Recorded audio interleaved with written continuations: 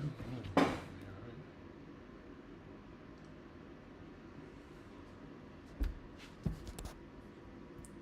morning, good morning. Welcome to Spark and Trade. Today is April 5th, Wednesday. We got one more trading day tomorrow, and Friday we are off. No need to add stress to your heart on the market. Trying to trade this market, which has been really good for us so far. We've been getting some decent trending price action, I'd say, to the upside Monday and Friday. And yesterday, Tuesday, we had a really nice downside trend until it started consolidated midday and had a nice little rally end of day, which gave us a trend but wasn't easy to get into because it just spiked up. Let me take off these plays really quickly and we'll get to the levels.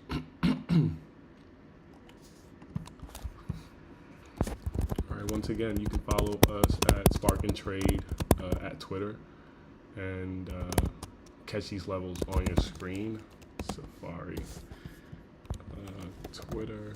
I'm putting them up right now, but you guys that are listening can kind of catch them now. All right, so I switched to a 15-minute over here, but we're not going to change things up for the pre-market shows. These levels have been really good to us. I don't know if you've been following, but just being able to catch these levels on the 5-minute, we kind of know, or not know, but we have really good levels to play during the day. The 1 hour demand right here is what's stopping this down move. Interesting. And now we have 15-minute demand as well. It's kind of interesting, huh? So I'm going to go ahead and switch this to a 1-day 5. And we'll do a 5-day 15. I don't think we need much data.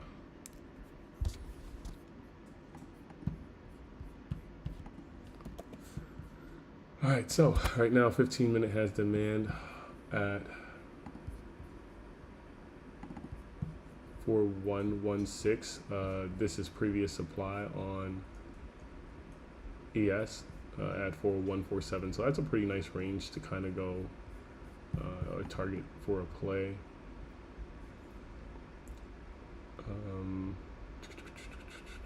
It's your 4 hour line up there. Okay, we have a 5-minute. I have to throw in this to a 15.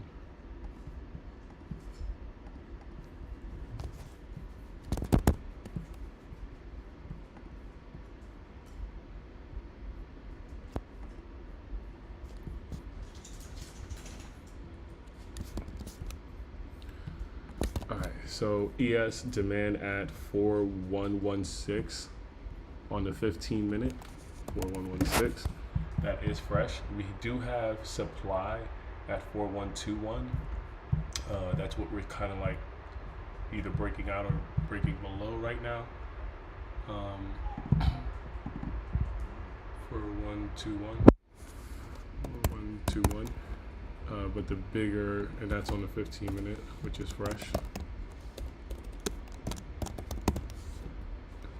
And at 4147, that's the bigger one up there. If we decide to take an up move to, you have a couple of things that you need to beat: the top of the Bollinger Band, and it would be a breakout play, kind of a push face play up into the 200 moving average, and then you'll probably have some fight at that target. But we are in a bearish kind of condition right now on the 1 hour, the macros, and bullish on this 15-minute so far, after falling from heaven yesterday. So you can get a better look there. Here's your 5-minute supply and demand zones. We got 4127 as supply, 4127. We have demand over here at 4120. 4120 breaking down, fresh and breaking down. And those are your levels on ES. Let's go check out SPY.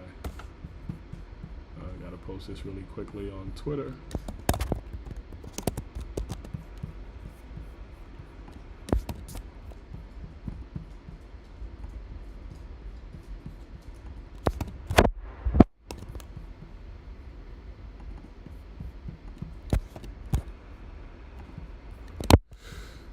All right, let's go check out SPY.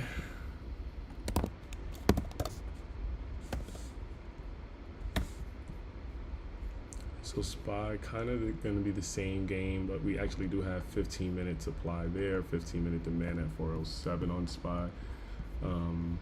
This is a 15-minute, yep.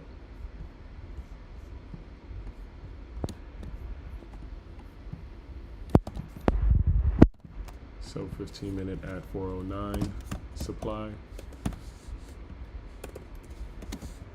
And that is fresh. Demand at 407.44.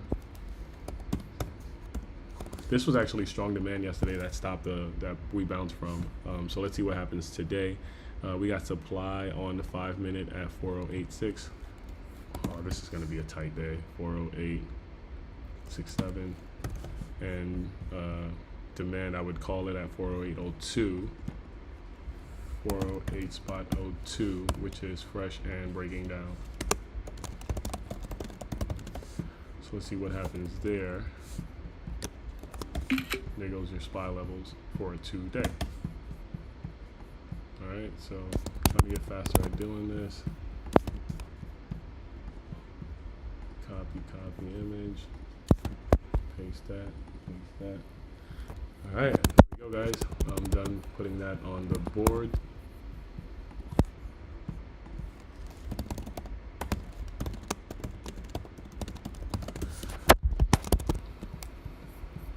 Whoa, baby, yes. Wow.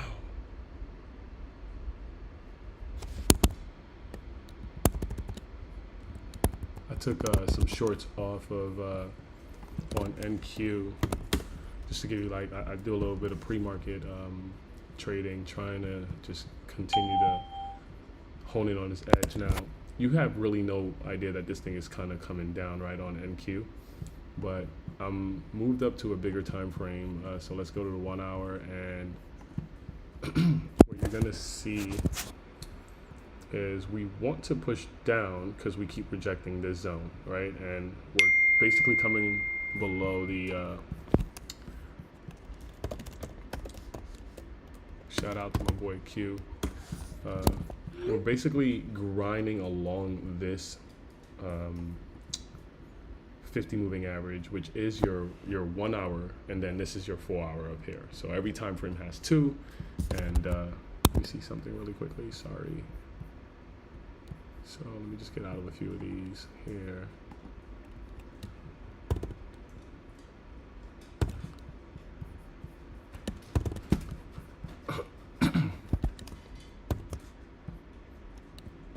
All right, cool.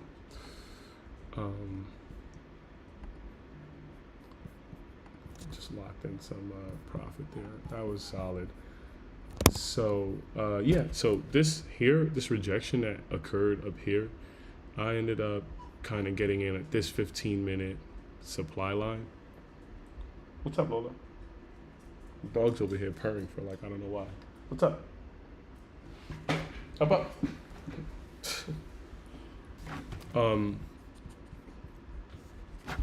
So yeah, I ended up getting in on, then it's the bottom of the Bollinger Band. So I'm just going for bigger plays and hoping not to get like squeezed out from the 5-minute chart. Like, and as you can see, like you have to wait this entire hour for this thing to pay, but with volatility, it happens faster than you think. And then if you're looking at the 15-minute, this is moving pretty nice. Like I can trade that. If we come up here and you give me an opportunity to get in, I can trade that. On the 5-minute, we're doing the same exact thing. We're not changing anything. We're just doing it on a bigger time frame. So this is your 5-minute entry zone right here for this bullish potential play, since we're rolling underneath this 50 HMA.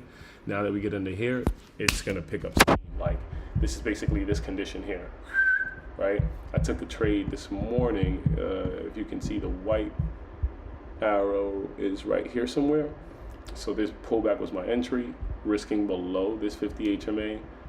We grinded up into this demand line, supply line, and I just exited when we broke out. Ended up rolling, numbers came out, dumped, shot up, and once they flipped and held underneath here, you know, that's basically our condition to take shorts at the money zone.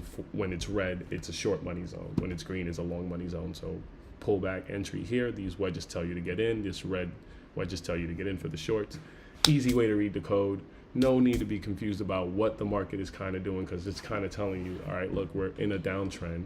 Of course, you're not going to catch that, but when we get back up here, this is where sellers are waiting, and down here where buyers are waiting, because this moving average, this 50 moving average, which is a 15-minute on this 5-minute chart, is acting as support for price. They squeeze, someone gives in, and then boom, you have the race off to the races. So as we come down, I'm like just going to continue to cover. Probably take out one more there. Kill this, kill this.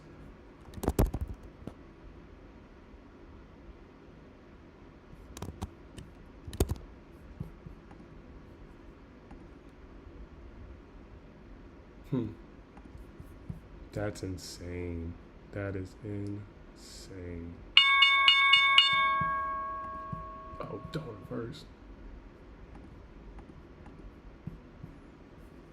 I'm like, what you doing? I meant to exit the whole market down there. All right, cool. So I'm out. Let's see what happens today. I'm gonna leave this on a 15-minute. See what we can do.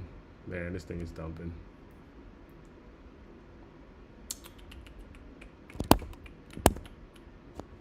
All right, there goes your hourly demand. So I don't expect them to just tear through that, but we'll see what happens. Let's get to spots. Sorry, you guys. All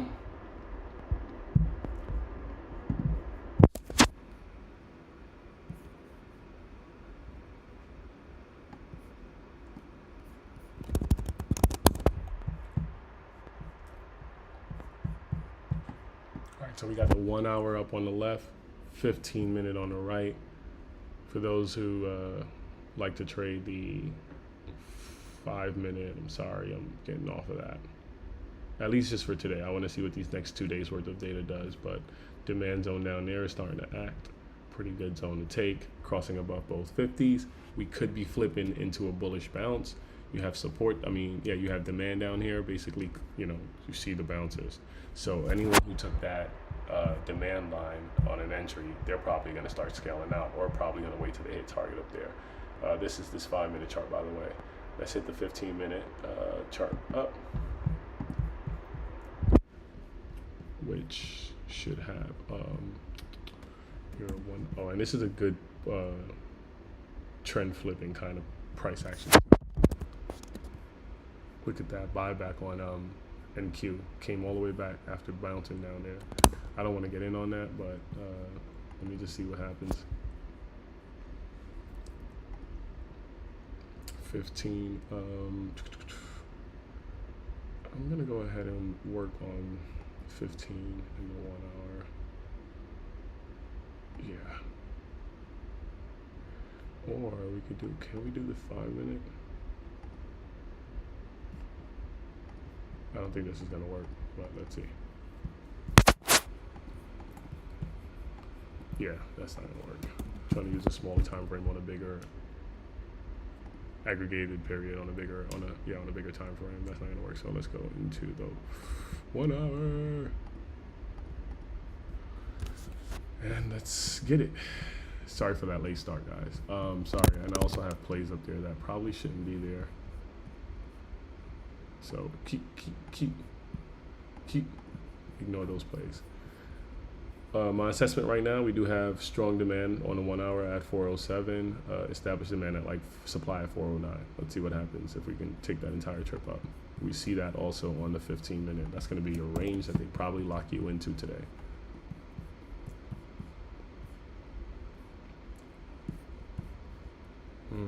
That bad boy came right back down to demand, bounced off that thing, and then started going down for it.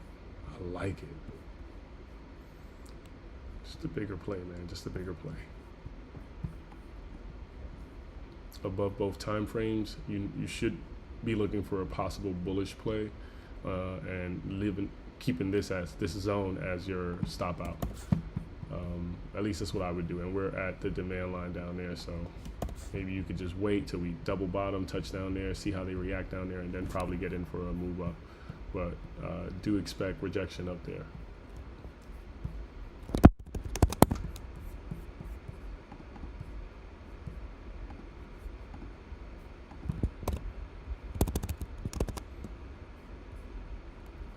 NQ's coming back down.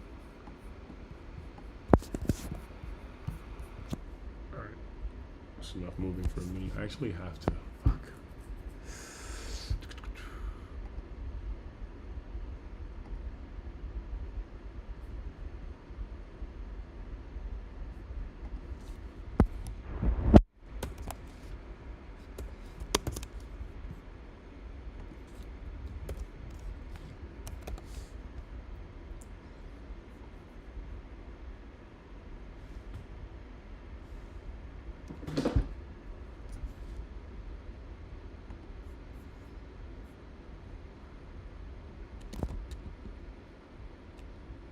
Oh my god. NQ's falling off the bone, Doc. The bone. I covered into all of that.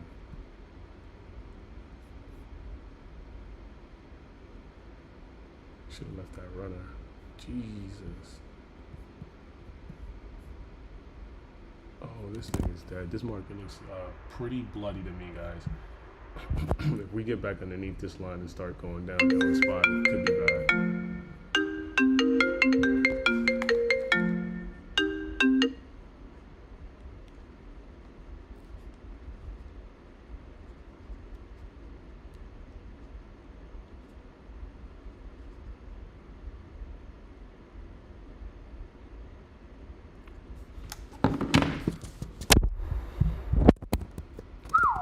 Man, what a play.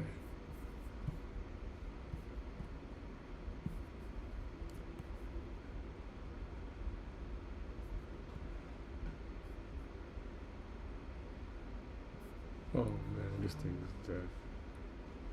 Lola, you're gonna have to get down.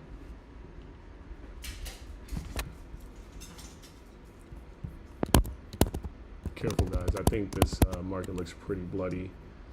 Could have missed the move on NQ. It looks like SPY is still trying to catch up, but let's go see what's going on. Nice bounce there again.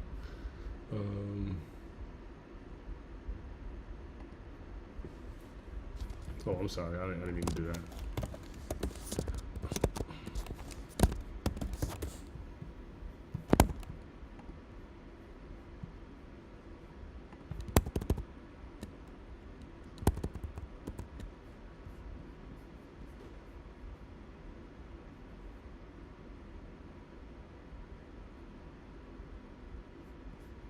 Let's go check in with Lunar.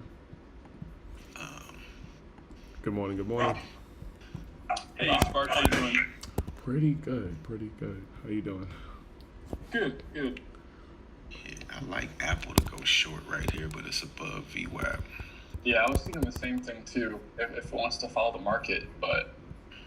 Yeah, Tech bled, but SPY is holding. It keeps bouncing, but NQ fell off the bone. Yeah, I probably left about, man, that was a solid move on Microsoft, though. Yeah, it had like 2 solid flushes right there. Yeah, I'm going to hold off on Apple until it breaks VWAP, and then I'll take that trade off this channel.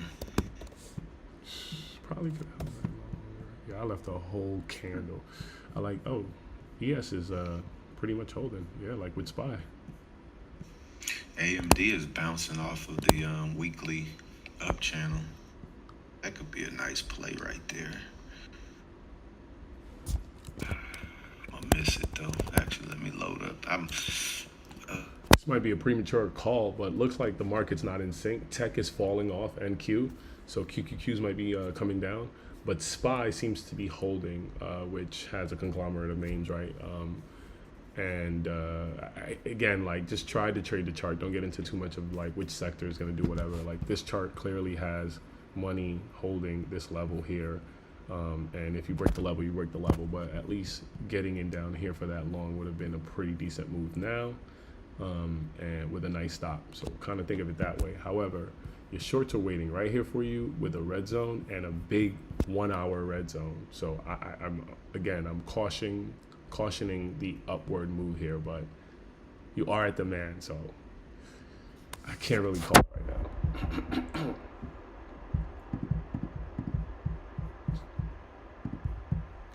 Smoke.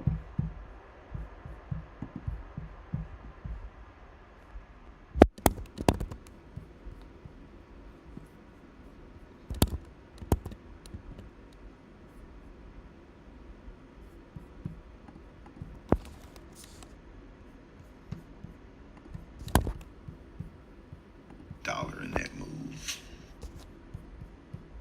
It's sitting basically right in the middle of a channel right there. I'm gonna watch Apple back up to if he can get back up to 165.40, that'll be a good trade. For a short. Yeah. Like I said, I'm playing everything on pops back up to the top of the channel and then just trading it back down. Right.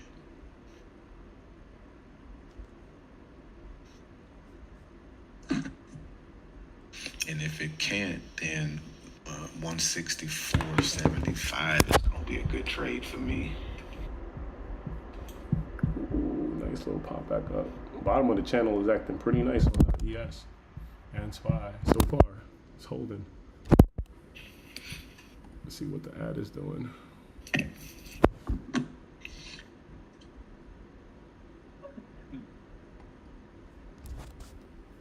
It just rejected a 1 hour money zone up there though. It's a big time frame.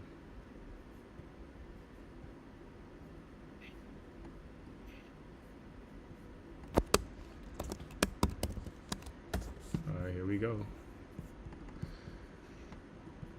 Apple looks like it might be like bear flagging almost.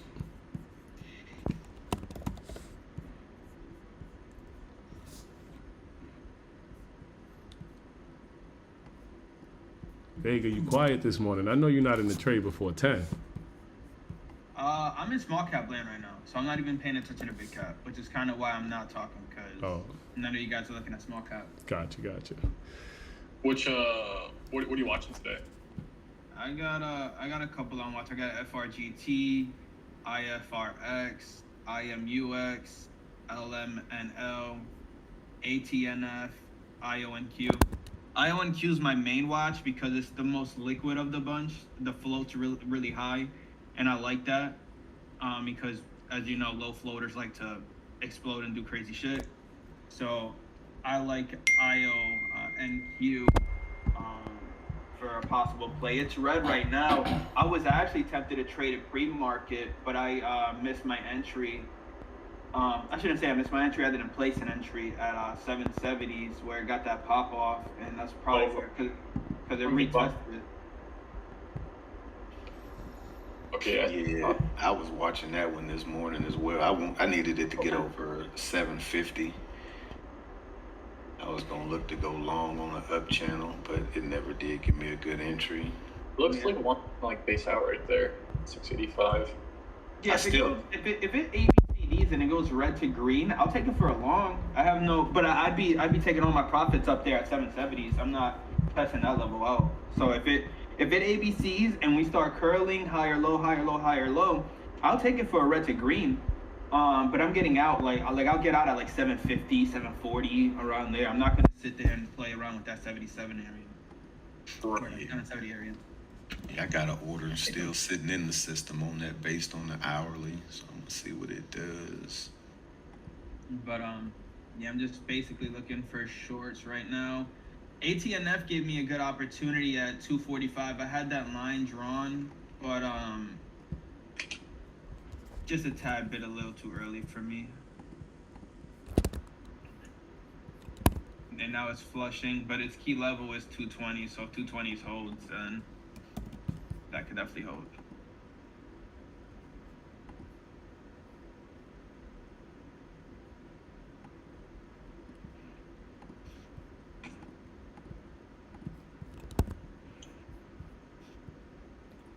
How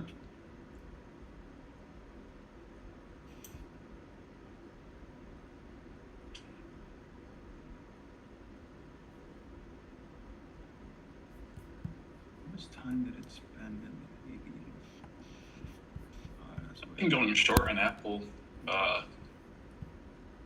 If it can like pop up to 165 again, but I'm not gonna take it just yet.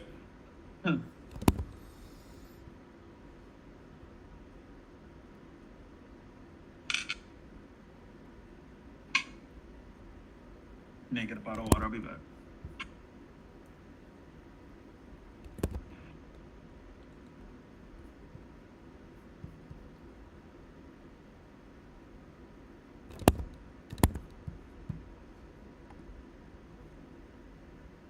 Yeah, Apple is fighting right here.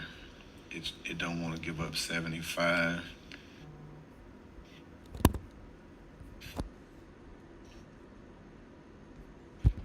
Man, I should have shorted that. Double top on the day. Reach low.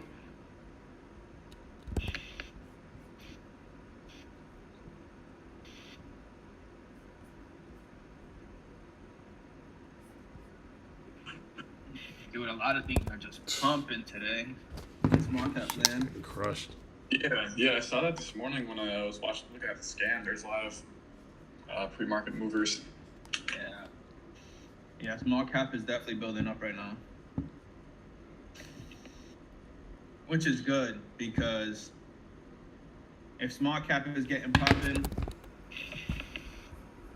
I definitely like that a lot. Because there was a time where there was nothing moving in the morning. Right. Even just like last week, there was not much moving pre-market. Yeah.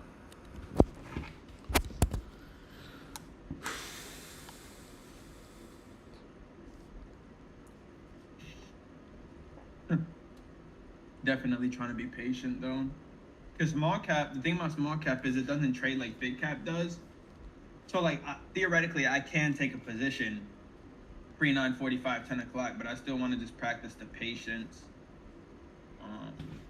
Just because there's no real reason to rush into anything. Put yourself in a bad situation early. Not trying to do that.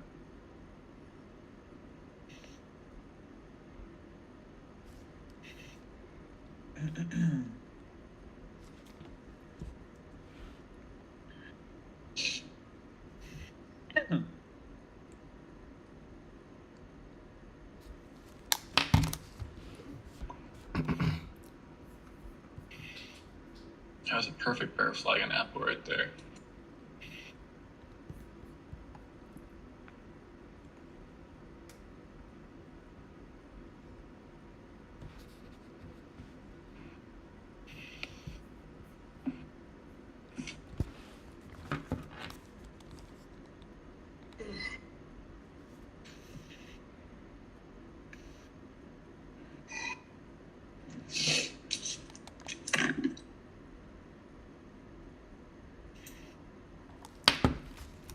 That is gapping up.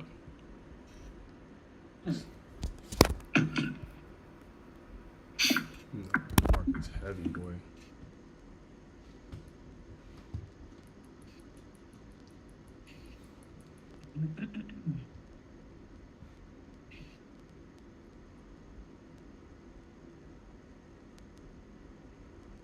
Come on, man. Don't tag me. I got stopped out. God dang it. Good trade, though. Which I took with that that apple off the top of the channel. nice. I didn't let it work all the way down to the bottom though, but I think that was gonna be rough. I posted a picture of that where I got in on. Actually, you ain't gonna see where I got in, but I basically got in on Microsoft at the top of that channel.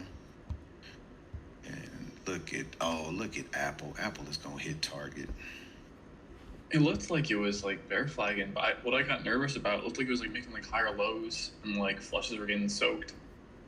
But then it was leaving topping tails where I was like, I don't know what to do. Apple is gonna hit target.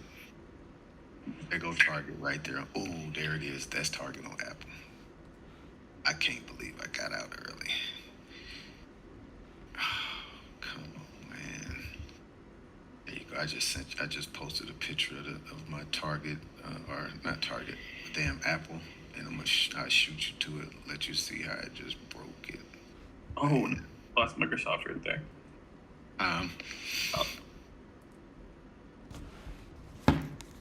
Oh wow, Microsoft is just bleeding. Not bad though. We ain't even what 20 minutes in. I took two solid banger target trades. If I would have let Apple hit target, let me see what Apple is at right now. So I got out of Apple at 117, and it's sitting at it's sitting at 131 right now. That's $14 more on two contracts. Yeah, It's going I back would have up. been locking in my target with my stop. So on two contracts, my goal is to lock $50 in with my stop, and then try to let it run for more. Oh, okay. That's what you're saying. Yeah. So Microsoft, I stopped out at $50. Apple, I went on and put an order. I put my stop at 20, and it came back down and tagged me. But yeah, I do like these in the money contracts though. Yeah, they move a lot better. Yeah. I said from now on, I'm gonna try to load up basically one outside the money. So once it does move, it'll put me right in the money, and then I could do same days. Apple looks like it's curling back up. Yeah, it bounced off of this hourly channel that I have. See, I could play that. I could have reversed right up and went to a call, but I don't want to buck the trend. Yeah, SPY looks like I might want to move higher from here, but QQQ is still. Struggling. Yeah. Yeah, ES just made the condition to go long on my end. Let's see if it keeps knocking the highs though, the top of the trend. Man, look at that nice bounce on Apple off that channel.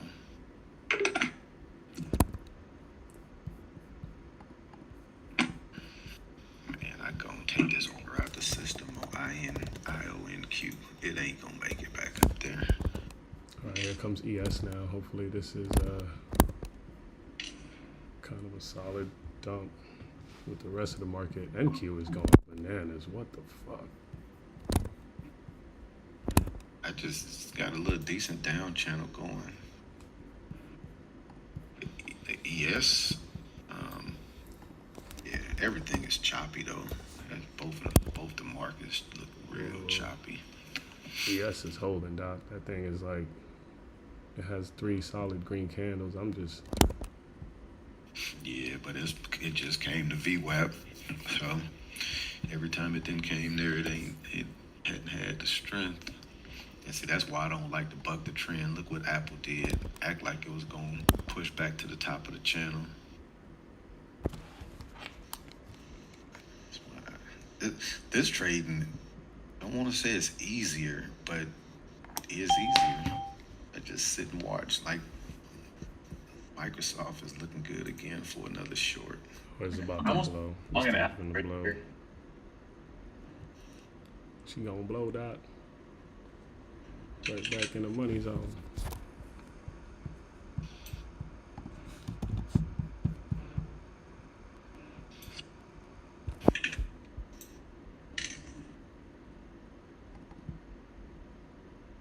And look at this. Look at the SPY takeoff.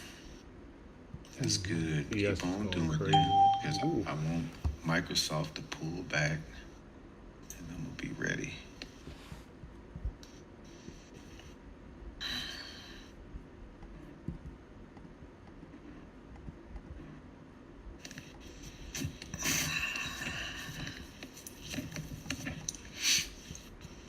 Right from demand, baby.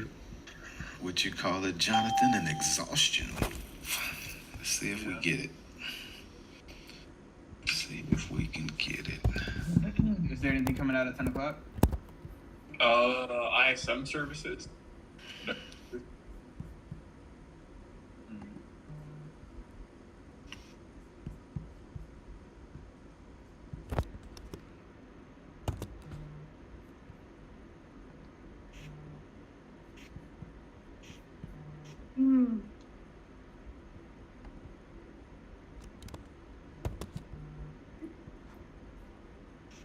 Market trying to push.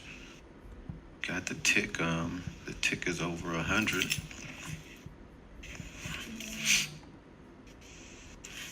Man, Apple's going back down. Yeah, that's why I said I would not play that against that channel.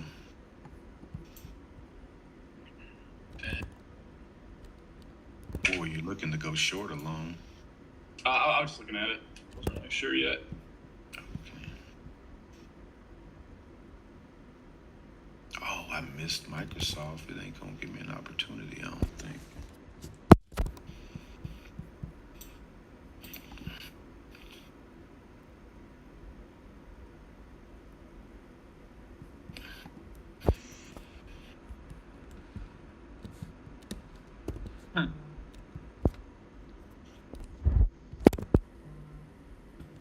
SPY is at the top of an hourly channel, down channel.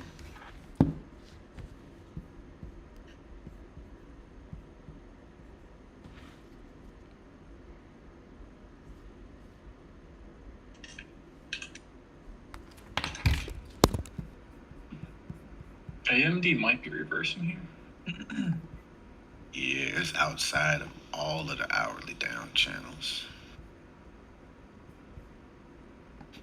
Kind of want to take a stab. That's if the market wants to agree.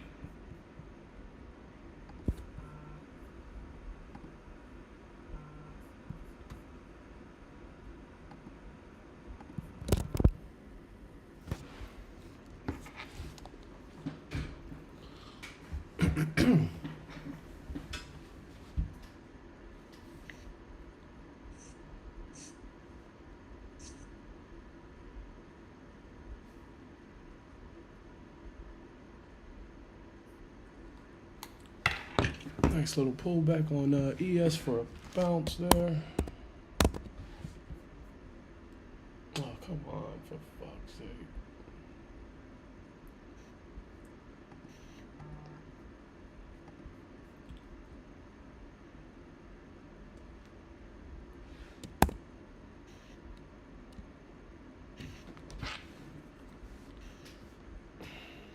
$1.5 million buyers on that 5-minute candle. It's should see a new one though. 4 million buyers on the hourly candle. It's an hour, yeah. Buyers got this thing on lock right now.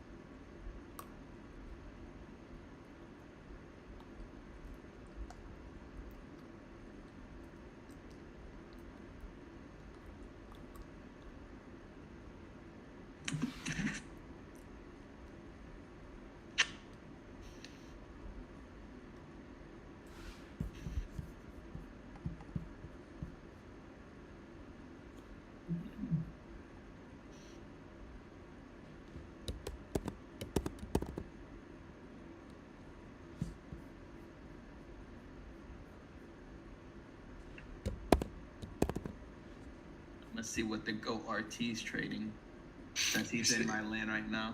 You see, he had his highest day ever yesterday. Really? Oh, really? Yeah, he paid like 3,700, I think. Yeah.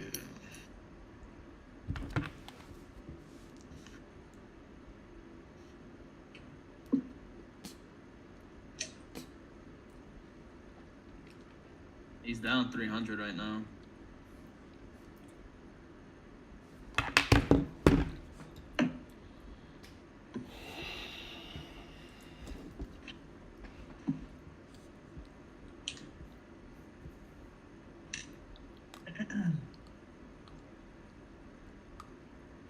Excuse me.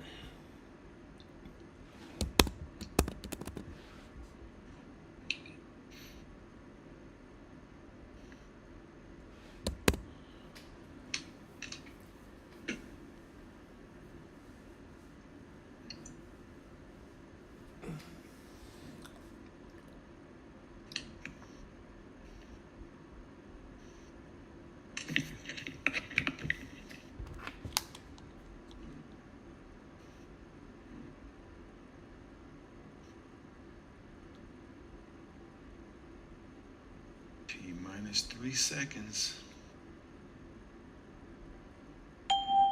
Doomsday. Damn. Whoa. Wow. That was some crazy. Oh shit. Yeah, that's why I said that was that 10 o'clock report. So what happened at 10 o'clock? Oh boy, that was wild. I don't like an up down move like that. Oh, it's soaking it up. This is a fairly volatile report right here. Oh yeah, this shit finna blow right now though. It looks like it. She's a goner.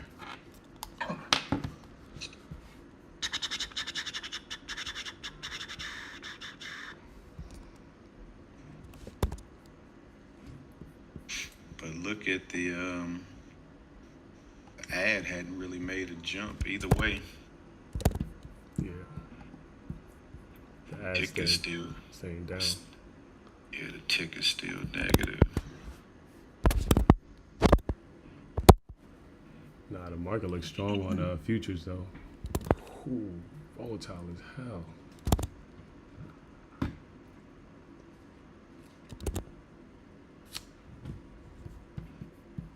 Man, Apple is back up near a key area for me.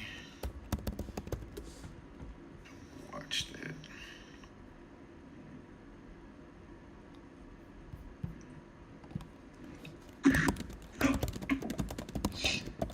Everybody made their quick little money.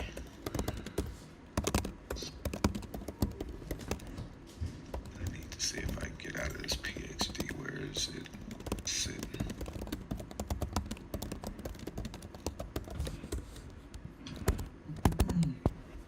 Oh Lord Jesus.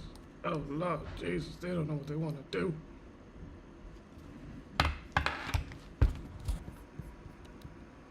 Okay, now fucking NQ's turning green and ES is now turning red. This shit is crazy.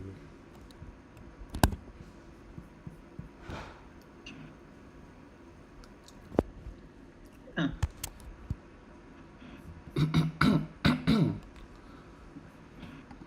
We can't get out of this supply and demand zone. Looks like we might have a choppy ass day today.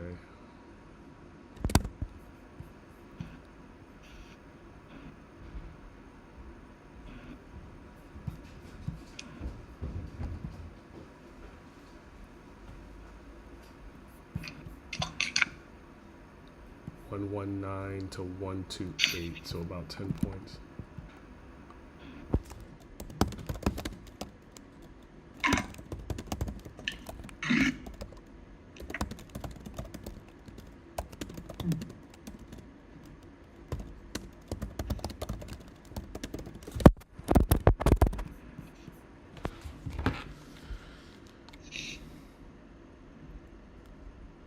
And AMD is just, not AMD, I'm looking at Netflix, just bleeding.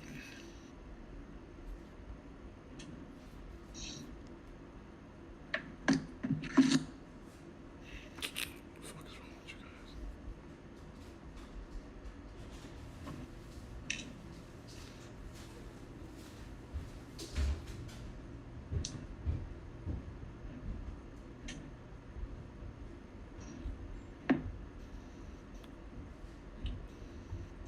This shit got such strong demand down here. I wouldn't. I'd probably expect another damn bounce. I'm in some puts on friggin' SPY, bro. I'm trying to let them take that demand out, or it's just about to go. Oh, nice. That's looking pretty good. Yeah, so far. I'm green now. That shit was going crazy earlier. But this is demand. I might just cut this, Doc. I don't like this trade.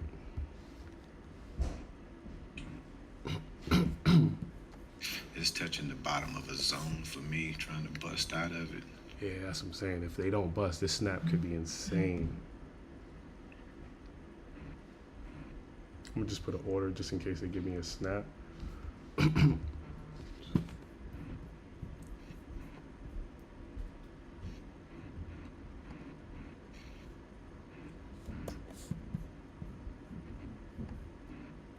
Man, that PXD is finally, I've been green on this thing forever, but won't nobody take my bid? Ain't that a bitch? Take my ask, I should say. But it's finally, the spread is getting super tight now. With this friggin' bounce coming in at demand. That's a 15-minute and a 1 hour demand. Don't play with it, don't play with it, don't play with it. Let's just keep looking at volume. If volume increases at a certain zone, that's what confirms a possible break, right? Oh man, PSD is doing exactly what I needed it to do. To take out this zone here, we do have 1.5 million sellers on SPY. It's the first opening. PXD is coming up to the 50. That's why it's getting tight. I need to get out.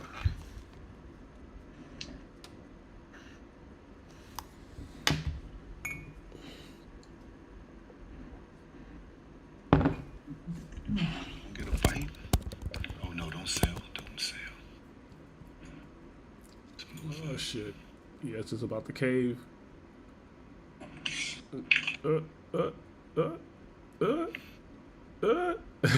Yo, it is fighting at one level, bro. The ad's still coming down. Selling pressure just got it. 1.9 million sellers. Keep that shit up, guys. Man, this market's bleeding from yesterday. Yeah. See, now that was the play right there. Yeah, I'm up 37%. I'm about to start scaling.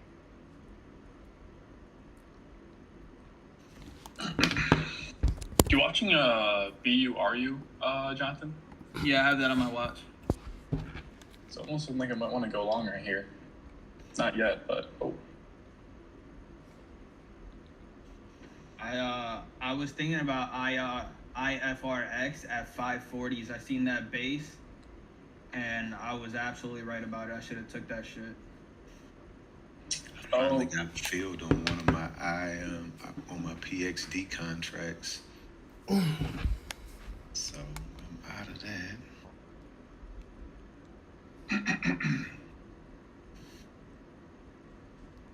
That was a nice solid trade there. It just took forever for it to finally play out. Yeah, fucking demand, bro. Come on, ad. Don't flip on me yet, Mr. Ad. We still got 2.1 million sellers in this candle. Over in about 2 minutes. I think I'm gonna try to get out of this last contract on PXD.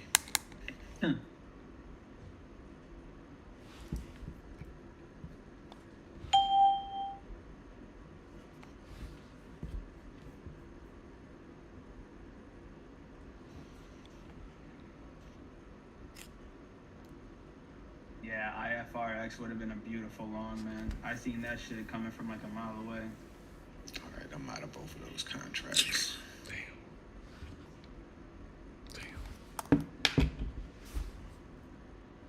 I just took a long on BURU right there. It might be a good long because with that being halted, not saying to do it, but with that being halted, a lot of people are going to be looking for the next one. Like, what's the next one to go? Right. What ticker was that you said? BURU? Yeah. Yeah. Crazy bounce at demand so far, guys. Selling pressure is still at 2 million on this candle. Sick ass bounce, bro.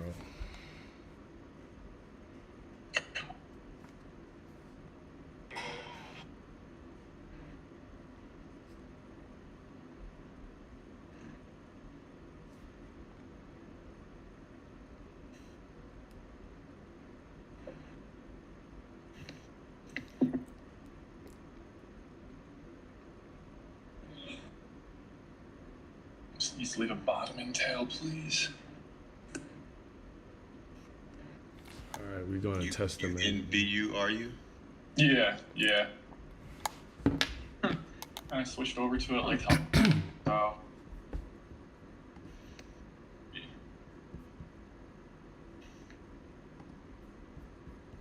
What, bro? Why is my TD going so slow? It lagged and wore off on you today. It's just not loading my. I'm trying to Oh. check this other sticker out, and it's not loading it in for me. It's really annoying.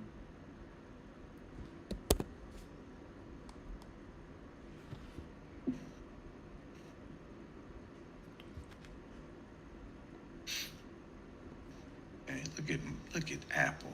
Apple was the trade. I'm over here watching Microsoft. Dang, bro, that sucks. You got flushed on? Yeah. Big flush. But I tried making profit up there too, but my order was just slow. I'm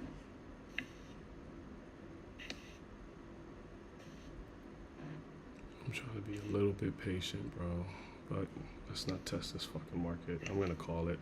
Watch this thing break. Oh, there it goes. Calling it. I'm out.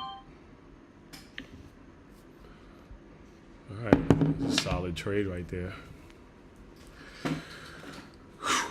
Yeah, I'm done. I got out flat on this Microsoft trade. It looked like it's holding. I was trying to go back down short. I'm gonna wrap it up for the day. Me too, guys. See what we locking in, man. That should be a good day closing out PXD. Bro, that 1 hour combination, LMD we spoke about this morning, Uh-huh. the money zone on that thing is money. That thing is real money. But now we're at demand, so I think I did a good job just getting the hell out of there before they bounce again. Or I mean, if they break, they break. But that is a 1 hour demand and a 15-minute demand, and I don't play with those zones. But if they break those, we could start a really crazy trend. I had a fucking $2 target. Exited at 165. You bastards. Looks like they're gonna go too. Yeah, whatever. Can't cry over that, right? Just execute. I'm in ATNF right now. I'm killing, and I have a really good entry. I got a 245 entry. Oh, nice. Dang. Top two. I have 2 entries on it. I'll show it after I'm done with the trade. It's working right now, but it needs to get under VWAP, because if it doesn't go under VWAP and hold under it, it looks like it's ABCDing. Fuck is going on? So I need to see it under VWAP and stay heavy under VWAP. And then this will be more sexy for me. But yeah, I basically top ticked, literally. Yeah, there we go. That's what I wanted to see. Nice. Yeah, this thing is If this gets back down in 20s, that would be really nice. I probably should be taking off a few off that flush, but I think that if this stays heavy under VWAP, there's no chance for an ABCD. And of course, it goes right back above VWAP.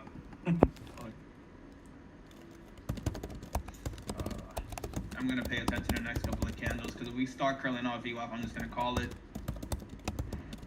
I don't want to end up being on the wrong side of an ABCD pattern.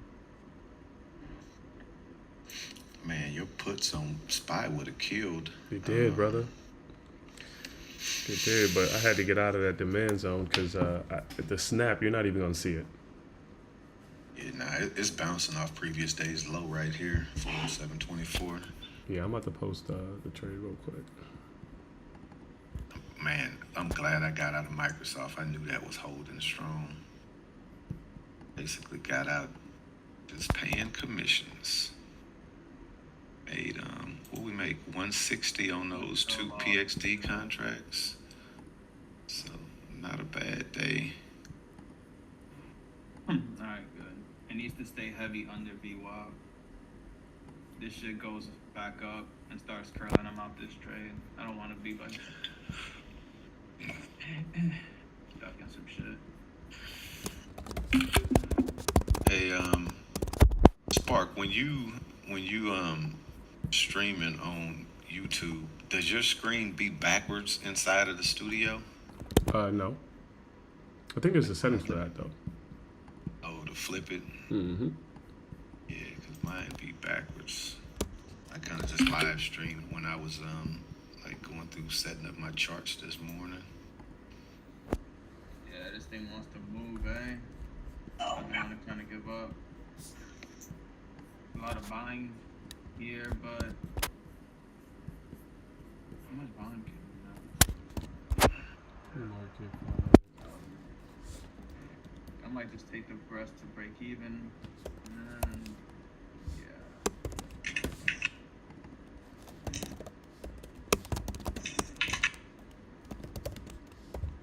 Oh man, this market looks like it might ramp up. They testing demand a lot now, man. Contracts went right back down to 140 on that pullback. See, this thing is, if it breaks, it's gonna snap. But I couldn't afford for that shit to come back on me. One hour beer money zone trade. I'm gonna close out that trade. Damn, I literally got wicked out of it. That's crazy. And it flushed right. Wow. It stopped me right out. And it made a huge flush after. No way. Man, ES looked like it might firm up right here. It came right down, tapped in that zone. No way. I literally got top tick. I'm still green on the trade, but I got top tick stopped out on the rest of my position. And you don't run hard stops. It just came to where you wanted to get out of it, right? Yeah. Wow, that's insane. That would have been killer. That would have been so killer, dude. That flush right there. Wow.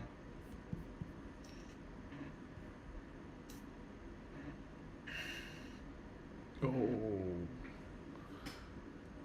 Disgusting. they fighting for dear life down here at 407. 407 is fighting for dear life right now, guys. This motherfucker got tested though. He holding his home. Look at that. It's crazy. Pullback entry at 1 hour money zone. Stop. Wow, IFRX huge halt down.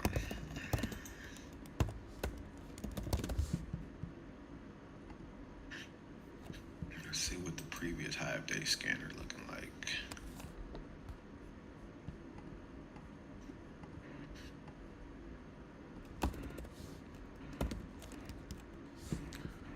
So 40823 to 409.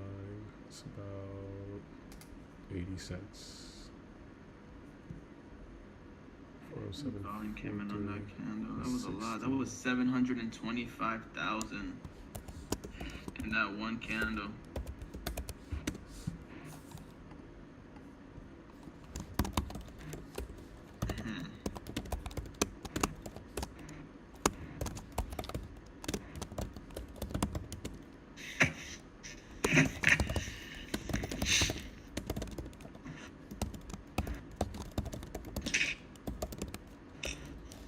Microsoft is back looking good. All right. And then Microsoft.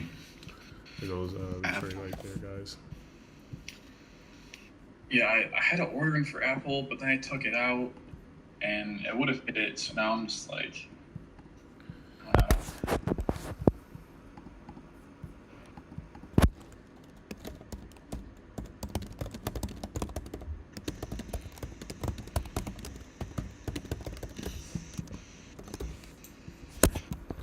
Man.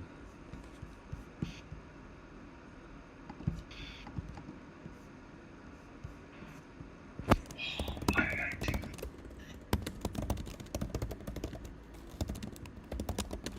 What happened, Evan? I had an order in to buy Apple, and then I got nervous and canceled it. But now it's moving up.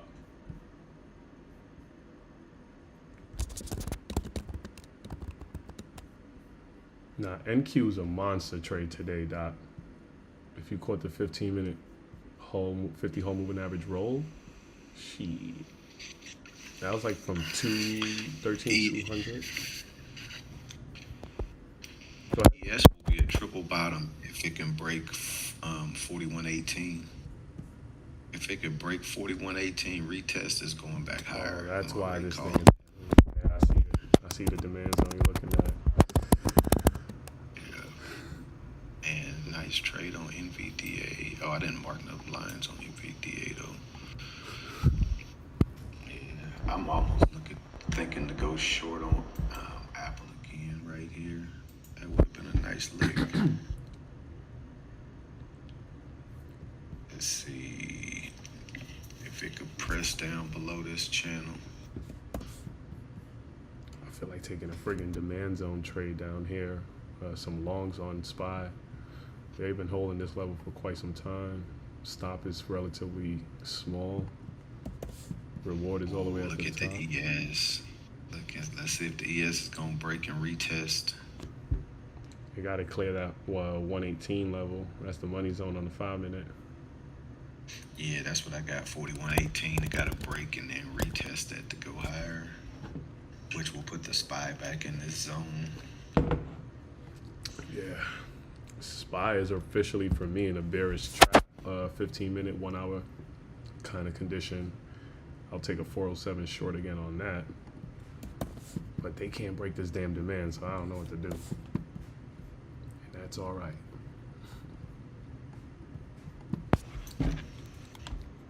Yeah, I got Apple is kind of wedging right here. All right. I think I'm I'm gonna take the short, but I can't do it.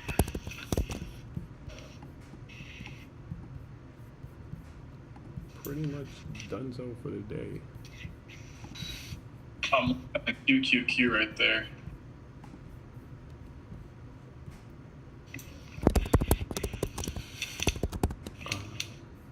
So let me give a place to the group.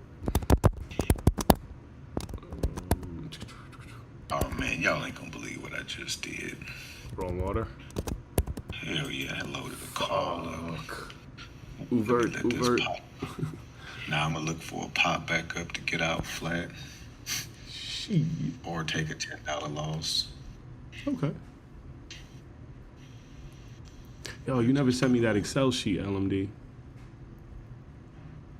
Oh yeah, I had to get that to you. Yeah, whenever you get a chance. I think you got a good shot at this pop. Demand is right below you. They could get to supply on, yeah, there we go, 418.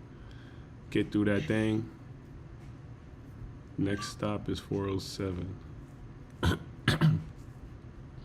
Taking profits on QQQ a bit.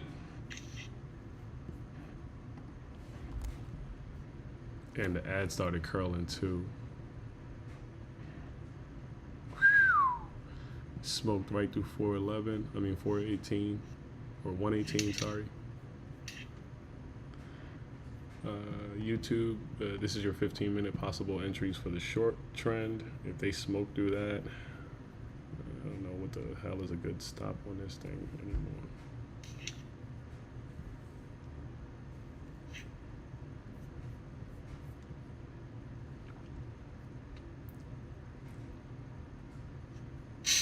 Market oversold at Delta 1. Yeah, that wouldn't have been a bad entry for shorts. I mean, for longs down there at demand.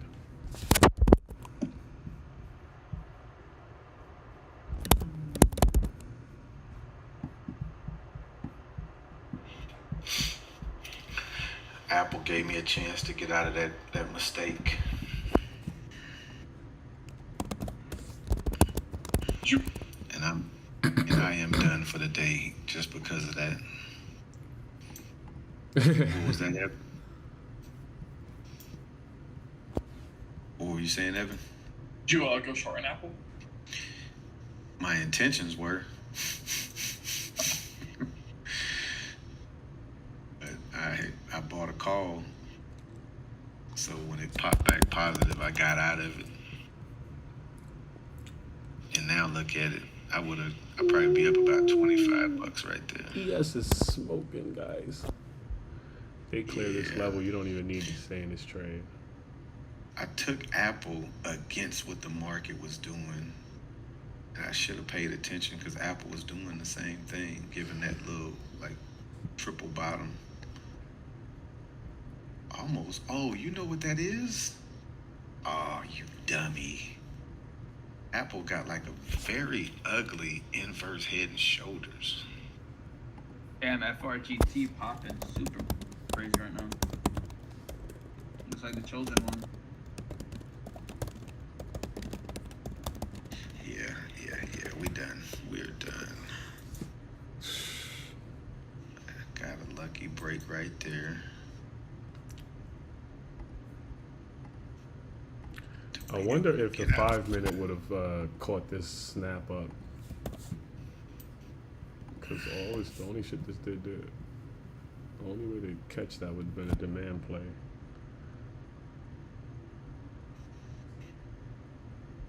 Man, INTC is giving back all of my gains today. And EA is probably tanking on this damn shit too, Doc. I mean, I still had days on it up till the 14th, but no options. Ooh, they hit 126 today at the spike this morning and then started tanking.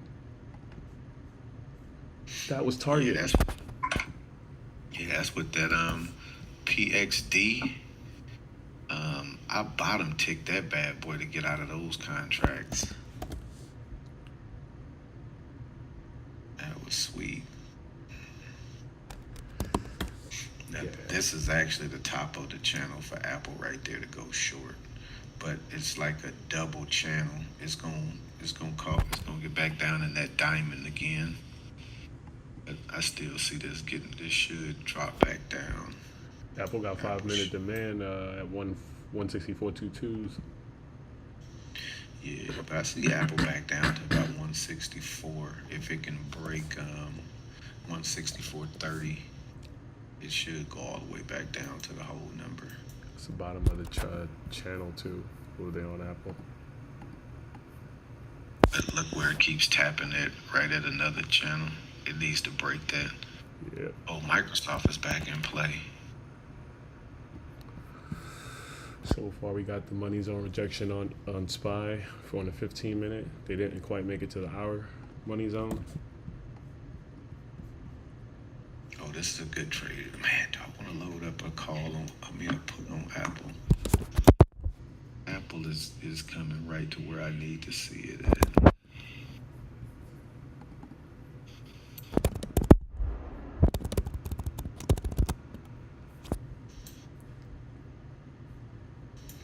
Might not be too bad for a call right there. On Apple?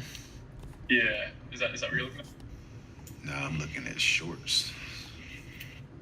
I'm looking to ride this back down to 164 right there. But it needs to break and hold right where that bottom and tail just got left at. Yeah, I almost have going long right there actually. Yeah, I couldn't take a short until it breaks that level and holds it. So it broke it. Now let's see if it holds it. This candle needs to close below it, and then that would be a perfect play to the downside for me. I would have been in already though. I would have been in on the 1026 candle. The 10. Look at that. That's beautiful. Oh, dang! I almost loaded that contract up for it, but I said I was done. I see this back down to 164 though. Come on, what's the last 14 cents?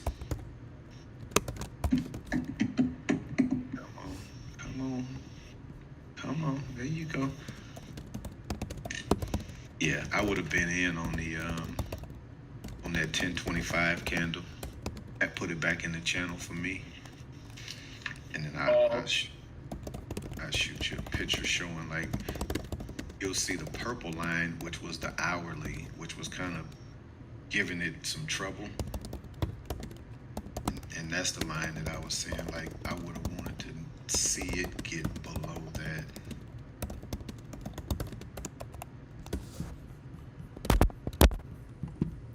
But that's Oh, that was some baby. good- Oh, baby.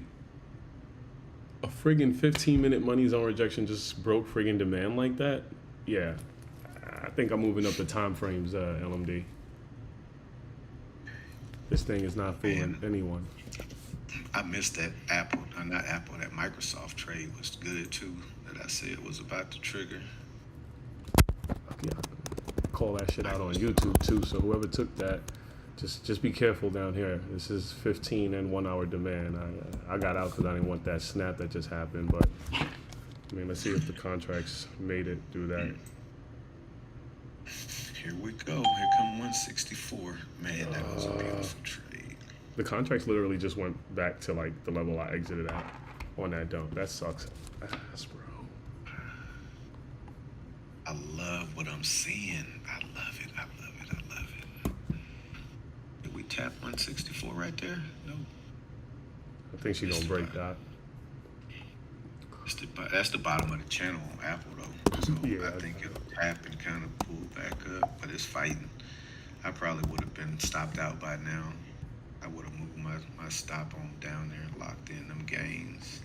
I'll be right back on SPY, guys. Give me 1 second. Just trying to check this NQ trade. Man, look at Microsoft. That was a beautiful trade.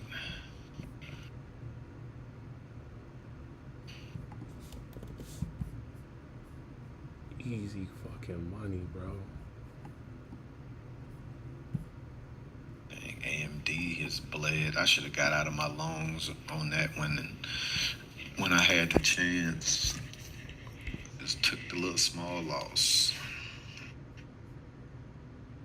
I'm in actual. That's why I don't never trade options on that, because I'm in shares and I'm just sitting right where I bought them at.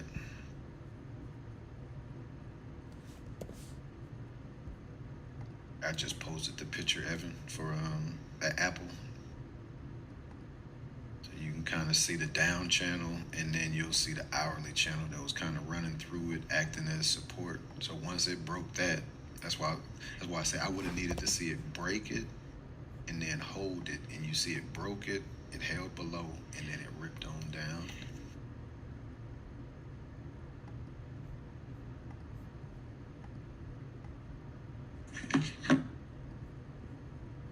Yeah, I'm gonna pack it on up. I'm gonna get out. It'll be an early field day for me.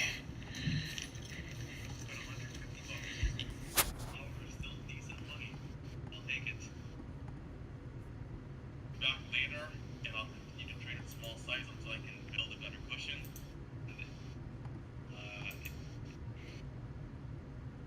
RT shutting it down today.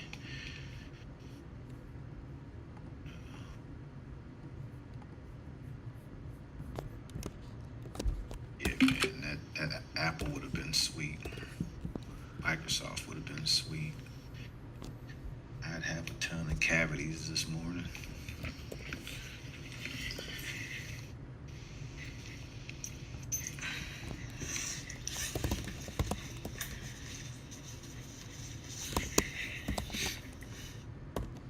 Wow, look at Apple break 164 with strength.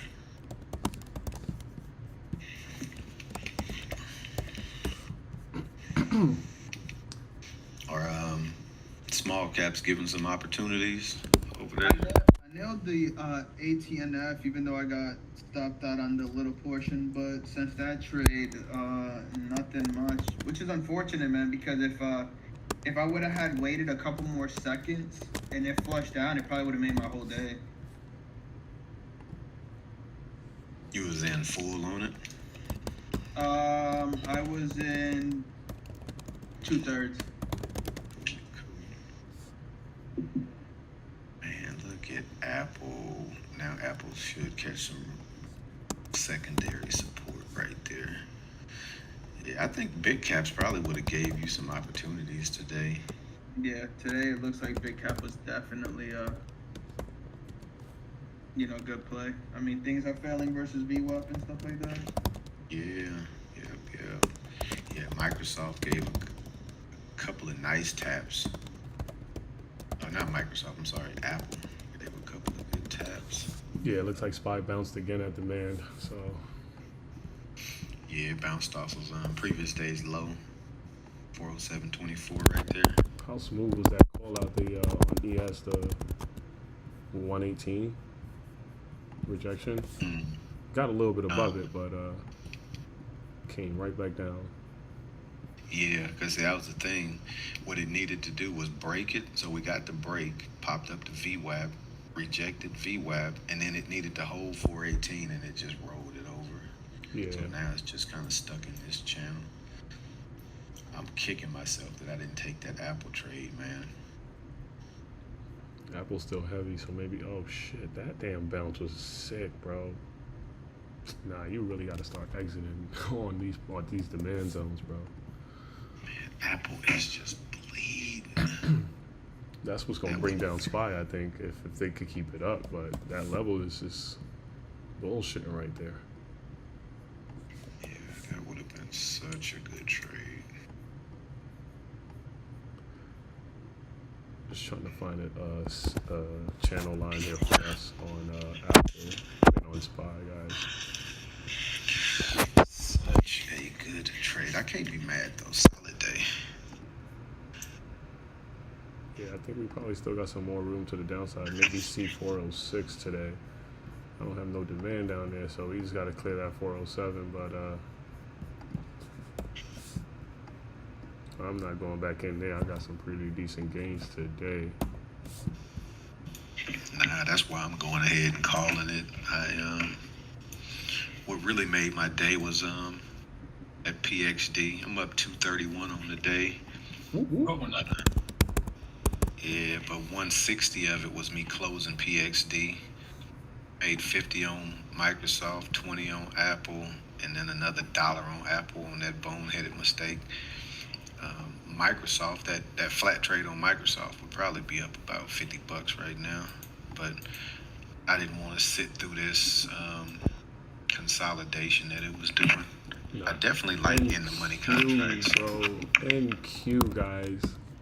That shit is killing the market right now. Man, Apple is what's got me shaking my head. I would have been in Apple at, realistically, I would have got in at the 1028 candle. So at 1028, I would have been in Apple.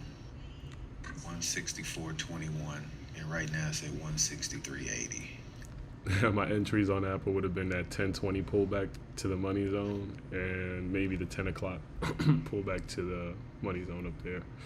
So like a 164.70, 164.50s. I'd have been afraid of this damn demand zone down there though, but they ended up snapping like we kind of thought with this market weight. All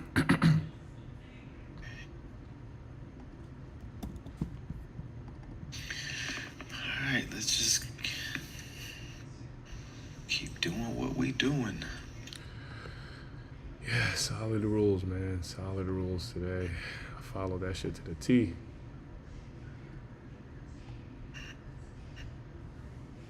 I just looked at this first trade I got out on Microsoft. I left so much money on the table on that bad boy.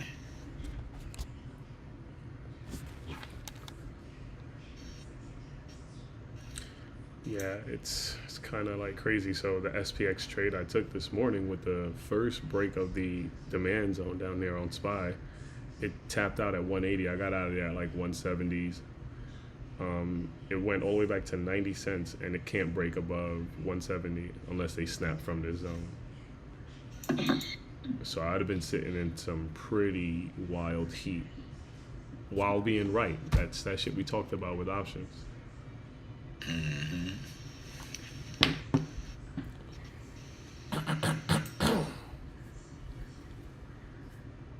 There it goes. Is ES getting heavy? Looks like it's starting to. Yeah, they gotta clear this little zone there.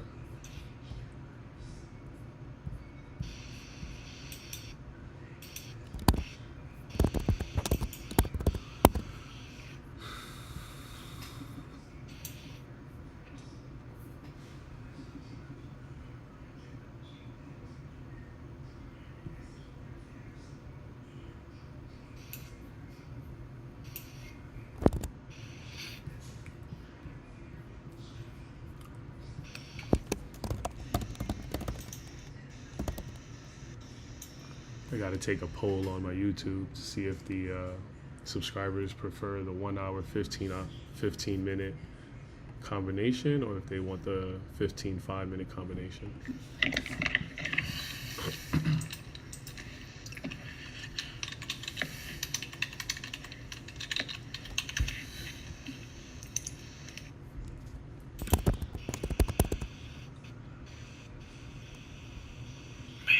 Microsoft came all the way down to the bottom of the channel. All right, let's lock it up. Let's go on and shut it down.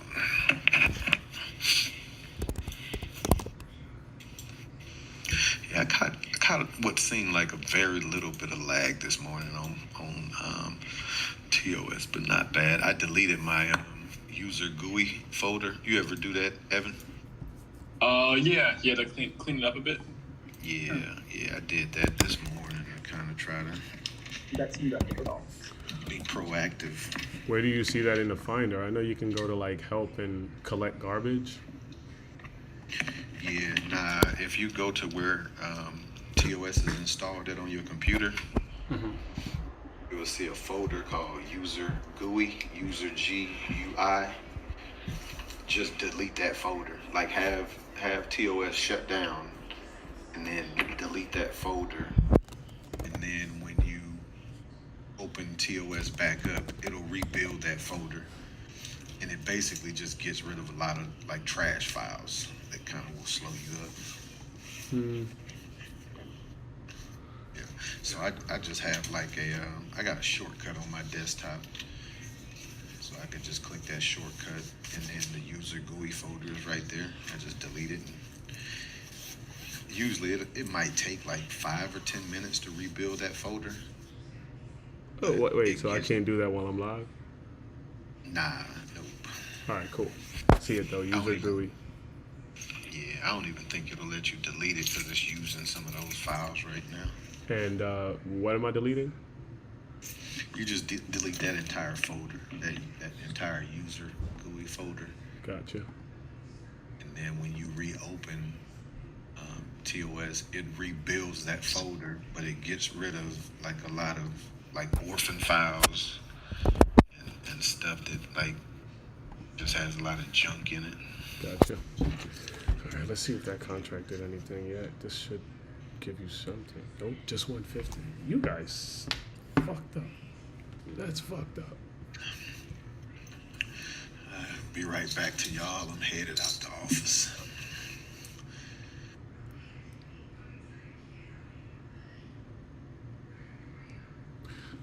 So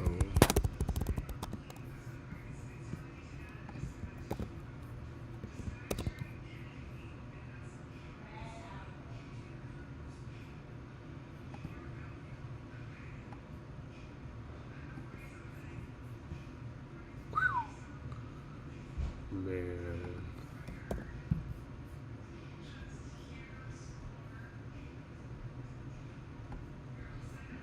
Jeez. All right, here we go. 170 again.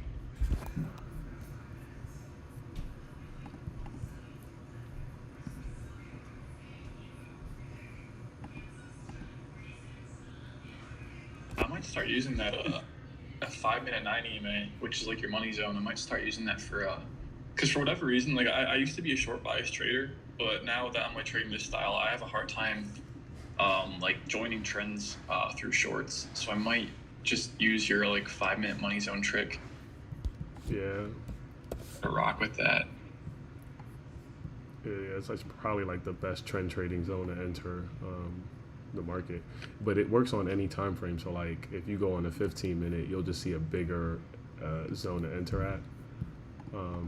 And so I just like today I traded the 1 hour 15-minute combination, got away from the 15 5-minute combination, and look at the moves are just insane, bro. Like you're gonna see drawdowns. You probably got to wait a little longer for the moves, but the yellow highlights is where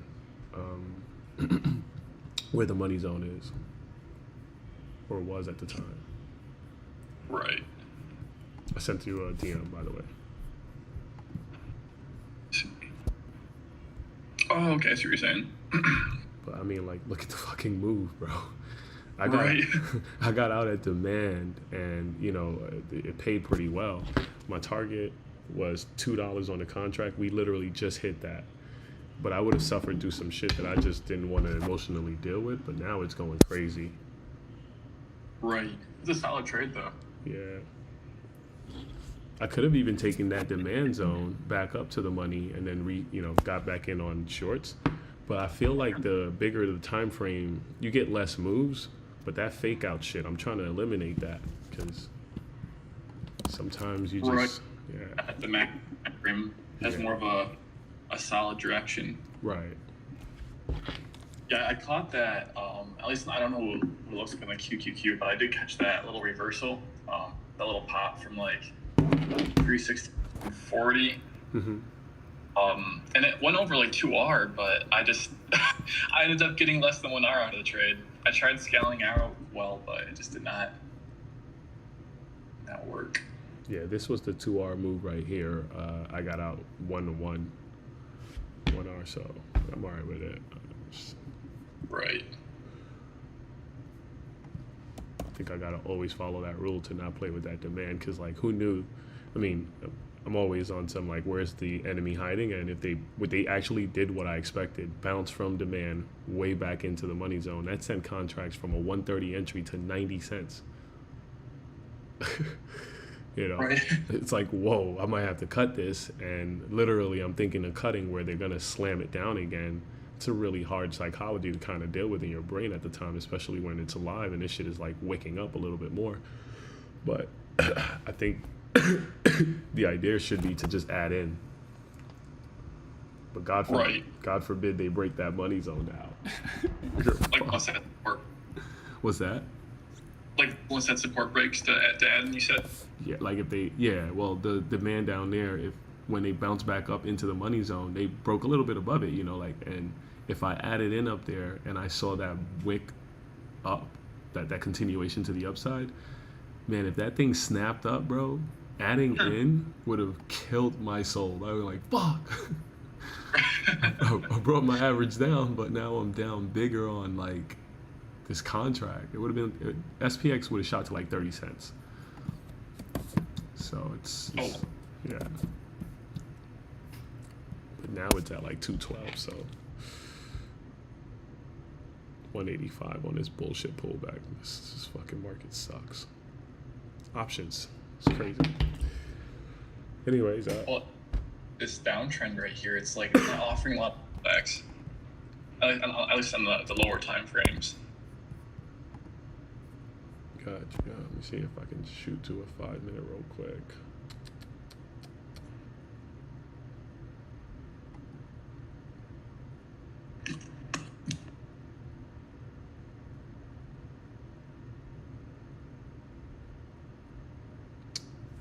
Yeah, the 5-minute.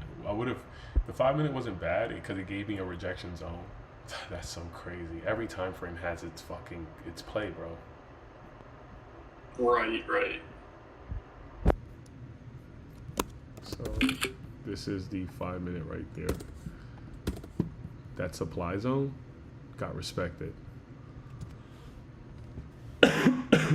which also is confluence with that gray line, which is your 200 moving average. And then that line I drew is just a top channel trend line. Oh, okay. I think I see what you're saying. Yeah, on the right side, it literally wicked off that supply red line. The 200 is the gray line, and then that other line that I drew in is basically a trend line for a channel. The yellow highlighted zone, that's just the 15-minute money zone. So all that was like, but even though that 5-minute looks bullish to me, but the bullish play already happened right into supply, and supply knocked this shit back down. Right. Sucks ass, bro. Yeah, you can even enter it on that. If I'm looking at that right, you could have also entered at that 1030 candle too. Is that right? Yeah, when it pulled back into the money zone, yep. Yeah. But I would have gotten faked out by that 945 move, thinking we could break the highs, and got clipped. Right.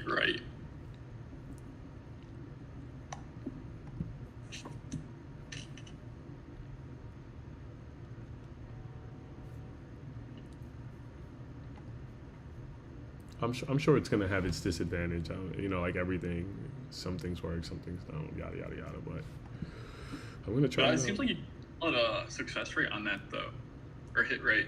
Yeah.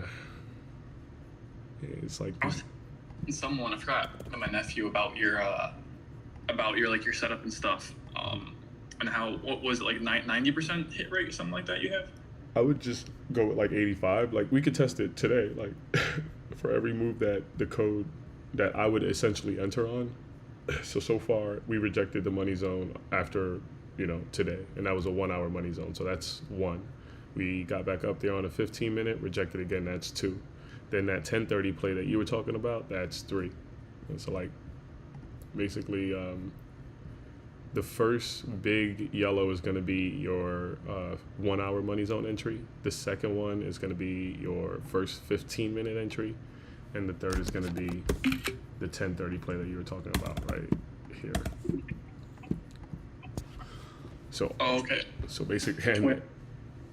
I'm sorry, I'll be right back. I'm sorry about that. You're good. Oh my God, this shit is going bad shit. 182.35.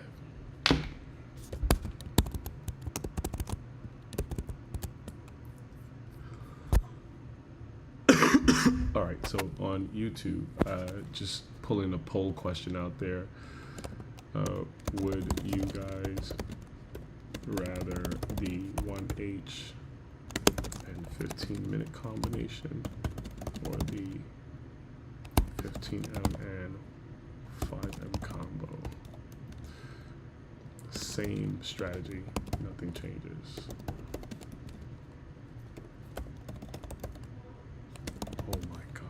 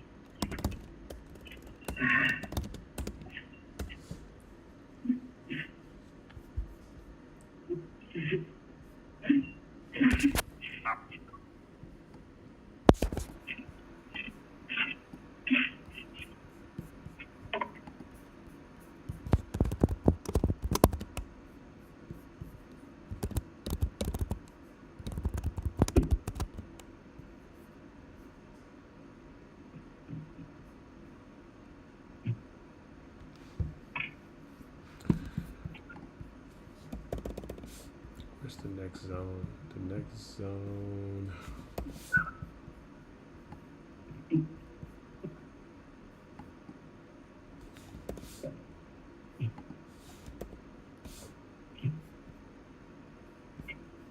Hey, sorry, Shark, did cut you off right there. No, you're good. But the last picture I just sent you, the highlighted levels are just basically the same trend trading strategy where we take entries at the red cloud for shorts. The highest one is the money zone on the 1 hour. The second one is a 15-minute money zone entry. The third one is another 15-minute money zone entry. Oh, and they all seem to work, right? What's that? They all work. You're like cutting out when you talk. Oh, let me change to my data real quick.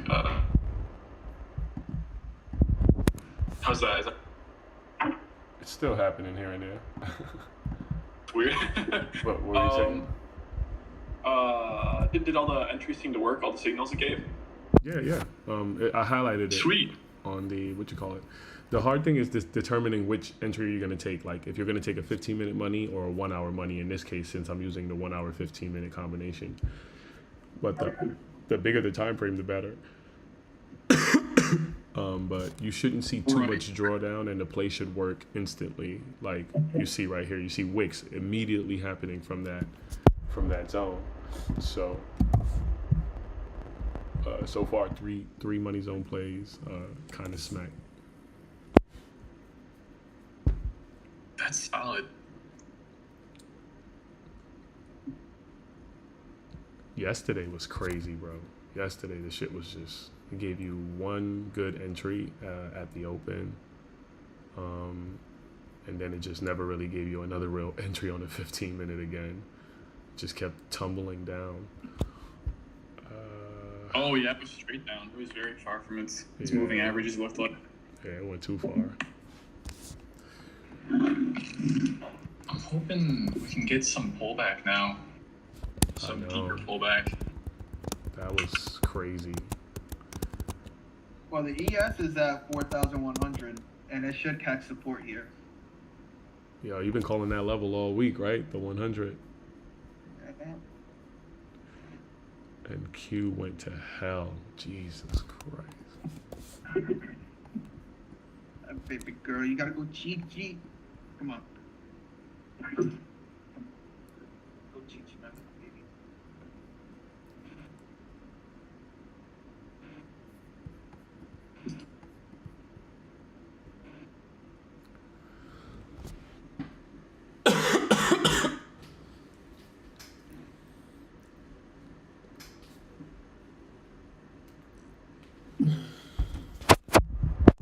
AMD.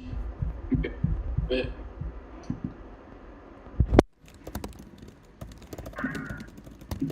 LMD did I forgot what you said. Did you say that clearing or deleting that GUI folder, did that help at all? Yeah, for sure though, because I didn't really have that much lag this morning, just a little bit. But Yeah, I know that they say that that's something that you should do like maybe once a week or once every couple of weeks.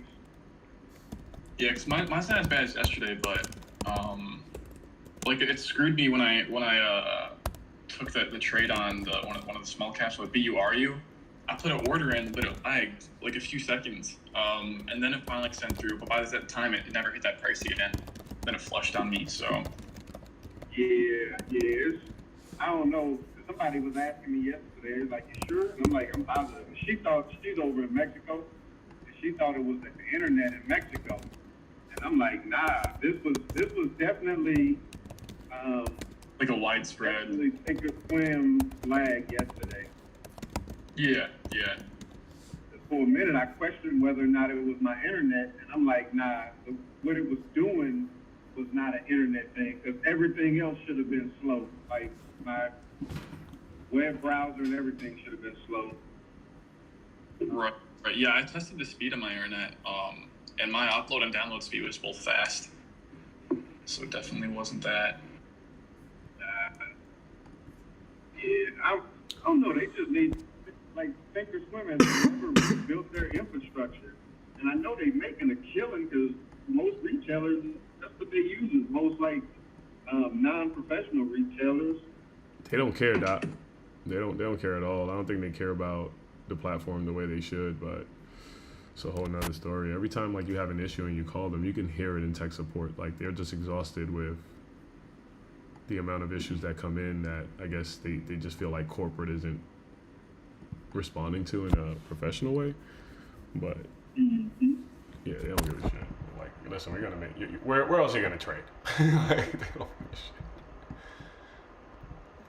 But Webull and all these other markets or users or softwares, I think they did take a pretty nice chunk of shares out of their market. Like the younger generation, like Webull, TradingView. Yeah, I like Webull. I used to use that for like some little quick option trades when I was like mainly trading stocks in my main account. I would take some option trades. Do you guys like was it trading? TradingView. Like what now? Oh, sorry, what's that? I didn't hear what you said. Oh, I was asking you, do you guys like TradingView or whatever it's called, TradingView, the charting platform Yeah. or software? I've tried it a few times. I don't know. I can't get used to Hold it. on 1 second for me, y'all. Actually, I have emergency response. I can help you. Oh, okay.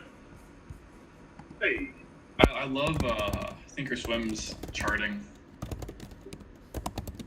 Yeah, for me, there's just a lag in Thinkorswim that I notice.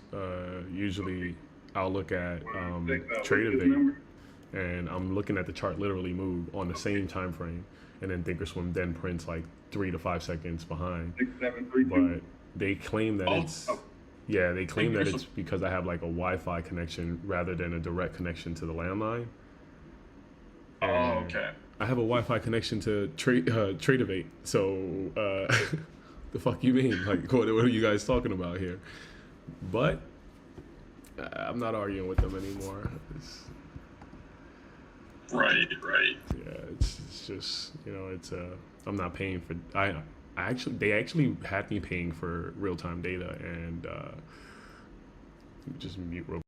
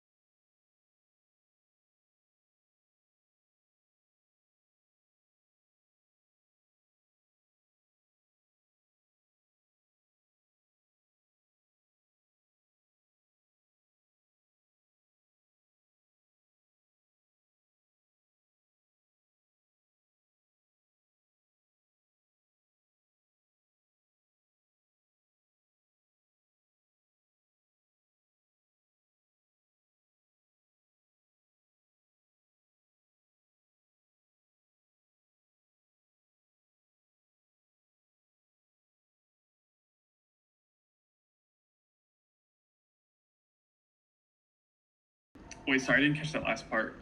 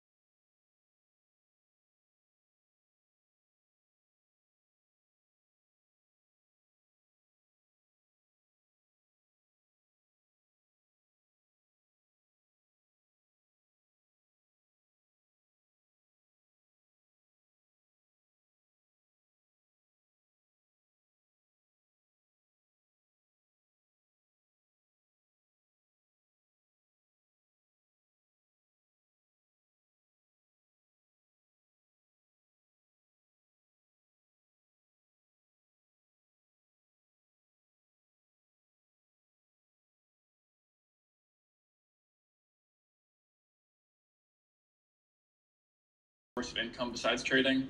So I Yeah. want to get into real estate, but I just don't know if like now is like a bad time for it or. Yeah, I don't. I'm actually trying to take my real estate license too, so I'm with you on that. But I don't really know. Bro, it doesn't matter, honestly, when you get your real estate license. I think that if you're thinking about doing it, you might as well do it. And the reason why is because at the end of the day, we know that the housing market, no matter what, is going to end up going up. It's just what's going to happen. So, and people need places to live. You don't even have to be a salesman to sell somebody a fucking house. Like, people are already looking for it. Right. Yeah, I just chimed back into my truck, and I was about to say the same thing. That's like asking if now is a good time to long-term invest. Like, it's always a good time to long-term invest. Yeah, I think with real estate, it's always a good time. Yeah, but you like might I think his if you're question. thinking about it, you might as well do it because regardless of whether a real estate agent is making money or not, I mean, people have to live places. It is what it is, and that's what it comes down to. Like, it might be more difficult to sell a house now due to rates or whatever the case may be, but eventually, that tide's gonna shift, and then we're gonna end up being in a buyer's market again, and then people are gonna be buying houses, So, and like I said, everyone's always looking for somewhere where to live. So. Yeah, and then the other thing, though, people always say they're trying to get into real estate, but real estate has so many different facets. So, like, Right. What are you trying to get into? I think that was what his question was kind of geared Mining. towards. Oh, okay. Yeah, like not Yeah. necessarily like, not bucking that industry, but like, do I become an agent? Are those guys gonna get faded out? Should I be the broker? Like finding. I don't know. Like I think there's so many, like you said, there's so many different facets, but this technology revolution, like some guys are, the agent is now using fucking ChatGPT to send out emails. Right. There's some programs that you can say, you know what, I don't need to use an agent's MLS system. I can go ahead and just pay $10 a month and get a national system that's specified to just like foreclosed property or properties that you can get like, I think there's this way you can buy a house by not necessarily going for like a new loan, but taking someone else's loan, the existing loan. All you have to do is pay out their equity on the house, which is something I'm looking into because I don't want to acquire this new rate and pay someone to broker that deal anymore, right? Like, not if I could fucking get some guy that has a 2% loan already, but he wants to get out of the situation. It's just, I forget what they call it, but you can basically buy a house by acquiring the person's existing loan and just pay out the equity. Like, assuming their loan. Yes, that's what it's called. Like, I hate fucking brokers, like real estate agents. There's so many different ways to execute the purchase of a house. USDA, FHA, you have NACA, you have there's so many ways, right? Like, and the one thing they pump down your throat is that, oh, you're a first time home buyer, here, take this FHA loan. And that's because they could sell that loan back to the government very easily versus like even some banks have programs where if you're a first time home buyer, they'll give you the low rate as long as you can meet like the standard of income. Bro, when I purchased my first house in 2019, I believe that's when I purchased my first house. I got paid for buying my house. You see? I had probably one of the lowest interest rates you can get, and I got paid $2,000 to purchase my house. They gave me money. What the hell did you do? And I had a horrible. When I bought my house, my credit score was 534. Like the house I'm in now, I bought it in when I bought this house, 2006. But this wasn't my first house. But my credit was trash. But I used one of Dave Ramsey's like ELP people, so my job history was good. The other house that I had, I was good on it. It just wasn't in my name, so I couldn't get the credit for it. And yeah, I got money at closing. They just told me, it's like, you need to keep X amount of money in your bank account, like earnest money.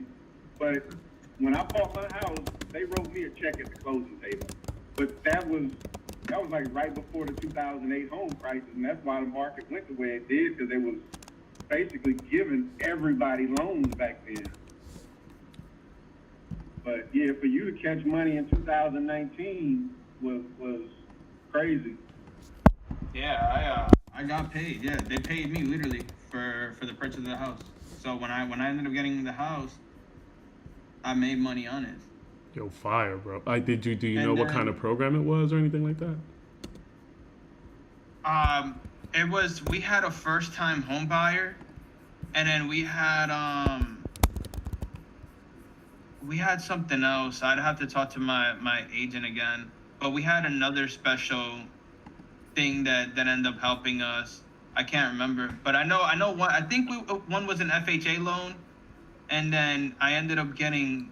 I don't know how it happened, but I just had to talk to the guy to see exactly how that ended up happening. But yeah, I ended up getting 2 racks off of the purchase of my house. Yeah, I just milked the shit out of the contractor. We bought our house from the contractor. We actually was gonna get a sweet deal, getting a loan from the bank, not FHA, only putting down 3.5% because we were trying to purchase in a developing zone. So these banks sometimes they can structure a deal where they would give out these low interest rates as long as you're willing to buy in said zone. And they'll have like these zones, so much so like an MLS map with those parameters. And I'm like, well, let me see the fucking homes in that zone, right? Bruh, the fucking banker punches in the house that we were in contract with. She goes, yeah, that qualifies. We're like, oh, we're about to get a steal just based off the deal. When everything kind of came down to like, all right, we're locked in. She goes, guys, I fucked up. Instead of 1192, I put 1193, and 1193 fits the zone, 1192 doesn't. Bro, I'm like, what the fuck does that mean? So she goes, well, that means that you won't qualify for the conventional, but you can get an FHA. I'm like, yo, you guys are full of shit. Like, I wouldn't be shocked if you weren't in on this boat. Like, the deal is there's so many people with hands in the pot. Man, it just felt weird. It felt like a little shady. She messed up on one digit. I don't buy it, bro. I don't buy it. I don't. All I know is that we got the house for hella low. We ended up selling the house for almost a 6-figure profit, almost, and we lived in it for like 2.5 years. Oh, you're out of that one already? Yeah, we got out of that one. Nice. I have another a property that sits on 4 acres of land, like 45 minutes away from me. Like a vacation home, or you're investing in it? Investment. Well, no, it's just a house that we have. It's not really an investment. I just if my parents are living there. Oh, okay. And I'm under I'm the deed Right, is right. under me. So and that's where my range is. So I don't know if you were in here when me, LMD, and Evan were talking. But I have like a gun range, and that's where my range is. Chill, that's fire, bro. Congrats. I mean, it sits on 4 acres of land, so like, why not? You know, why not put a gun range there? You could go paintballing at your house. Oh no, bro, we let bullets fly. We don't do that fake shit. Well, I kind of want to live after the match. But yeah, no, that's awesome. My investment property, the first one we bought was in 2019 also. And overall, we did good with the FHA loan, but I just don't love PMI. I think it's in such a fucking bullshit attachment to a first-time homebuyer program, which only secures the bank's portion of that investment for lending you money, which they already kind of get through interest. So, like, whatever. And they also get the house if you fail, right? So they could always sell the house for, whatever market value. But I guess, whatever. It's insurance. But yeah, it's a piece of Brooklyn property, 3 stories. And we lived on the first floor and just rented out the basement and the second floor. So it was basically paying for itself. And my wife wanted more land. So she's just like, we have a baby on the way. Let's get more land. I'm gonna start looking again. My plan was to get another like investment property, 4 stories, and then get whatever she wants to live in. Only because like, shit, I wouldn't even be looking for a job now because basically both properties would be paying for our living. But yeah, Brooklyn takes care of itself and kicks out money for the Connecticut house. So it wasn't a bad deal. They always say like the best purchase, like whenever you like your first time buying, and you're trying to get into real estate, is at least a duplex. Yeah, Because that way, that other tenant is paying basically for the doggone building, and you almost living rent free. 100. Shit, if you could get a 6 fucking family house, bro, because go for a building because it's your first, like the first time home buyer. You only get one shot to kind of use that opportunity to extract the most that you can from the market or a lender. After that, you're basically borrowing from an investment side of it, and you're required to put down 20%. So that whole 3% down kind of gig, you might as well just go for a 4-family house or better, because then you kind of like jumped a few steps. But yeah, man, there's a lot of little hacks and stuff like that I like. We talked about financial literacy yesterday, and they don't even teach you this shit in school. Oh, they don't. So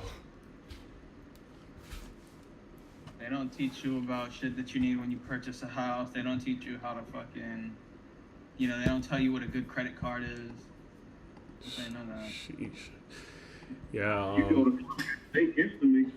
Like maybe the first couple of months I was in college, I had a Radio Shack, I had a Hudson and Goodman jewelry card, I had a Goodyear tire card, I had a Sears card. I'm like 18 years old, no real job that was substantial, and they done loaded me with 4 credit cards. And I went instantly to Hudson and Goodman, got me a nice herringbone. I went to Radio Shack. I bought me a system for my car. So I'm maxing out all of these cards. And it took me till in my 30s to finally pay them shits off, because I just maxed them and was like, okay, whatever. They'll get paid when they get paid. But that's what hammered my damn credit. And then I'm like, okay, I need to. Once I got on the Dave Ramsey program, I was like, yeah, I think it's time for me to start addressing all of this foolishness. But nah, they like when you that young, you just thinking, oh, this free money. Yeah. I ain't worrying about it. Yeah. Not thinking about 10, 20 years later when you actually need that credit to do something with. So, but yeah, that's why I always try to talk to the young people. Like my son, I'm like, dude, I didn't live it. I didn't make these mistakes. So why would I want to see you make the mistakes? I'm gonna try to tell you the way not to do it. And then, but I don't know. I guess youth and adults are that, because my pops tried to do the same thing, and I was like, whatever, old man, get out my face. It's always like that. It's always like that, bro. Yeah, I never got caught up in the credit game because for some reason they never gave me shit. Like they tried to give me one card with like 500. I guess maybe they kind of, by the time my generation came around, they knew not to. There probably was like regulations for them not to do it, but they limited me to like only 500. I was like, what the hell am I gonna do with this? Oh no, you see, they got them credit cards now where you have to actually pay the 500 first. Like, you pay 500 and then they give you a credit line of 500. What? Secured credit cards. They got that shit now. So like a lot of people who like are new to credit or whatever, they'll give them that. That's what you'll get. Yeah, I'm gonna pass on that. Defeating the purpose. So you have to pay 500 before you can actually start using a credit card now. Yeah, that's it. So to build credit and show that you at least are somewhat responsible and not reckless with $25,000. Yeah, I get that. That's what they do now. That's what they do a lot now. A lot of times, even if like you're a first-time credit card owner or whatever, if you're first time, they'll be like, all right, well, they have like a 250 line too. So like, depending on what you want to choose, you can go ahead and get, like, if you wanted to put $1,000, you can have $1,000 credit, but you have to, first give them that $1,000 like deposit. But yeah, I think it goes all the way down to 250 is the lowest that you can get it. And then you can start building credit that way. But that makes sense, bro. Cause like, like imagine, bro, like somebody just gets out of high school and they're giving credit cards. Bro, good fucking luck, dog. Yeah, Good luck. That person's gonna spend that money and then end up being in debt. yeah, 100. Yeah, like I said, I think a lot of regulations came because like it just giving kids credit, it fuels the problems we currently have, right? Where some people can't pay off their student loan. Now you got a credit card loan. Like a lot of these shits go into default, and a lot of these things are packaged and then sold on the market, right? Like that's what caused the mortgage scandal in 2008. They were selling all these mortgages, packaging them up in like I forget what they call them, like CD, credit default swaps or something like that. But basically, it's a bunch of graded mortgages put together, and some Bear Stearns actually was the one who was buying a lot of these, collecting your mortgage payment as collateral, or rather like the payment on those. But when the crash happened, those things were worth nothing.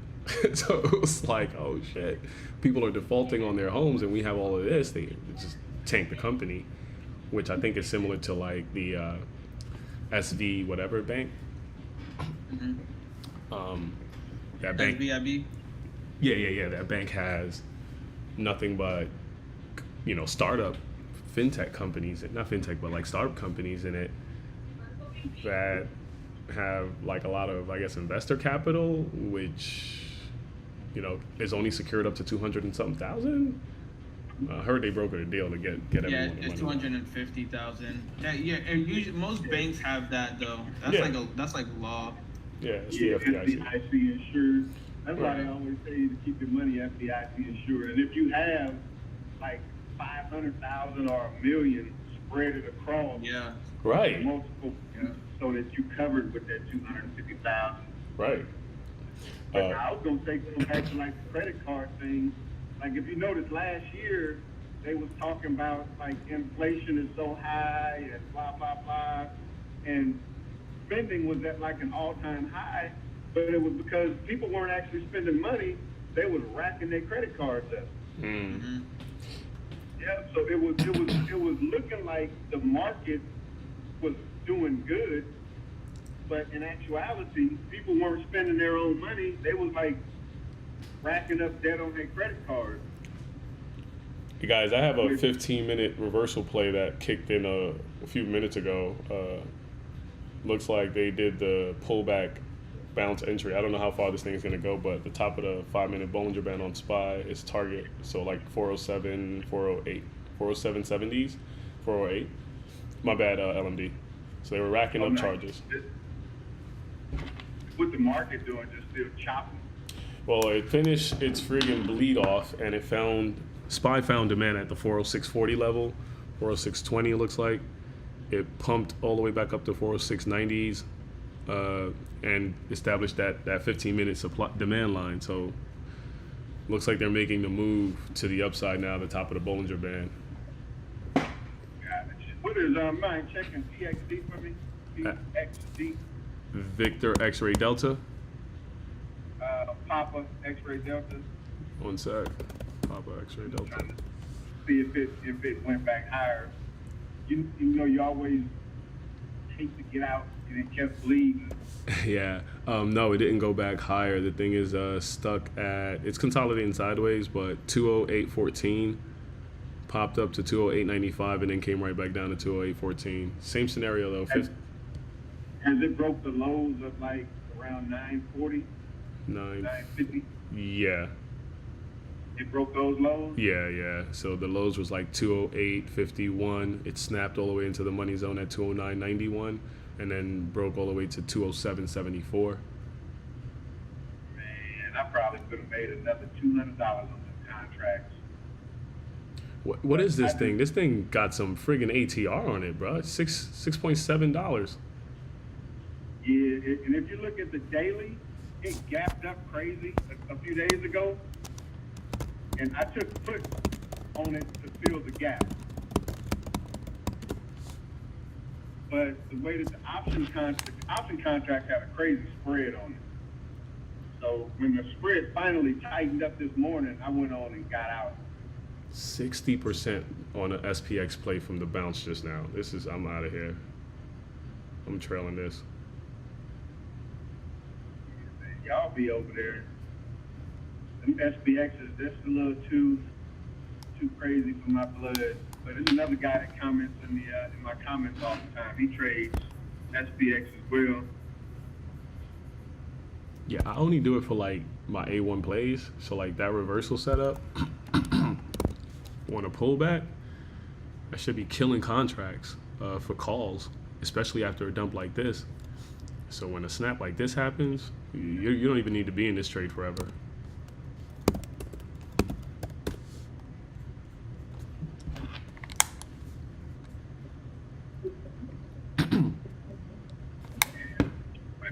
What to do Friday morning? The market ain't gonna be open.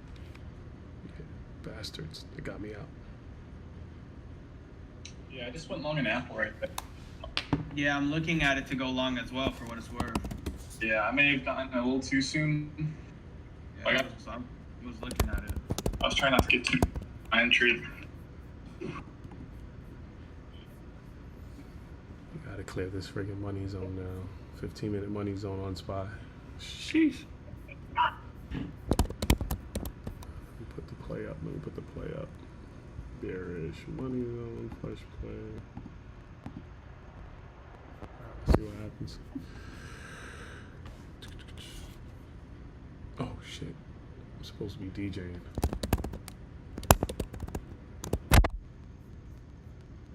What's your DJ name? DJ OELZ. My name's Joel, so like it's just basically just the spelling of it. DJ ELZ? OELZ.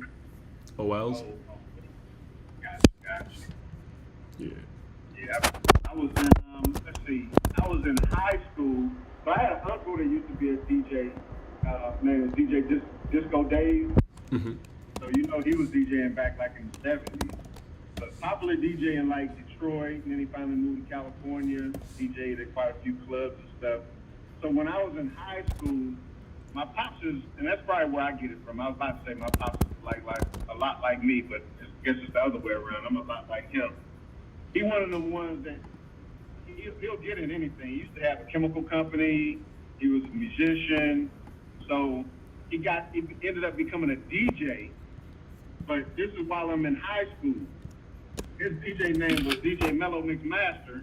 He's still a DJ to this day, 80-some years old. But like one of his first gigs was the junior high school that I went to. And a lot of the kids from the neighborhood that was younger than me was going to the junior high. They was like, dude, why was your dad there playing Michael Jackson and Bobby Blue Bland? He up in there playing blues, and I'm like, dude, why the fuck you go embarrassing me at school? But that's like 30 years later, he's still doing it though. Yeah, that's crazy. Yeah, it's fun, man. It's, you know, it's crazy how much music you have to download per week to keep up with the shit that these kids are dancing to or listening to. Bro, this shit is this new music, bro. Listen, I'm 27, bro, and I just, you know, I'm still relatively young, so I listen to what's coming out now, and I'm just like, this shit's so washed, bro. This shit's ass. It's so trash, bro. The thing about music now, it's like you need a code beat. If you don't have a code beat, your song's not gonna be dope. Like, and that's what it is now. You just need a code beat. If you don't got a code beat, then because lyrics don't even matter no more. Like people can say the dumbest shit. Future's ass. Future is ass. I'll take that to the grave. Damn. Future's a trash rapper. You about to start Trash. the YouTube channel. Yeah, they about to come at you, bro. Nah, I'm playing. I don't care. Future is ass, bro. Ain't no way. Nobody gonna tell me Future's a good artist, bro. As a matter of fact, I had a hard ass debate at my job about the best rap group. People were talking about Migos, and I'm sitting here like, have y'all not heard of Bone Thugs and Harmony? What the fuck are we on, bro? What are we? I was out, bro. I was out, bro. I was done, bro. Like, come on, bro. If you don't know who Bone Thugs and Harmony is, and you think Migos is the best rap group, that says a lot about. But see, somebody would ask you, like, what you know about Bone Thugs and Harmony? Come on, bro. I know about Bone Thugs. That's the only. They're the only group. Yeah, exactly. Yeah, Crossroads. But that's the only group that had a song with Biggie and Pac. Only group. I don't think another group had a song with both of them. So, This is the age of mumble rap. Yeah. yeah, bro, that shit wash, bro. I listen to Migos and I'm sitting here, like, I like Takeoff. Takeoff was dope, but unfortunately he passed away. But I liked his, and I only like him because he did like a freestyle that was really cold. It was a good freestyle, and I was like, all right, I like it. And I like him, but Quavo and Offset, I'm not a fan of. Kind of trash, low key, high key.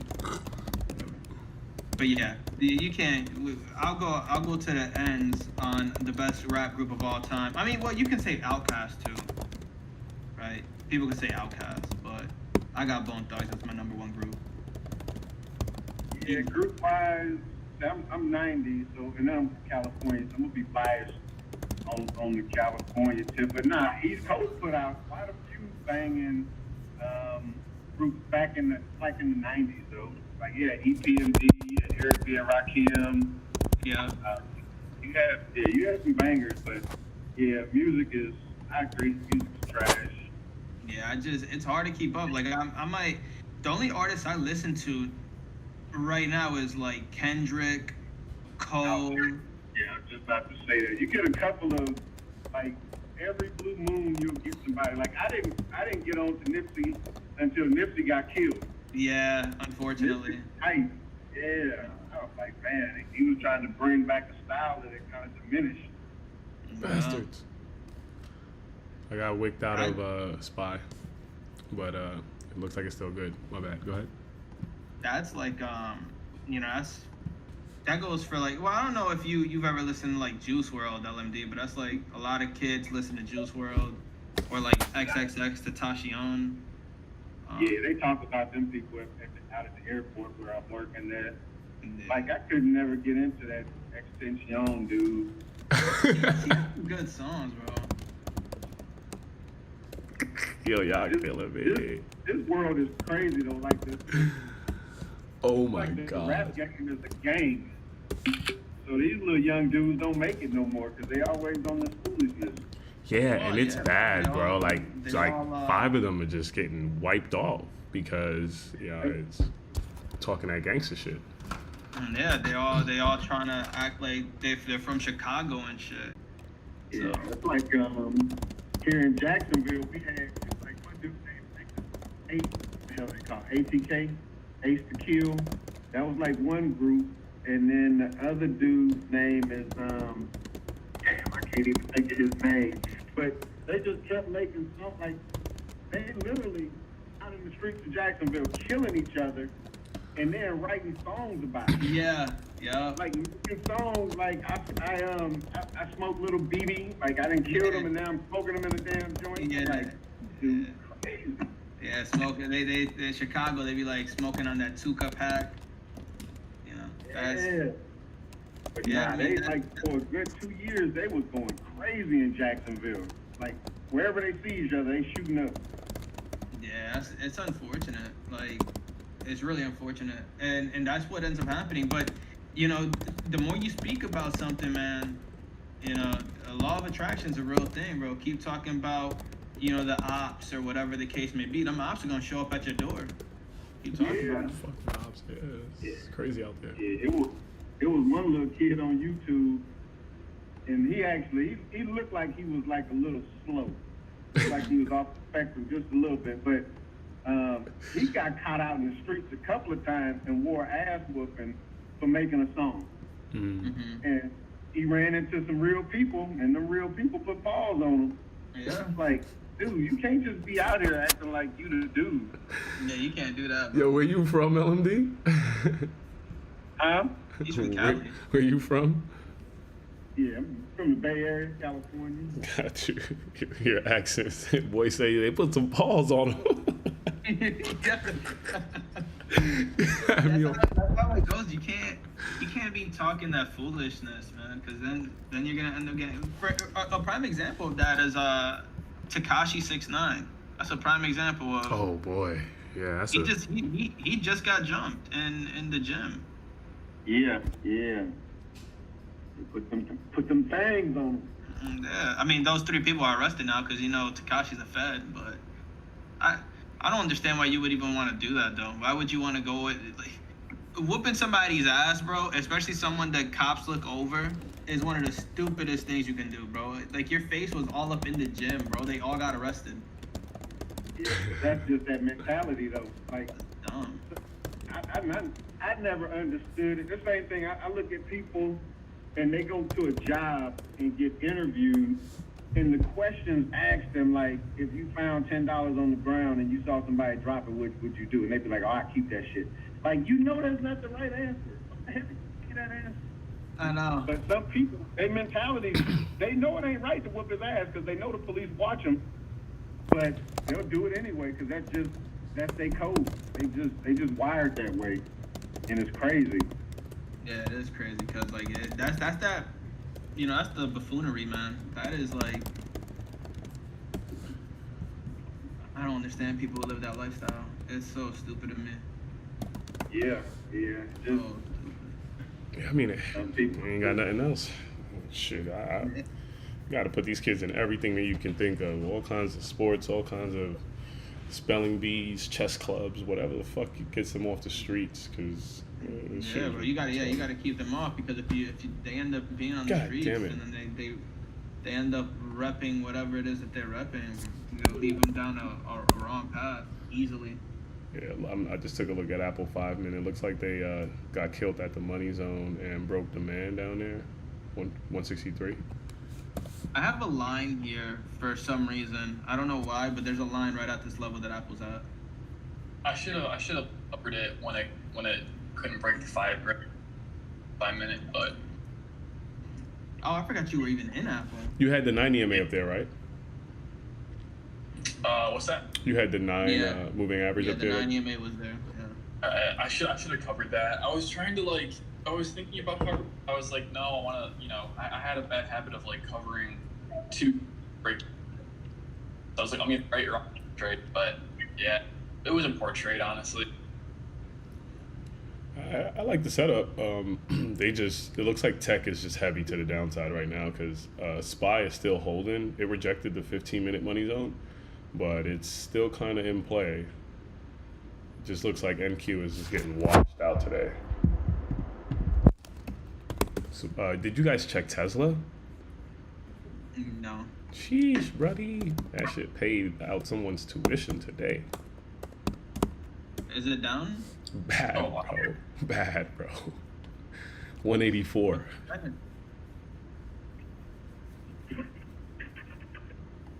What's the percentage that it's down on? Today after open, let me see if I can find that here. Oh, I could just do this line thing, right? Hold up, my bad. I could do this.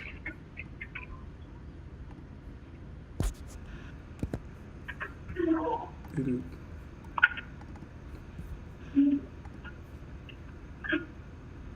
About negative 3.97%. Dude, I remember when me, Evan, and LMD were in here, bro, and Tesla had probably its worst day. You guys remember that? When it went to SSR? Yeah. That was wild. We were all in here looking at Tesla hit SSR. SSR is when a stock is down 10%. Watching Tesla go negative 10% was insane. And I was calling it out live. We were all in here and I was calling out live. Yo, we're about to see Tesla hit, SSR. And that shit hit SSR. And I was like, bro, that's insane. For a company of that magnitude to hit SSR, What's SSR? short sell restriction. Okay, gotcha. Oh, like when you see on TOS that it's hard to borrow. Well, no. So short sell restriction when a stock, short sell restriction was created, I think, post 9/11 because of the stocks crashed. So they implemented SSR, and what it does is essentially, well, now if anything tries to like that happens, the whole market closes. But if a stock is down 10%, you're no longer able to push the stock down by shorting it at random. You can only short on an uptick. So if the stock keeps going down and you have an order placed, you're not gonna get filled unless it upticks to your order. So let's say you're trying to get into a play and every candle seems to be red and you can't get filled. That's why it's under SSR, and it's not gonna fill you unless it's an uptick. Got you. Quick question for you guys that were doing small caps. Were any of these names? I have a pre-market penny stock scanner. I just want to know if any of these names came in on your radar. Okay. Right there.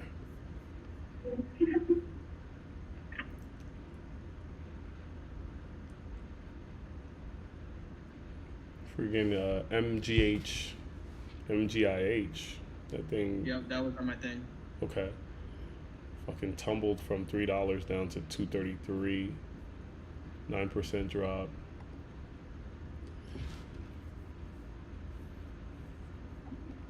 Oh my god, the one that really looks like it took a licking was CSSE. I didn't have that one. We would probably, you're probably gonna kill it jumping in on these names because you could buy so many shares. Yeah, that's why I was able to get a good night's trade in on ATNF. Mm-hmm. Because it was at $2 a share, you're able to pick up, 2,500 shares. You make 10 cents, you're up $250. Yeah. I shorted NVIDIA just now off that VWAP. The 15-minute looks good to go lower. I got SNES on that list also. I seen that. This stock has been a penny stock banger for years. Yeah, it's a known runner. It's crazy. What the hell does this company do? Sines Tech? I have no idea, but I know that thing's a runner. I remember shorting it back when I was with IU. Shit pops from 140 to 269 overnight. It's been tanking. Yeah, I can't get jiggy with this market anymore.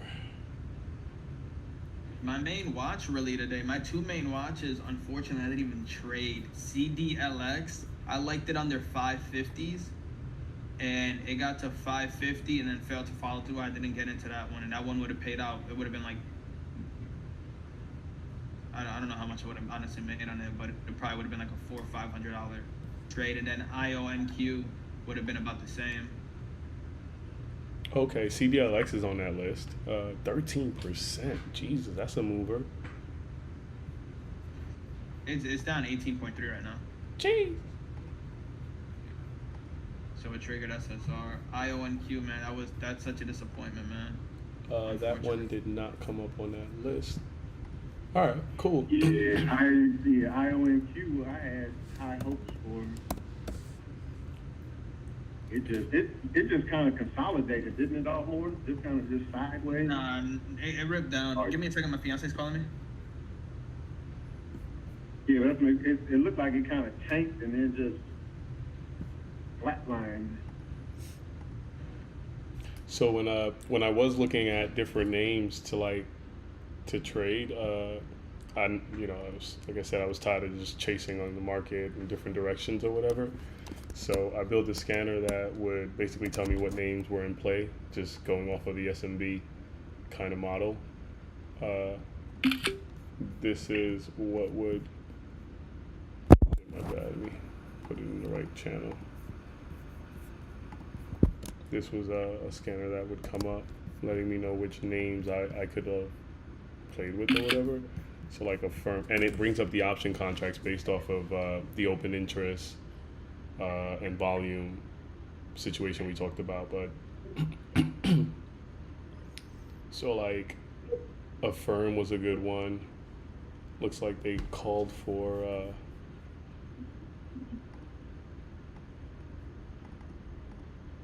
a firm puts. Let's see if that would have worked out today. It like brings a contract for you to LMD. So I know you like. Do you go into the trade tables to pick your contract and all that?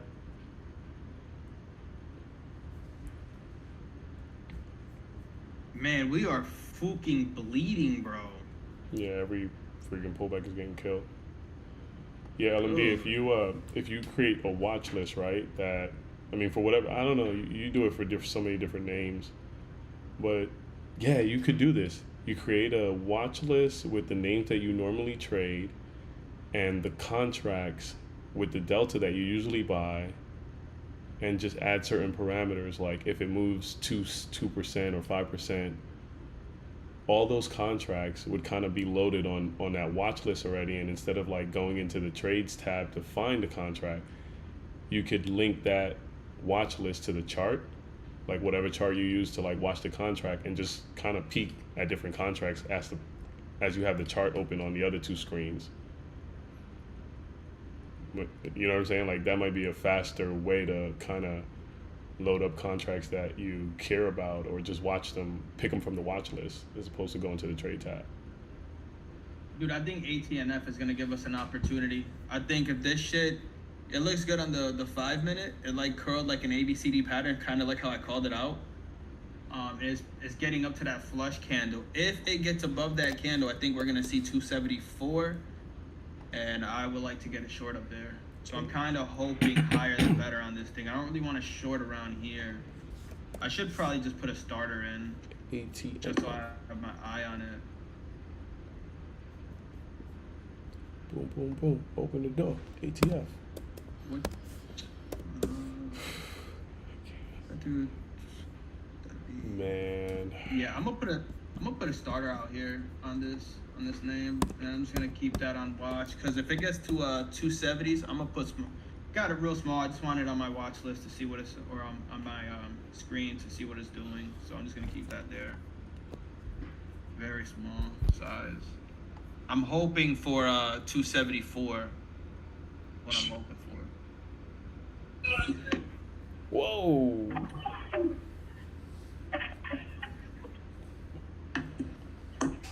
Apple got fucking crushed, bro. Yeah, NQ came down pretty bad. Yeah, it's the time when I'm not trading big cap is when it wants to make that short move that I love. I love that, bro. Doja was giving you opportunities today. Yeah, definitely was. Still kind of making higher lows on SPY. Reversal plays holding demand, but basically paid out twice. The move to the upside went to the 15-minute money zone, rejected, and then the money zone play kicked in and paid back down to demand.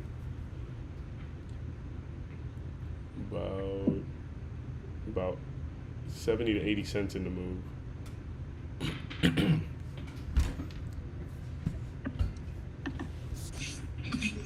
Come on, ATNF, get all the way up to 270s, man.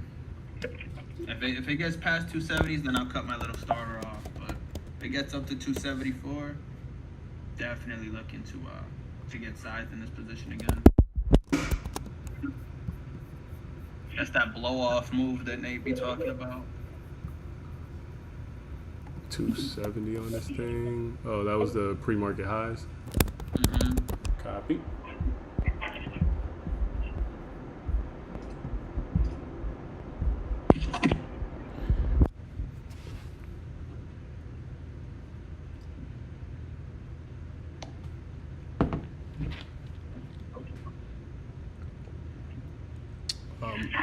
I'll be right back, guys.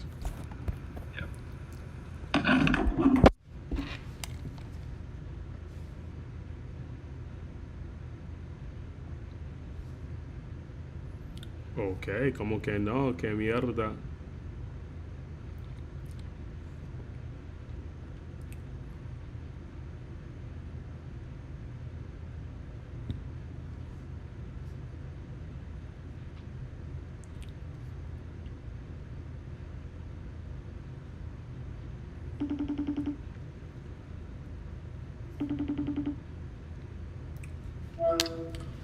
Yo, dígame, ¿cómo que no? This phone about to die any second now, but I'm changing clothes. ¿Qué pasa con tu cabeza? Huh? sé qué pasa con tu cabeza.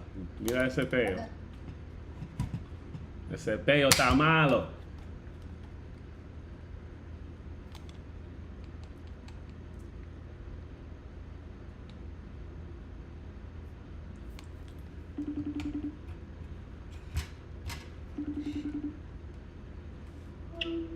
Yeah, what happened? I said, ¿qué pasa con tu cabeza? What's wrong with my head? Tu peo. You don't comb that thing. Oh, I just took clothes off. I'm like,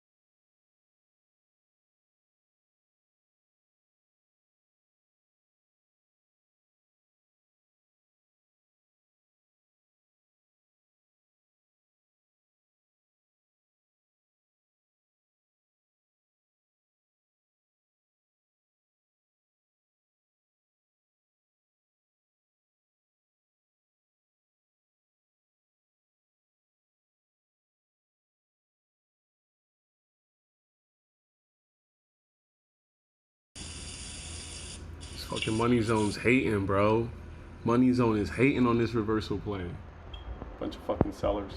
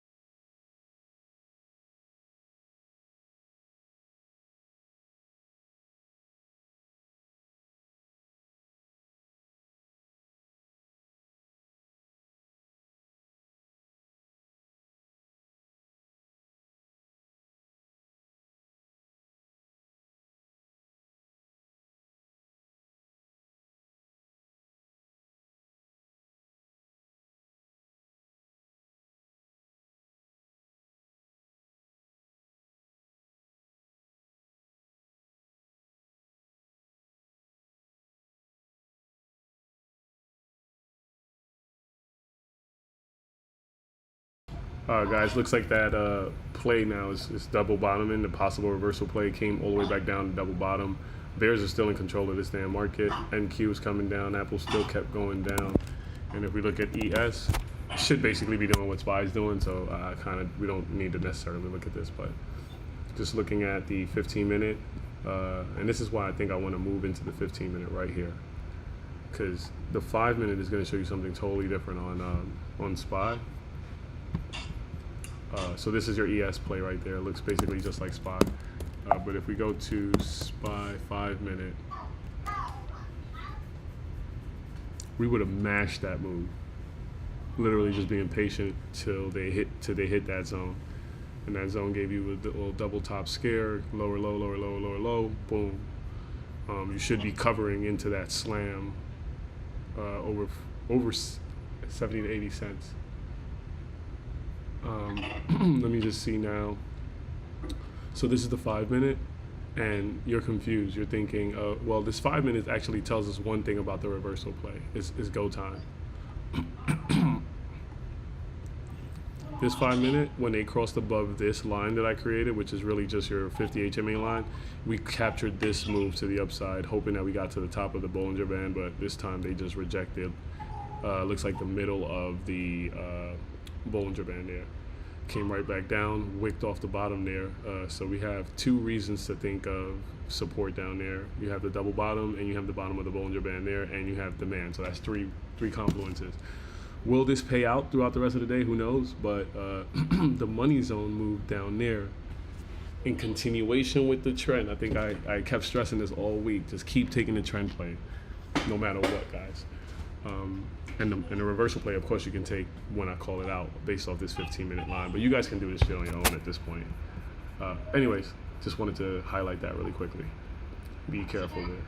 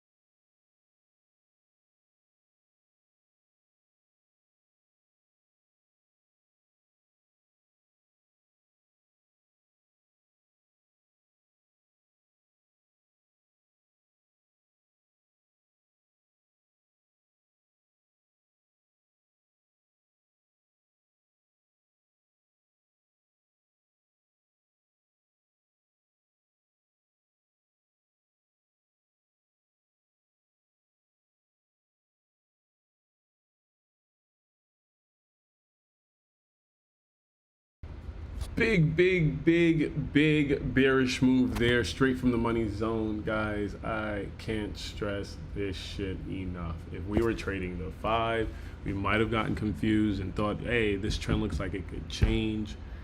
And the fact that we are playing with this 15-minute chart, man, it's showing, and this could just be today, right? Like we could see some confusion tomorrow or some shit, but right now it is definitely paying out. So stick with it. I had my mind set on short since the open. I didn't give a shit about this move here. I was a little bit hesitant to take it, only because we were breaking above the 15-minute price level. But on the 1 hour, I had to make a decision, right? And we were above the 50 there, but the 4-hour line here, which really supported price action on this move up,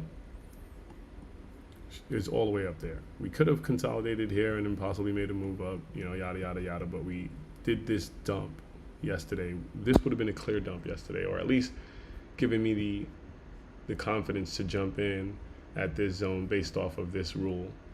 Prices below both of them, and this is all you want to always see, guys. No matter what time frame, this happens on every time frame. But the problem, I think, with like, you know, the trading is that the micro traders are trying to get into this shit. This isn't where the money is at anymore to me. The money is like at this level and just chilling because they didn't break structure yet. And for all those overnight traders, all it did was come right back to the money zone, shut it down. Right back to the money zone, shut it down. And that's a big boy time frame. Look at this move. It's like a $4 move from like 408.60s down to 406.16, and possibly could still keep going. But this is what you capture in your day trading 5-minute opportunities. Even though the trend is red, this thing could flip. It could definitely flip. We do have established demand, but damn that. I would prefer to have a day where I'm comfortable in the trade because I got in at the money zone, and you know, I didn't want to. Here's the crazy thing, right? Like, I didn't necessarily even want to go and fight against these bulls at this demand zone, and thank God I got out because price went right back up there. But now the contracts are going batshit all the way down here at this double bottom. So who knows? Maybe I got out too early. You know, some people would say that. I got a 1R, so I'm okay with the trade. But now that contract, it's only at 170. This is robbery. What are you doing, SPX? I mean, yeah, it could snap and go up again, but come on, guys. The highest it went to was 220. 260 on the previous break, on this breakdown. You need that volatility, though, and if this thing starts to ramp up, that's the kind of volatility you want. We'll see what happens. Anyways, that was just my rant.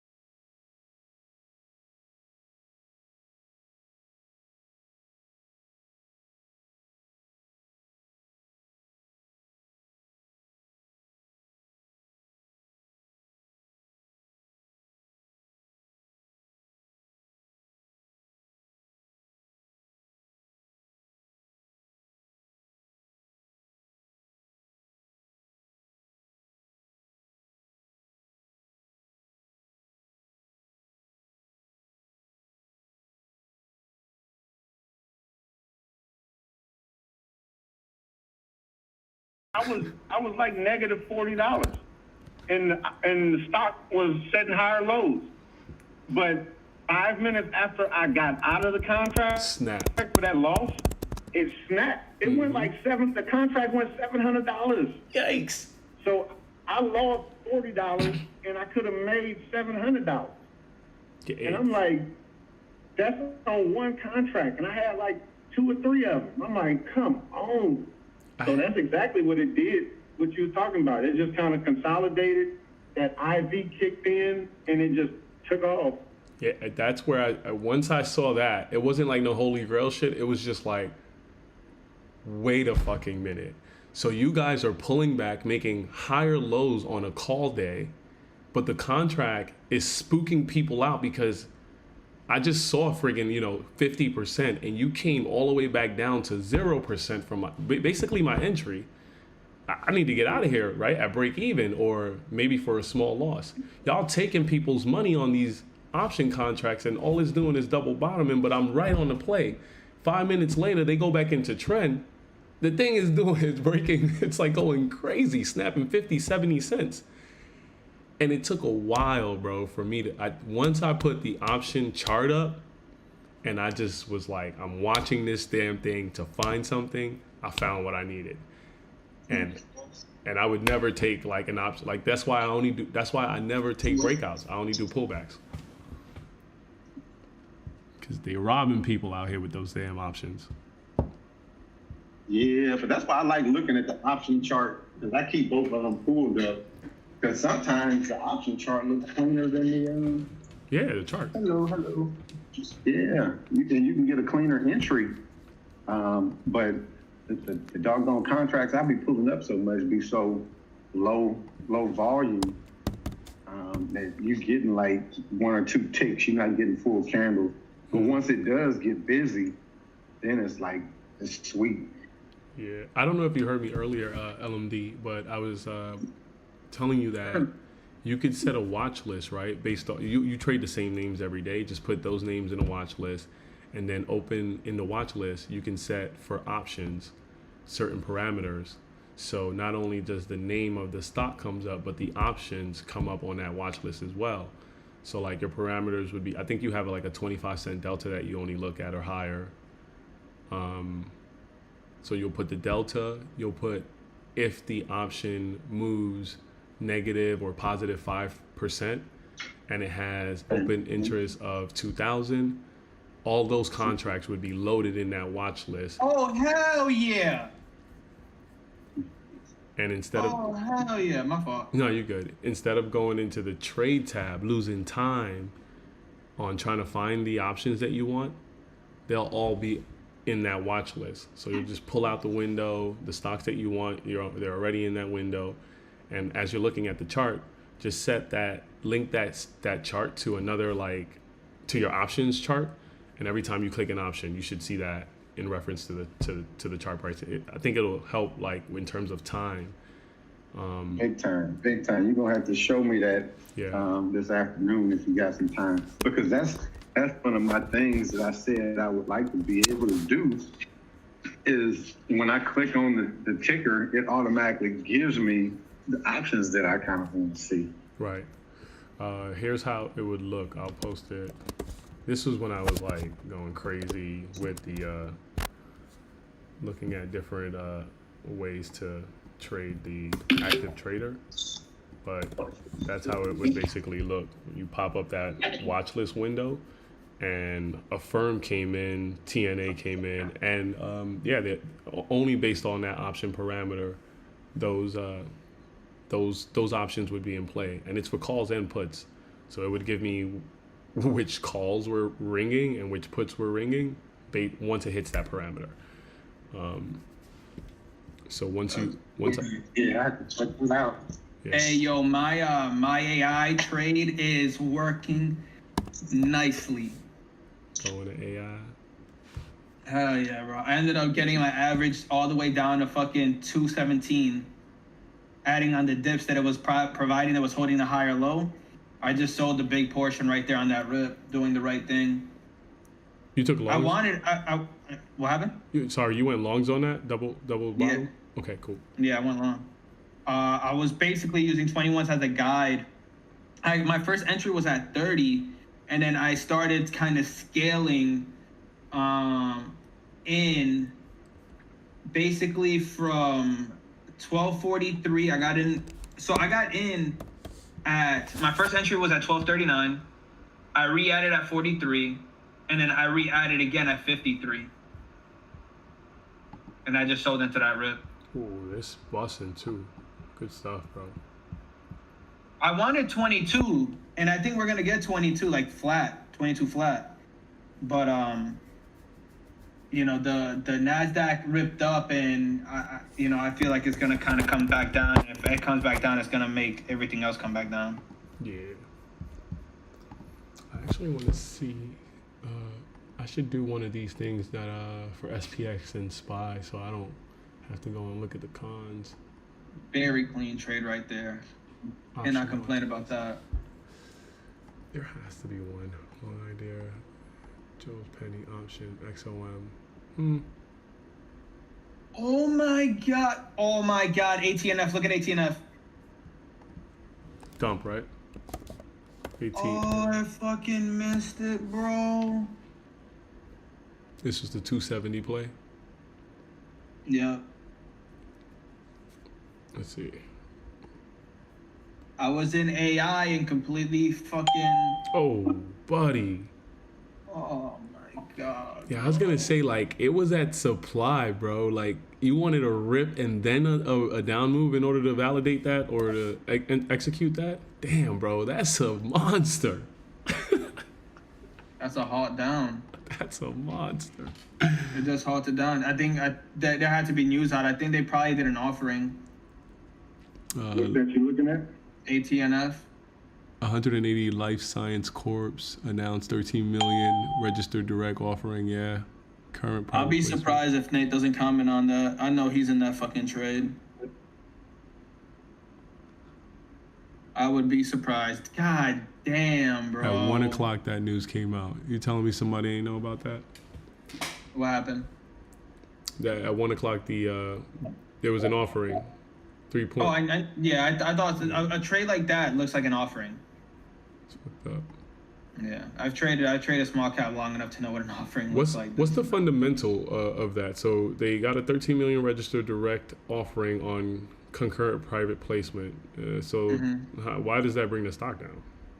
The reason why it brings it down is because they're offering their share price, so they're selling shares. Way cheaper than where it's trading at. Yeah. So whoever has current shares want to get the hell out of there now. Basically, well, a lot of times the reason why they do an offering is to make money. Usually companies that are doing offering, they're more on taking profits rather than actually letting the company grow. Mm-hmm. So they offer stocks, and in exchange for money. So that's what they did. That's some fucked up shit right there, boy. Wow, that is insane, dude. I should have been short at 270s, at least a fucking starter, man. Yeah, I was gonna say you wanted that rip and then a rip and dip though, That right? was something that you was looking at today? Hell yeah. Look, yeah, finally better lucky than good. ATNF midday offering, and that's by fucking Nate.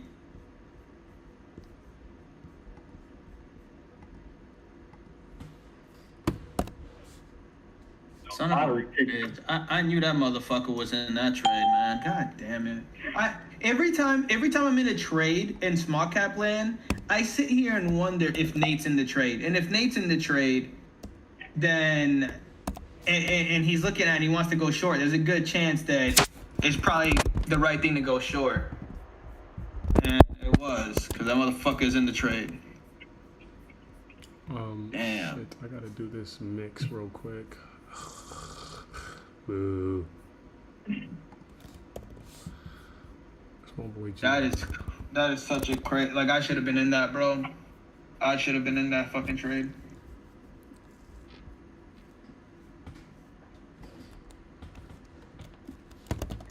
Wow, man.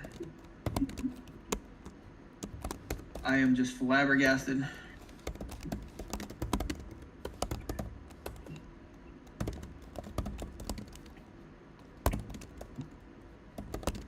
Fuck, dude.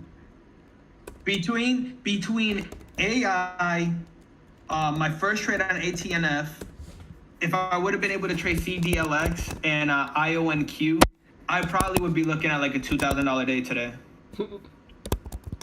Crazy. Between all those names, 'cause I was right on every single one of them. That's crazy, man. It should have been a 2K day. I mean, I still have a good green day, but it ain't 2K.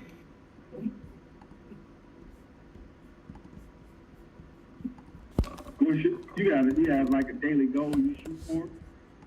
Yeah, I average about like 500 to 600 a day, usually. And then occasionally I'll get like, you know, the Microsoft day that I had sent where I make like 1,000 and some change or whatever. The main goal is really like 5 to 600, sometimes 700. And 50 But- cents usually gets you that on 200 shares. Wait, what happened? And 50 cents usually gets you that on like 200 shares on equity. No, You get 100. no. What's the how many shares do you have to buy to? So when I'm playing small cap, I'm playing with bigger size. Yeah, no, so I'm trading not small caps. Say like mid cap or large cap. mid cap and large cap. I trade 700. Like when I'm fully sized into a position, it's 750 shares. Sheesh. And I usually play. Wow, when it's good. Oh my god, oh bro, this might halt again down.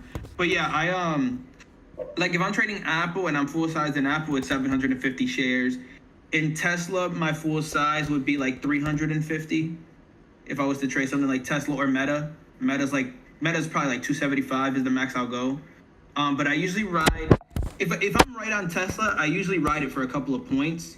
So it's really easy to turn 300 plus shares into $600. You know, it's not difficult if you ride it for a couple of points. Yeah, on NQ you could get crazy. You can also blow an account with that shit. So I was just playing MNQ, and that I think that's been giving me the opportunity to ride that. I rode that shit for 60 points, bro. That thing dropped 200 points, bro. What the fuck? Yeah. So that's how I managed to make like 600 in big cap and managed to make like 500 or it would have been more today. It should have been more today. Like today should have been like a 2K day. It really should have. I dropped the ball on 3 names. So Looks like Apple's ready to turn this damn thing around. Back to the money zone, 15 minute. What you got for me, Apple?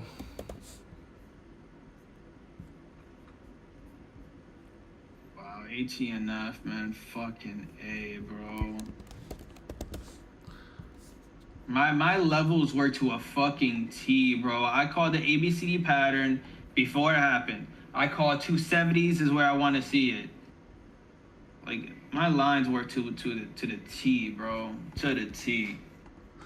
13, 207, 207 to 13, 416. Oh man, makes me want to fucking strangle somebody.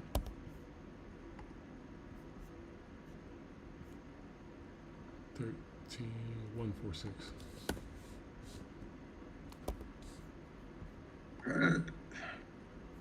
Damn, that would have been such a good trade, man. Fuck. Ah, man.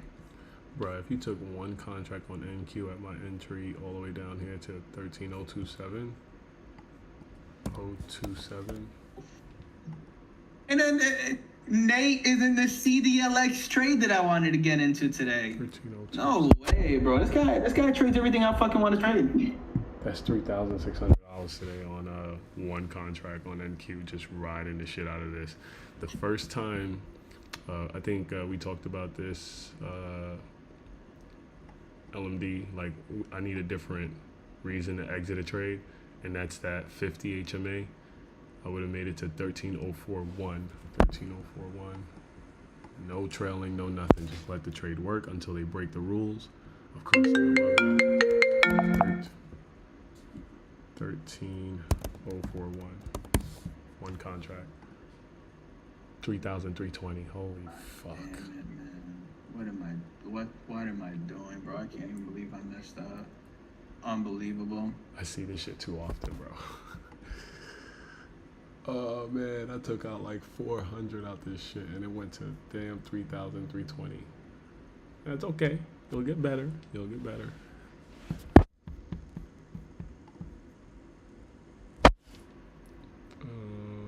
Micros. Damn, man. That type of thing makes me. I might have to dip. I might have to leave, bro. Yo. If I caught that move on full size, I'm up $750. Which, when it goes down into a halt, you know, the way that it went down, you're not getting out of that trade. It spiked up, then went back down again. Could you get out through locates or what you were doing? Yeah, you can direct the access route out during as it's trying to pause into getting inside the halt. You can get out of shares, but I would have been locked in the halt is the thing. 13. And it, damn, man, that's just tragic, man. Tragic for me. Fuck. I would have been up 750 fucking bucks, bro, 146. off this one trade alone. Calculate. That's what I mean, bro. Like, this could have easily been. This might have Another been halt. more than the $2,000 day that I just fucked up on. That shit's about to halt again. Realistically. It just cleared the halt, and I think it's about to halt again. If they do another drop, it's a wrap. Or ATN, I don't know if ATNF's gonna do another down halt. They already did their offering. It'll probably go red and drip down, or if not, start grinding back up to like 210, 220-ish. Bro, It'll do one or the other. It's either gonna go red. I don't think it's gonna halt again. Bro, that shit's gonna be 50 cents by the end of the day. Yeah, it probably will be. But I don't think we're gonna get another down halt. What was the offering price for? 3 million, some shit like that. Oh, I don't know what the price was. Let's see what the news says. Normally they'll tell you what they trying to sell them at, which is dirty that they do that. 1.91 in current. So hold on, I think this is it right here. In a registered direct offering a warrant to purchase up to 1.5 million shares of common stock at a purchase price per share of 1.91 in a concurrent private placement. So 191. Yeah. And then you have to find out if they still have anything on their shelf, because just because they do an offering, that doesn't mean that that's all of it, right? Like they can withhold more and have a shelf. So like, let's say hypothetically speaking, they could basically do like another offering if they're still like, if they have it on board where they can sell more shares, they can do another offering. Like let it kind of recover Yeah. and then throw another one out there. Yeah, they won't do it the same day. But if they still have a shelf, they can do it another day. So let's say if it gets back up to like 245, 270s again, they can do the same shit. They can, as long as they have a shelf for it, and do another offering to make more money. Yeah, that's just dirty. That's dirty. That's like one of the bad things about playing in that small cap land. It's just, yeah, you can't be long. If you're long, you have to know what you own. So that's the thing. Like, no one should be long anything in small cap unless you do the due diligence and look at the filings. And it's not, you don't even have to go far for the filings, right? Like, you literally just click on the filing, go to BAM SEC, click on the filing that gives you whether there's an offering or a shelf or anything like that. Check if there's any dilution, and then if there's none, then you can take the long, but you have to do your prerequisites in order to do that. Like, you have to, if you're a long bias trader, you need to be doing that in small cap land. The only time I would say you don't need to is if you know the trade, the ticker that you're trading is liquid. For instance, if the ticker has like 100 million float and it's in small cap land, you shouldn't have to worry. Hold on, somebody's at my door. Be back.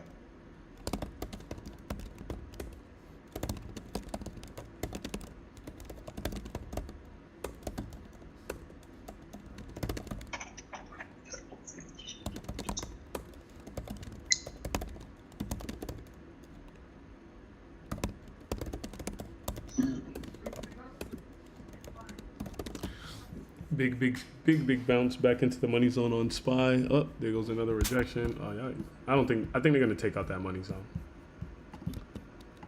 We have a demand line at 406.44.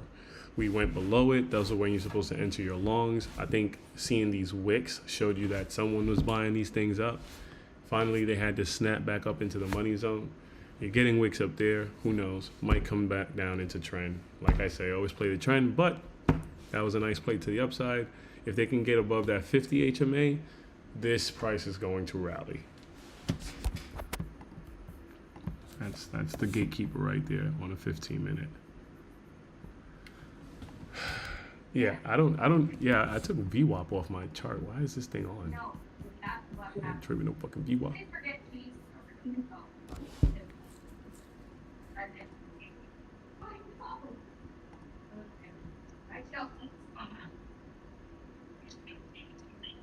All right, guys, I'll be back. I'm gonna go eat.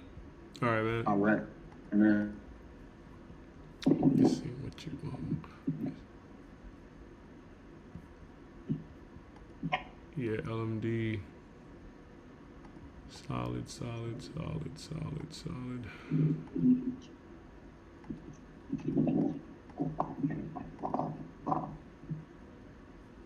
think we got a possible reversal play in effect, big dog.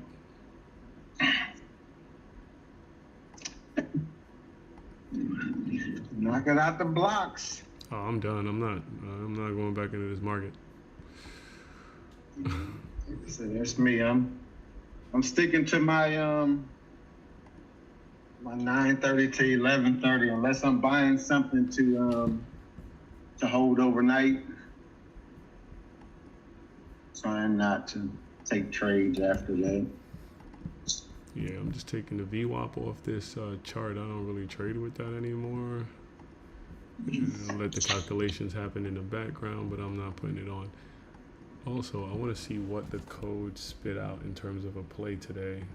I went in there without that shit. That shit was kind of holding me back yesterday a little bit. I ain't gonna hold you.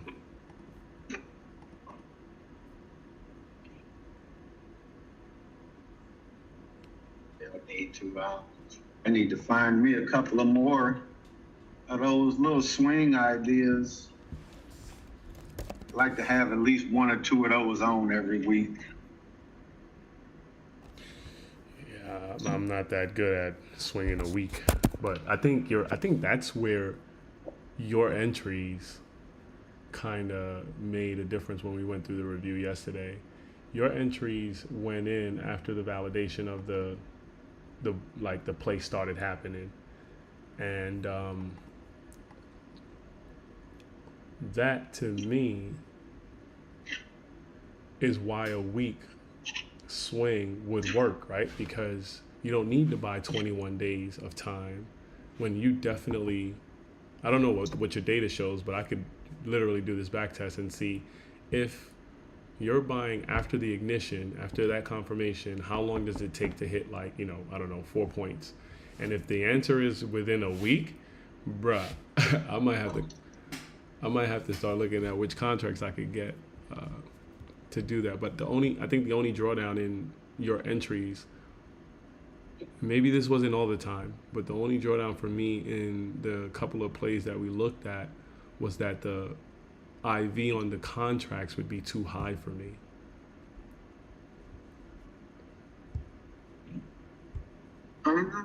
Listen, when you say too high, what does that affect?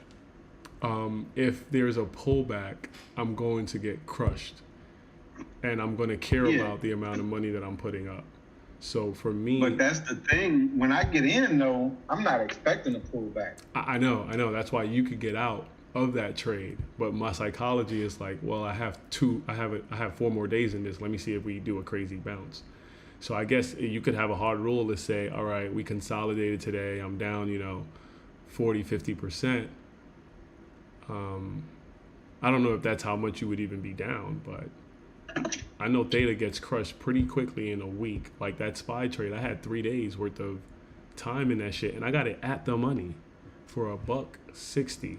That thing went down to 50 cents just from consolidating. We didn't leave 101.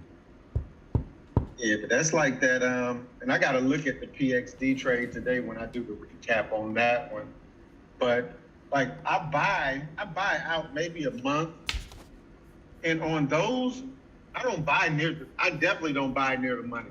Those, I try to buy, I won't say cheap, because I still needed to have a good delta, Yeah. but I know that, and that was probably about maybe a 0.25 delta when I bought that one. But where I get in at, I don't really have to worry about no pullback because I'm buying literally where it should have already started reversing to go in my direction at. Sometimes it may, like with PXD, I caught it a little early. So the first day I was up $100 on 2 contracts. Then the next day it went negative a little bit. And then like today, like one morning I woke up when the market opened, it was up $300, but I couldn't get out of it. That was the day that it was lagging. So that had to have been yesterday. I couldn't get out of it, but then it closed up like say $50 because the market kind of just jostled around. But then today it finally came on down. And like I said, I was trying to get $400 out of those 2 contracts. But I was like, I'm gonna, now that because the spread on it, that was the other thing. The spread was so bad. I don't like taking trades with a spread like that. But yeah. I'll take it on a swing trade because I know I kind of got a little wiggle room. Mm-hmm. But once the spread tightened up to say like 20 cents, 30 cents, I was like, okay, I'll catch a feel now. And that's why I went on and like got out of those. But yeah, usually when I'm getting in, I'm trying to get in after it and already made the move. Unless like today, I took a couple of trades going with like Vega's mentality almost, where like Vega don't want to short on a red candle. He want to be going short as the trade is still going higher, green candle. Yeah, that's my kind of shit. Like I'm trying to get the IV on the contract that I'm looking at to get crushed so I can get a better fill. And just turns out that for swinging, that's why I was telling you I would go in on a down day for a long swing and an up day for a short swing. And it just works out based off of that 50 HMA cross on either side. Gotcha. So once it crosses, that's the validation that I seek. And now I just need a pullback into that money zone for that contract to lose some of the steam that it got that it had to do in order to cross, or that it got from the momentum crossing that 50. And once I see that, Doc, if they punch the lights out of that contract, I will take that as long as it's under 100, because I'm buying a whole month with psychologically, you have to be okay with a trade in order to not get spooked out. I was down 80, almost 50, 80% on that ES trade for nothing, only because it consolidated for 10 days before it really decided to go through the zone. But as soon as I got in, we went up 3 days in a row. I was up a nice little three, I think it was like 36 to 40%. It was a nice little change. But I was like, I'm not taking this. I got a month. I'm not taking this. So they came back and put my ass in the gulag, had me down in consolidation for about 10 days. And then when it got going, Immediately I woke up one morning and it was up like 50%, 100%. Then I woke up, it was at 200%. I'm like, I'm gonna hold this. And that was when I think I told you guys, I'm up 290%. You're like, yo, put the trail. But the spread, the bid-ask spread was so far that I'm like, I'm not gonna get wicked out of this or hit. The market makers will get your ass out. Yeah. So I was like, I can't really. You can't put no stop in on no buy. That's why I put targets in.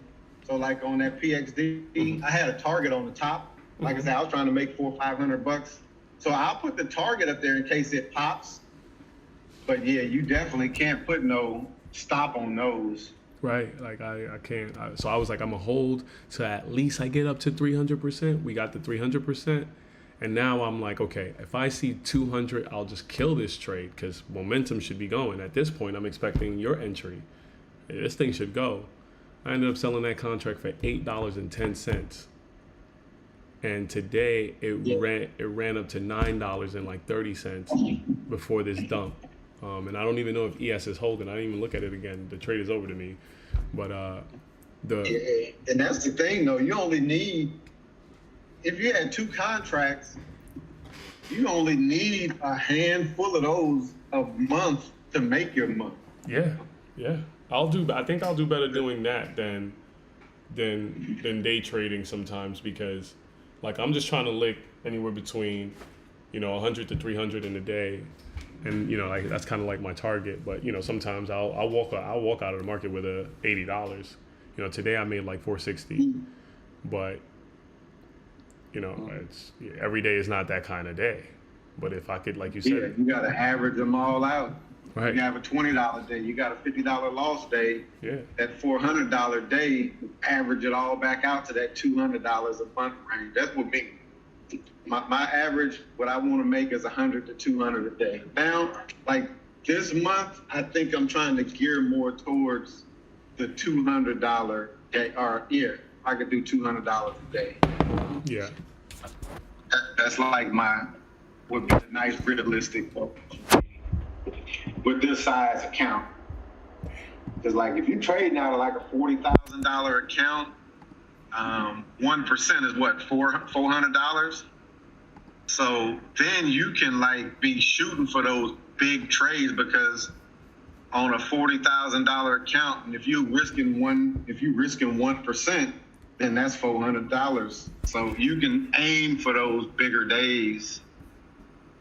But nah, man, I'm one of those crawl before I walk, because I when I first started, man, like I said, I had some killers. I had some $2,000-$3,000 days on the regular, but I was reckless with it. mm-hmm. And I know I was reckless because I Man was turned in around and got DWAC. $1,000. If you know anything about DWAC, he was in that, and he made hella. Yeah, that shit went crazy. I remember when it first came out, the IPO, and I'm like, man, I'm not doing this anymore. Like I think that was when I had my fucking limit on doing penny stocks, and that shit ran crazy. My boss was like, bro, you're crazy. This is the one. I'm like, I'm not doing it. That was the one, bro. My thing though is I got in DWAC pre-market for an overnight hold, buying shares. Just going through my pre-market routine, and I'm like, this look like this is gonna be a nice overnight hold trade. And I got in pre-market on some shares, and it ran during the market, and I'm like, oh shit. So I got out of a part of position, and then I bought more into it. And man, the next day that thing went crazy. Yeah, my boss did the same. He was like, this is Donald Trump. It's the Donnie. I'm like, bro, I'm not touching that thing. It had the right catalyst, man. It really had the right catalyst. And that was I knew nothing about Donald Trump. Dude, it had the catalyst. It had the era of the market that we were in. Mm-hmm. Like it had everything going for it. It had all the writings on the wall to do what it did. Yeah. Yeah. That dude in that video I put in the chat last night, I was watching, and I think going through people's like play-by-play, it's also helpful. That's why when you said, I'm sorry if I sound aggressive, but put the play that you took instead of just the P&L, I totally understood. You're right. Like I wanna get into, oh, okay, I see why you took the trade. That shit is helpful, man.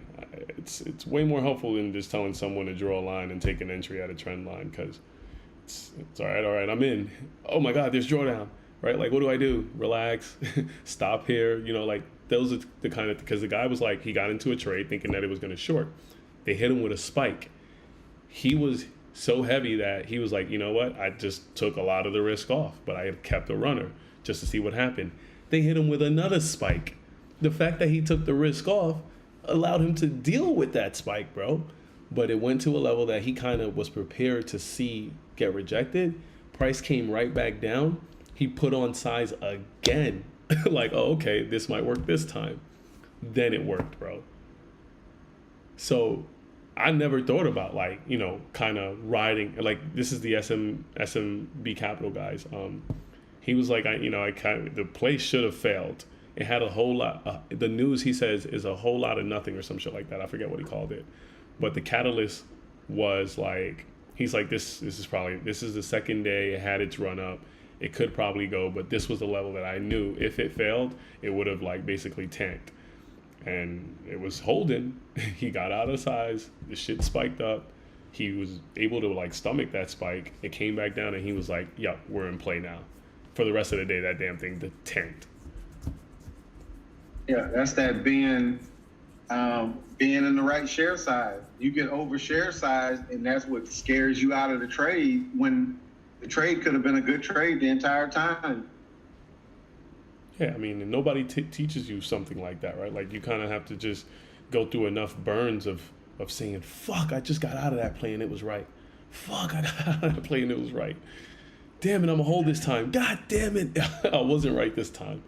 And then here comes another. Well, why don't you try this? Just de-risk, right? So you don't miss the move if it looks like it's happening, but when it starts to go against you, just de-risk, and you'll lose less. Instead of saying, "Fuck, I'm stubborn, I'm holding this time," and getting clapped on full size. So Oh yeah, Let you sit through the calculate BS. accordingly, man. Exactly. Basically, you have to have the same mindset I had when I got into AI. I missed my entry, and what did I do? I still got into the play. I just got into the play with less size, because you have to make sure that you're also trading comfortably. Like, you don't want to be in a trade and be in the same size but not have the same entry that you originally had. It makes no sense, because when you get down to your entry, you're going to be nervous, yeah, and you're going to be getting out when you should have been behind. or on a micro pullback. But I mean, again, these are just, I guess just experience in the market. After a while, you kind of just like learn these little tidbits, and there's no paying $3,000 for a course is going to really, kind of teach you that. I think in the last month, just being in this group with you guys and just talking about different scenarios and situations, our listeners probably could, vouch for these kind of experiences and say, "Oh, okay, now I have a better insight on how to possibly deal with that." They didn't pay shit for that. You know what I mean? Yeah, so. But yeah, you're right though. No course can teach you how to trade. I don't care if you watch the Nate's IU videos, which he has two really good DVDs. You can be fed patterns and all of this stuff. Food Right.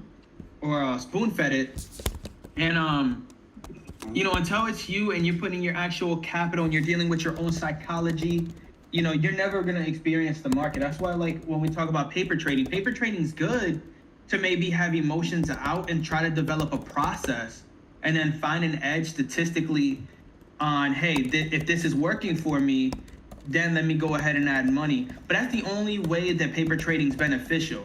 Because I think in any other aspect, it does not help, because you don't get that psychological breakthrough. Because there's a breakthrough with patterns, but there's also a breakthrough on a psychological basis on trading. If you can't break your psychology, break the psychology of trading, you're gonna have trouble trading. It just is what it is. You have to. That matters just as much, and if not more, than any fucking chart pattern you can learn, any price action you can learn, any indicator that you can use. Psychology is psychology and risk management are 1A, 1B. 1A, Yeah, 1B. that's what I was gonna say. I think you can learn. Somebody can teach you how to trade. Like you could teach Evan your style of trade, but that's all you can teach. You can't teach him the mindset of it. And that's what a lot of people don't understand. They like, well, and I watched a video the other day. I think it was on a chat with traders, and the guy was saying, like, I could teach you my trading system and you can bomb it. Like, your ass will go in the hole because you don't have risk management. You don't have the psychology that I have. And that's just over time. Like, you got to build that. So, yeah, that's the thing though, man. This is a crazy world. This world of trading. You know what's crazy about like the psychological part of it? Most traders, and I think this is just the human aspect of just being a human. We all trade with an ego. We want to be right. We don't want to be wrong, right? Like this has been the entire existence. This has been your entire existence. Meaning, like, you go to school, you want to pass the test. You're on a team, you want to win, right? So here you are taking this sport, and you want to be right. there's too much random shit going on for you to come into this with that mindset. So psychologically, don't try to be perfect. Understand that you're taking setups and you will fail. They will fail sometimes. Sometimes you got the wick situation, you got the early FOMO entry situation. You have too many variables there. So don't kill yourself trying to be perfect. Just know that if you have a good edge and you enter every freaking time, the outcome of probability is going to take care of you. But you have to fucking stop out. You have to stop out.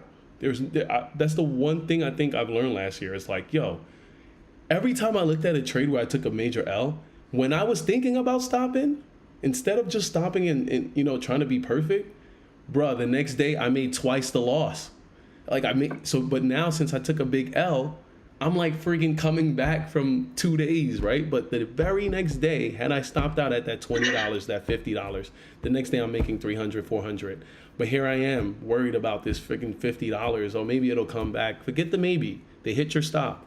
And next thing you know, that one split second of, well, maybe, fucking market goes bananas against me, and now I'm fucking down 150, emotion kicks in. Well, maybe this. You get into the whole, you know what I mean? I think if you can understand that it's not personal, and if your stop gets hit, bruh, get the hell out of there. Because you'll have an opportunity to trade again. So that's when the whole psychology of having ammos, you can't go to war without a clip. You know what I'm saying? If you don't have any bullets, you're fucked. So preserve the account. You got to be able to stick around.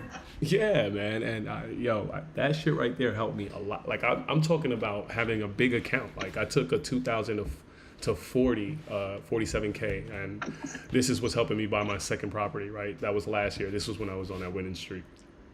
Developing that rule, that edge, when I got up to 25K, I started taking bigger trades, right? And I started like going. I mean, I had a lot of bigger hits or whatever, but at one point I was seeing like $1,000 negative on the screen. And I'm like, yo, if I don't cut this shit, they're gonna take $5,000 from me, and that's not what I could afford, right? Like, so I was cutting shit at 800, 1,000, and then the next day, boom, you make that right back, right? Because I was just doing a different size or whatever, and I was playing SPX heavy. But it was that flip that was like, yo, you have to cut a trade and take the L. And literally, if you go back in the same day and you're in on the right side and the trend goes nuts, you can make that right back. But don't try to break even. Just play the chart. Because sometimes it would be like, okay, 100 more bucks, and I'm zero. I'm gonna be flat on the day. And bruh, they fucking reverse, and now you mess up a really good trade. So every trade was unique. Don't marry the trade. Play the chart. Like, these are some fundamental, I think, things that, again, you don't teach that. You have to go through enough experiences to kind of say, yo, you know what? Enough is enough. These are my guardrails. And if your guardrails can make you fight tomorrow, you're going to smack this market. Like developing an edge, like you guys said, like anybody can teach you edges, but if your emotions get into that, oh, this time it didn't work, let me stay a little longer, there goes your account. That's why, like I said, I like listening. I quit trying to watch videos and try to teach me a trading style, because I'm good with my trading style now. But I try to watch videos that try to teach you the mental side of it. And most of the good traders, like the traders that's been in it for a while, the six figures, and they putting size in, like they all say, like when it clicks in your mind that you have to be good at losing, then that's almost like an aha moment. And see, I think that's one of the things that Evan kind of struggles with. He don't like to take the loss, but good traders don't care about losing because it's all a part of the process. So you have to be good at losing. And then another thing, and Vega and all of us have talked about it, like trading just shows you your flaws. Any flaw that you got in life, like trading is going to magnify that shit to the 10th power. And usually there's nobody else there to see it except you. Yeah. unless you like actively live trading or something where somebody could watch it. Other people don't see that flaw. Yeah, it's this game. This game is a game where you can't just talk to people about, because no one's gonna understand it. Right. Like I've tried to explain it to my parents. You know, my fiance, she kind of understands a little bit of it because she traded for a little bit. So she understands, you know, a very minimal amount of what goes on in this game. But you know, to sit there and like have a dinner conversation about trading, it's so hard to do with people just because you need to be in this game to understand what I'm talking about. Yep. I can't just explain to you that, you know, like people, when I talk to my parents about trading, because I'm passionate about it, I can talk about this for hours, you know, and that's how I know I'm passionate about it. But when I talk to them about it, and they're like, oh, but you're just looking at like candlesticks and like it's just you watching them move. I'm like, dude, you need to. I tell my parents, like, you gotta understand that there's like personalities. Like these candles, there's a personality behind each tick. It's not just like, yeah, you could break it down in terms of, yeah, it's just candles, but there's a reason for the candle, you know, that you're going to be trading. And, you know, there's overall market sentiment, you know, which all in all is just a big emotion. And you hear me talk about a sentiment shift often, where if it, you know, I'm drawing a technical line, if it fails this line, the sentiment, the joy is to the downside now. So like, you know, it's really complicated having a conversation with people who don't understand the magnitude of what the market really is, just because of how emotional the game is and how stressful it is, especially when you're trying to learn it. It is probably this might be one of the most stressful things anybody could try to play, and anybody could try to do. Just because at the end of the day, you're dealing with money. You're dealing with something that is, you know, a valuable asset, and you can lose that in minutes. Yeah, that's why Jared over Live Traders, he says like trading ever do probably short of going in the military, just because of the mental aspect of it and everything else that goes along with it. I don't know, bro. Our military getting weak, bro. They have the pronoun shit going on now. Yeah, but back in the day, Yo, boot Vegas camp, crazy. boot camp wasn't no shit. Like you say nowadays, maybe, but Nowadays, yeah, back it's in them soft as fuck. days. But man, I just pulled my computer up. I'm about to get my damn recap out of the way. Look at Netflix. I know y'all, or you say that you don't trade Netflix. Perfect W bottom. Look at that I W. think I bottom was right doing a there. V shape, actually. Yeah, This bad I was boy. on a V shape. This thing W bottom from 336 up to 441. Man. That's sweet. I turned Yeah, on like the market is everything's still red though. I'm looking at. Yep. I want you guys to see something that like this is why it was easier to like find an edge when I cornered the market in terms of like, I'm not looking for like W's or Z's or M's or nothing like that, but like something that should happen at a certain line. All right, that line came up. How does price move? Oh, okay. Now watch how this thing did the same thing yesterday, bro. I swear to God, SPY, someone has this thing on a friggin' bot, like a bot mode or something, because the same exact thing it did to the run up, it did yesterday. So I don't know if we're gonna have an end of day rally or some consolidation before the rally or what, but I turned on, don't mind the code basically calling out the play, but this thing called the shorts on the 15-minute chart yesterday at the open at like the 411 level. Market came down almost 8 points. But what's interesting to me today was when it developed that 15-minute line at demand, it bounced up into the money zone, failed again, and then we had that end of day rally. Once I see that 15-minute line, I usually call out the reversal play, and I took the first move up, got out at the top of the BB band on the 5-minute. You can't see that here because it's a 15-minute chart. And then the market came all the way back down, only to bounce again. Now today, gave us the same exact play. It gave us a 15-minute line, called out the reversal.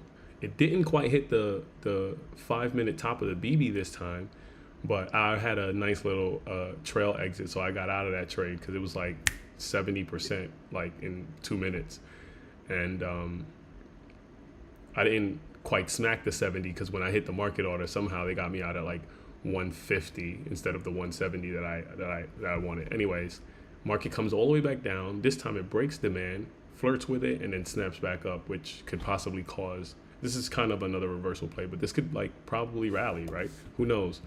But it looks exactly the same as yesterday if you look at this kind of price action after the dump. That's what this market has been doing anyway. Like almost every day, at least last week, it would fade in the mornings and then just rally back up. Like somebody would start buying it back up every day. Every day, bro. I'm telling you, there's a bot program in SPY. Like, it did the same thing the entire week. It dipped in the open, got bought the fuck up. At least Thursday, Friday, I saw that twice. I remember seeing that like twice. And I was like, damn. Friday, I that's what got me in to like go long. I was like, I'm gonna just buy this dip. Man, the dip went so fast it went without me, but I ended up catching a pullback at the highs, and this time, thank God, it just continued to go. But like, I'm telling you, if you pay attention to one name, you sort of understand its DNA after a while. And when it comes to SPY, brother, that shit does the same shit almost every day. Maybe the time shifts. That's the one thing I noticed. Like if a dip happened at 12 Thursday, it's probably gonna happen a little earlier on Friday. But you'll get that same rip action happening at the open. Which I could. You know what I'm gonna be watching? My channels. Yeah, that thing is I'm killing. gonna be watching to see how it's gonna flip flop.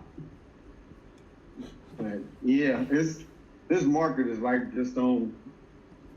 I don't know, but that's why I say you can't form a bias to it. You just gotta trade what them charts show you.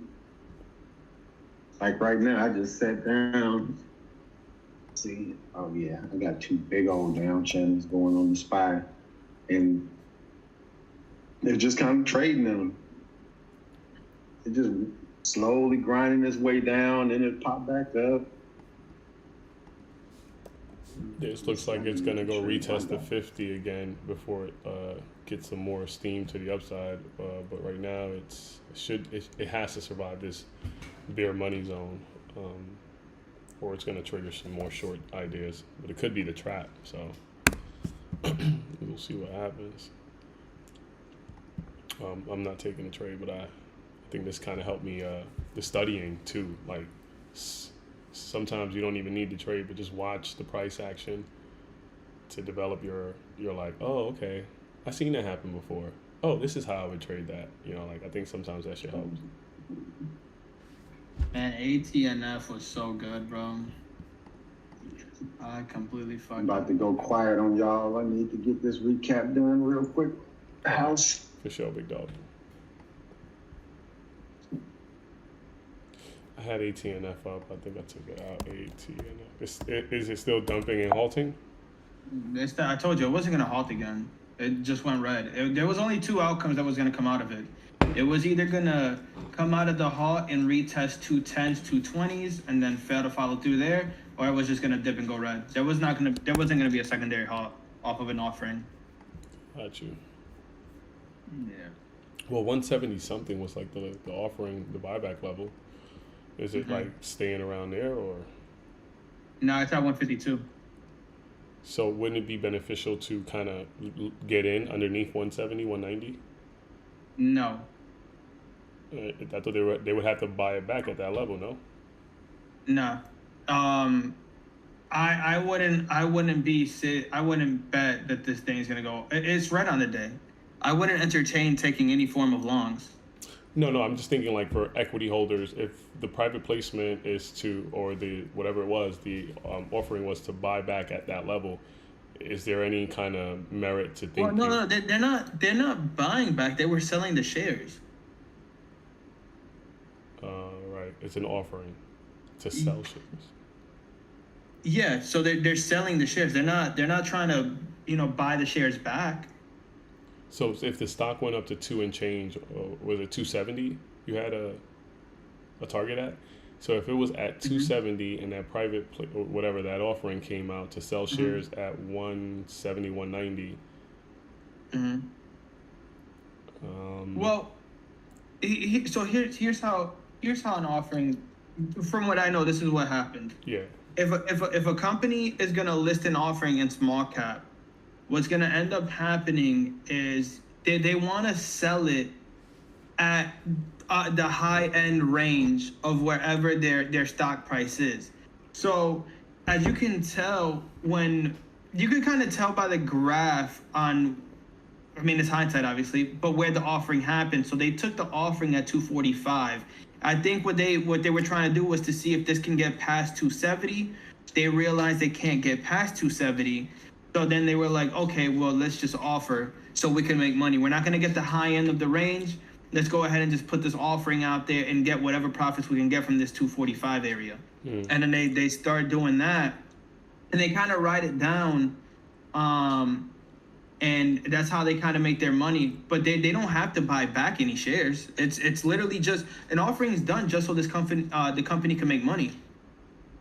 Got you.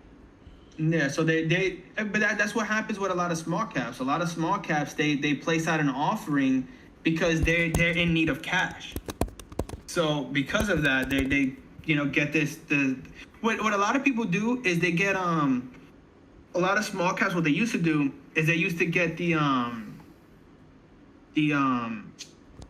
people who hype up stocks. I forgot what they're called, but the people who basically hype a stock up, newsletters. They call it newsletters. Yeah. So they'll do a newsletter on a stock. Like the company will pay an individual, right?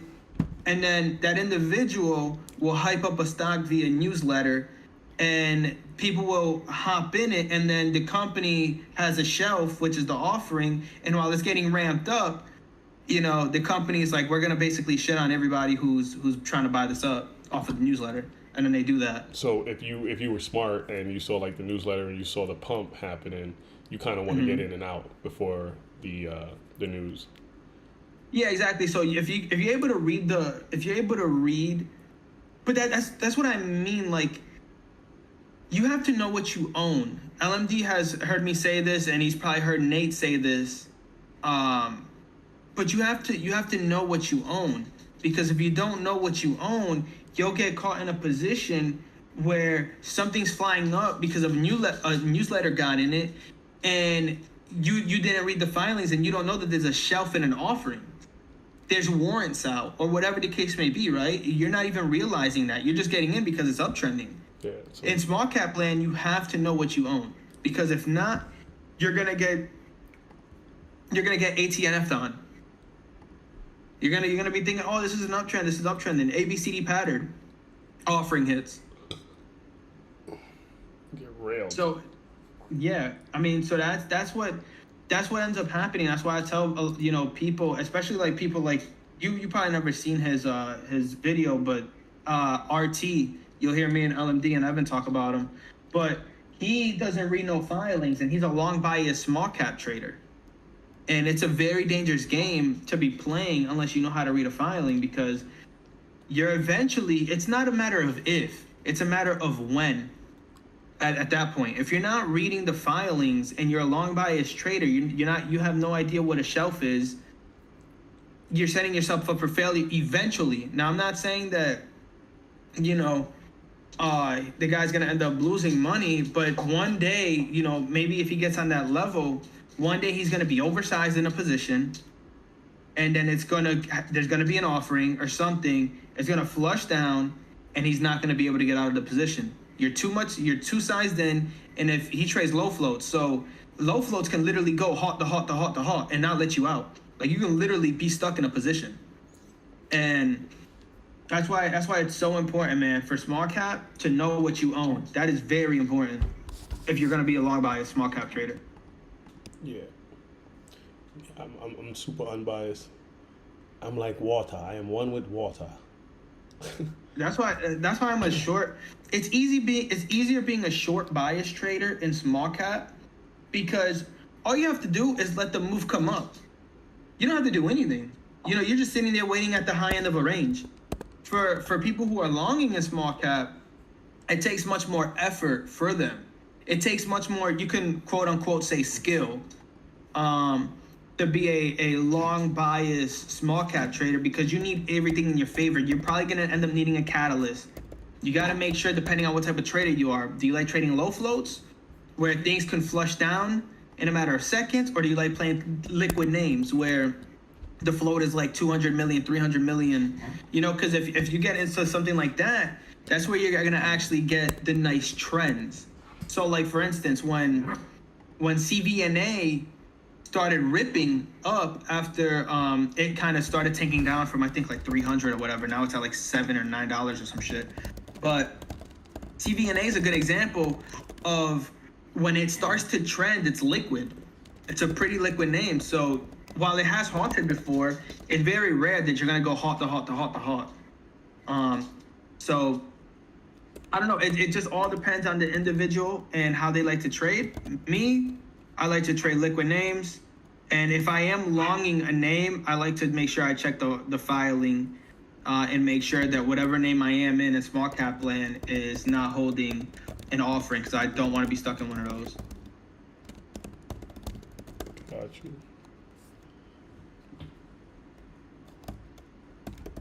I also don't long with a lot of size for small cap either, because I just don't trust. I don't trust a lot of these companies. Which you shouldn't, because there's a reason why they're priced where they're priced at. So it's hard for me to have faith in some of these small cap land things, just because, if I end up catching size and I get caught in a flush or a halt down, like it's a very scary situation. Mm-hmm. You don't want to. There's no reason to put. Like, you put so much work into growing an account to blow it up from one ticker, and that's what can happen. You get into something like one of the China liquidation plays. China likes to have these public companies, and I say that with air quotes. The PLCs. What happened? I think they're like PLC names. They usually have like PLC attached to it. I don't know. I don't know if I can find. It's like usually a private placement or some shit like that to be able to trade those. You'll see that, but yeah, go ahead. But that's why, like, you'll see like some people, like, they'll be long like Chinese names. They don't even know what they're like long. Like, they don't even know. They just know that it's up on the day, and they don't know that it's a Chinese liquidation play where they're kind of just bidding it up to try to trap shorts in to squeeze them out and then sell whatever shares they have for profit. So, people can be looking at something go up, looks like it's catching a bid every single day. They're getting in, and then out of nowhere, the bid's gone. There's no more bid. They just flush it completely down. And I mean, you go from, I remember, I wish I remembered the name because I traded it. But I remember there was a stock that was it was a Chinese stock that was at like $37. Is it dogs? Wait, hold on. Is it DOGZ? Hold on. It is DO. I think it's DO. Hold on, let me check. Yeah. Well, no. This one was cheaper. But this is a good example. Dogs is a good example. I don't know if it's a Chinese name though, which sucks. But this is a good example. If you pull up the weekly, you'll see that it's kind of getting bidded up, and then it just slams down, and it goes from literally in was it 1 day? I think this is 1 day, if I'm not mistaken. I'm gonna pull the daily. Damn. Yeah, it's 1 day. It went from $6 all the way down to $1.90. Sheesh. That's an example of a liquidation play from a China name, and that's knowing what you own. You have to know what you're gonna own in this market in small cap land. Yeah, I think that shit is. I'm not a fundamental trader at all. Like, I didn't once I realized that like good news could still be bad for a stock. I was like, this is some bullshit. You could have a company with great, fundamentals in terms of like a balance sheet, sometimes they go through some big dumps. You could have a great earning and it still fucking tanks the stock. But once all that shit kind of like was an experience for me, I was like, all right, I can't be doing all this research only to have a bias. And then, you know, it kind of kept me in a play longer than I needed to. And then again, maybe just today wasn't that day and the catalyst needed to like kick in tomorrow or something like that.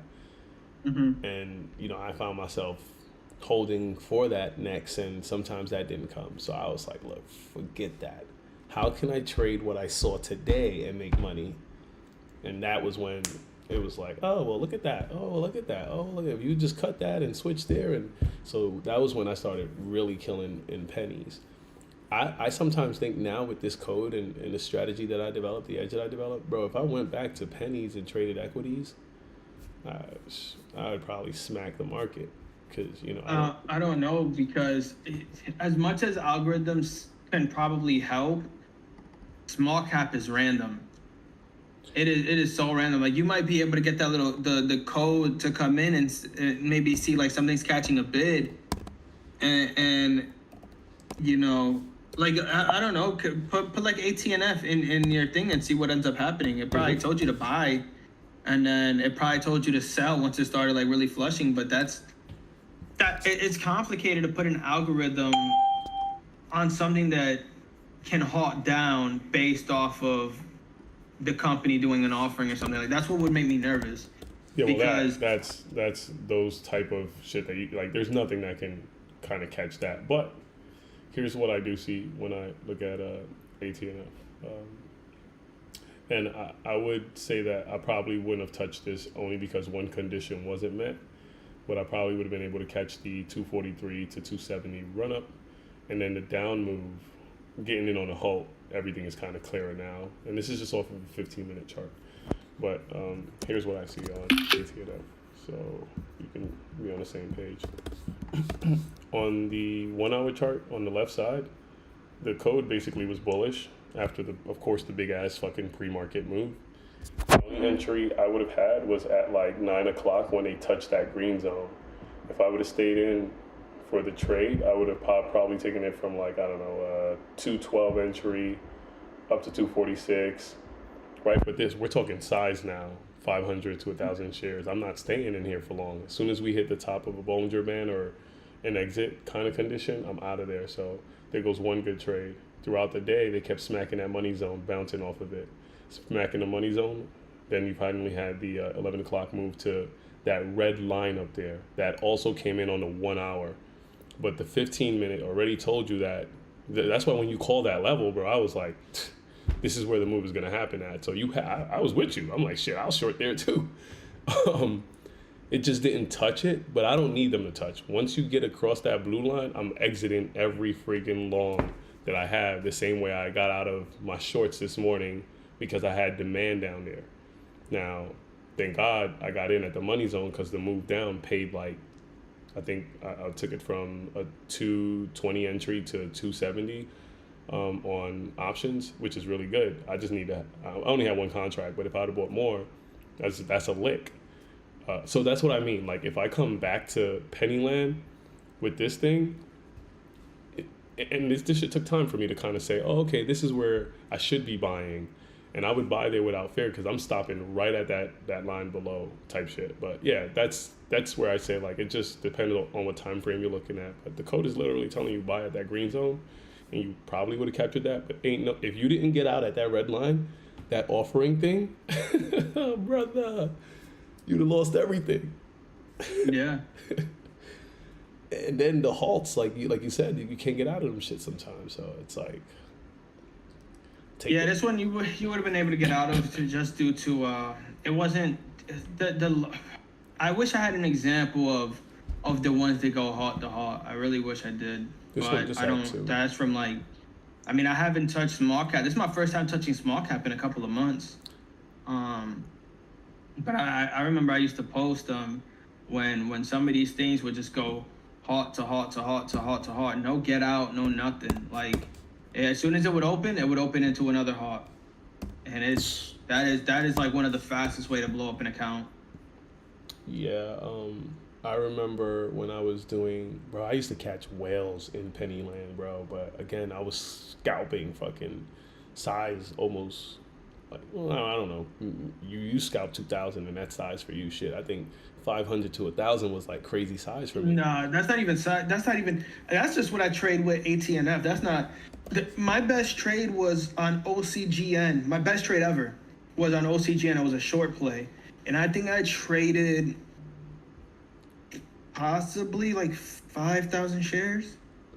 Yeah. So like when I have conviction in a trade, and the thing about OCGN, and I remember it because it's my best trade of all time. This happened about maybe 2 years ago. It's my best trade of all time. Oh, baby. I basically let me see if I can pull up the daily chart on it because I remember that shit. Probably would have to pull up the weekly because of how far it was. I remember I was shorting OCGN around when it was like near the $16 to $18 range. That's where I was shorting it at. I want to try to see if I can find the specific day. Oh, I remember that one. It's OCGN and OXGY. I think there were two fucking. Yo, it's so funny the names that we all play. OCGN. This was my best. This was my best trade of all time. Best trade. Not even there hasn't even been anything remotely close.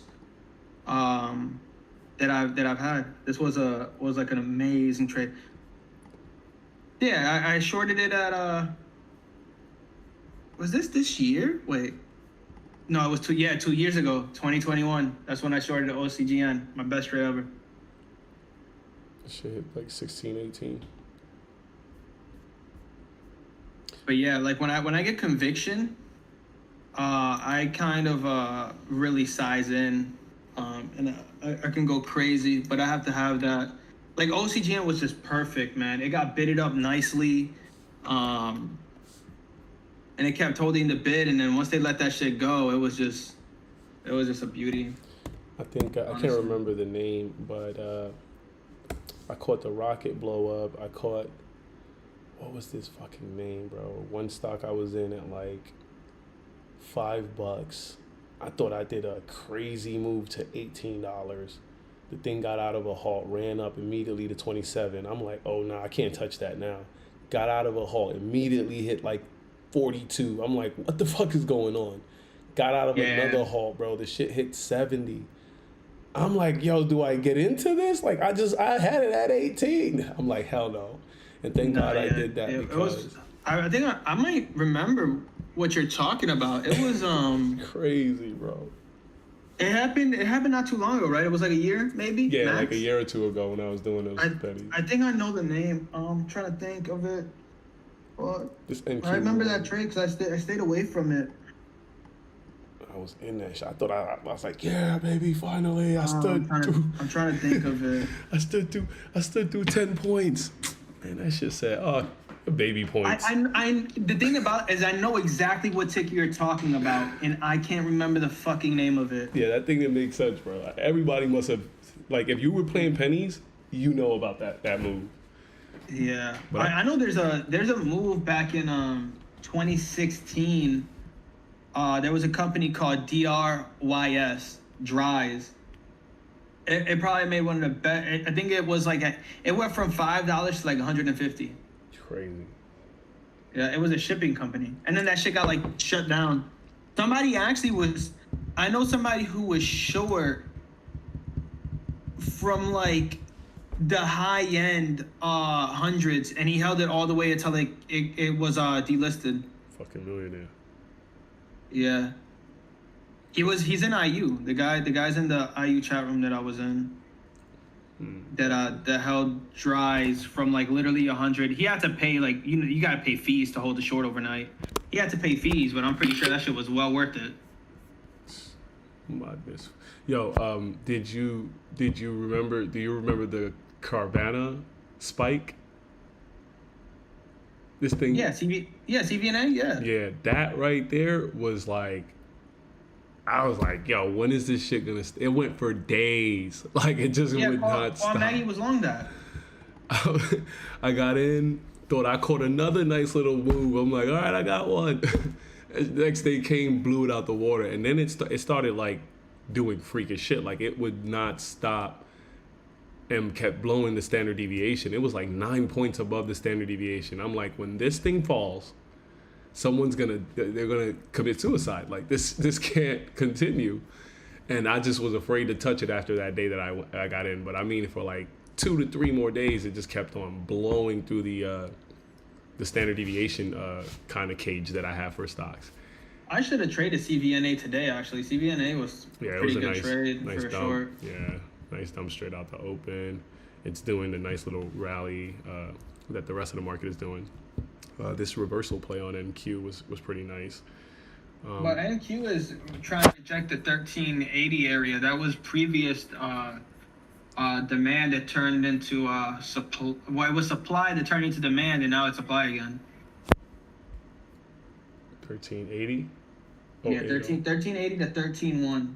Got you. Oh, that It's 100 a zone. level. Fucking 100 level. LMD. Gio, what's up, my brother? This thing is killing, bro. It's freaking killing. I was watching NQ pre-market and overnight, and I'm looking at the 5 minute. This is what made me change my like kind of frame of mind this morning. My bad, Gio. What's up, Pat? Sorry, that was a computer. The speakers are on. Gotta turn them off. Yeah, so Gio and I have been working, just kind of sharing some information and updating a few things here and there, just because he codes and stuff like that, man. This guy's a sniper on the low, I think. I just think he tries to be modest. Nah. Reality is, I'm a struggling trader, but I do what I can. Yeah, but I was watching friggin' NQ overnight, and I activated the code, but meaning the code that gives me the plays, basically is the same plays that I would normally take, but I took a 5 minute friggin' play, right, that said we should be going long. The thing worked, it hit target 1, I'm like, well, shit, let me try to hold to target 2. And then I looked at the 15 minute and the 1 hour, and I see this big, like the 1 hour said short this zone. The 15 minutes said short this zone. And I was like, is the 5 minute gonna change the macro? Whatever, it's small risk, let me see what happens. Bruh, as soon as I said that shit, the biggest drop came in, and I'm like, fuck. But my stop got me out, so it wasn't a big deal. And I'm like, all right, let's try this. Forget all short signals to the upside when this condition is true. So, and it also turned out, Gio, that price was below both moving averages, both 50s on the big time frame on the 1 hour. So I said, man, I'm taking a short if y'all get back in that red zone. Bro, they gave me the opportunity twice. So I killed a move this morning to the downside. And then I took another 5 minute play to the upside, but very light, and got out at like 1.7. I was trying to take it to 2x, but I was again approaching that red zone on the 1 hour. So I was like, I'm not going to get caught with that again. Some data came out at 8:15 and the market went whoop, wop, whoop, wop. It just like went crazy. So now that I saw that volatility picking up, I left the market alone. But at 9 o'clock, my whole plan was, if this thing could stay in this condition, I'm going to short. Brother, code fired on the 15 minute to go short based off of what we've been looking at all week. And the 1 hour didn't change yet, of course, because it's the big dog. Market hits the red zone on the 1 hour and starts to friggin' tank. In my head, I'm like, do I hold this shit to hit, two standard deviations on a 1 hour or the 15? I just got out at a demand zone that I saw on the 15 minute before they bounced, and it worked out for me on SPY. But then the market came right back down and started trending. So maybe getting back in and kind of, I don't know. I don't believe in like averaging in when they go back to your entry. Maybe if they get lower. But by that time I didn't have a runner. I was all out. But big payments off that 1 hour today, but That thing hit. So an entry up there went 1, 2, 3, 4x. Holy shit! On a 1 hour on NQ. Thing dropped 200 points.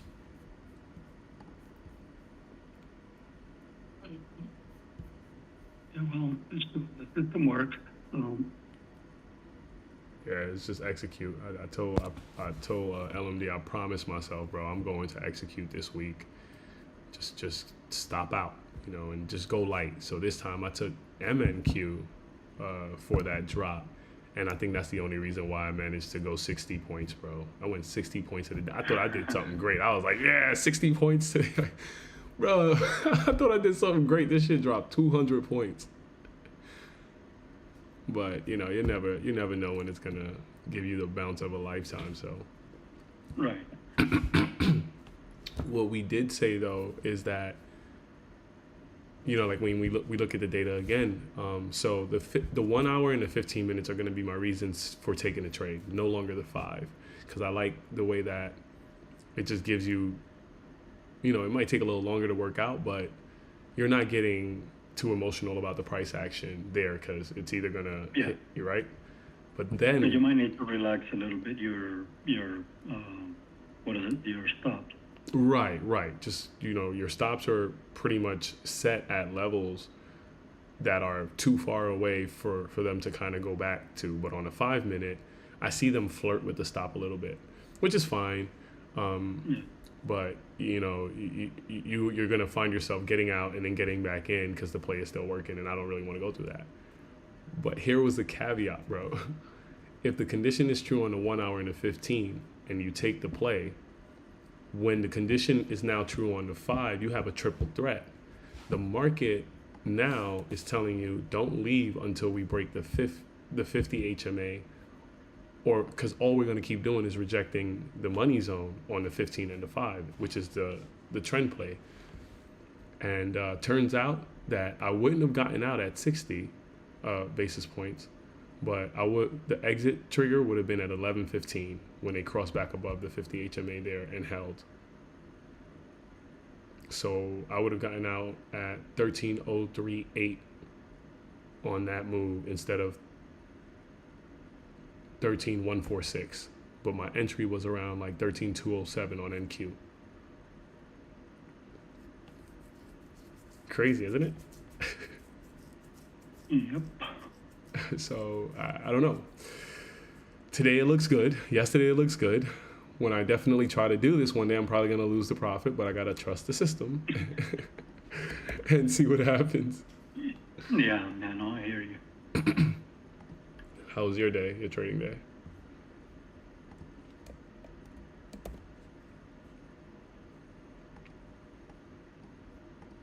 So you got your money for today, right? I think that's what I heard. Oh, yeah. I mean, once I got that back, I was pretty much happy with the gains. I was like, okay, I could continue to ride this down, but I think I'm going to walk. That was one good trade. I don't really need to, take them all. So. Yeah, we're pushing today. Yeah.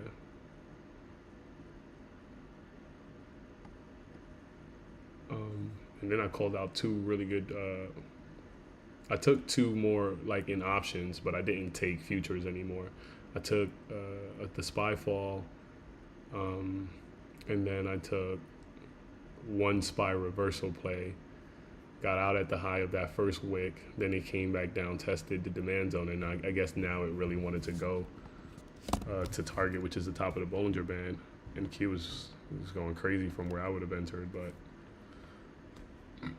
yeah, that thing just 3x'd on a 5-minute trade. Have you tried putting an option contract in one of these charts?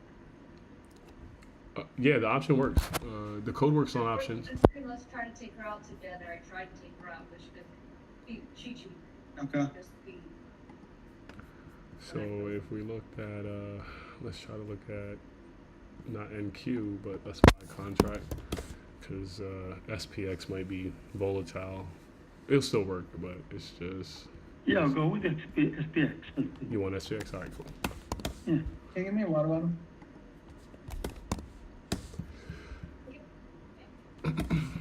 I think so.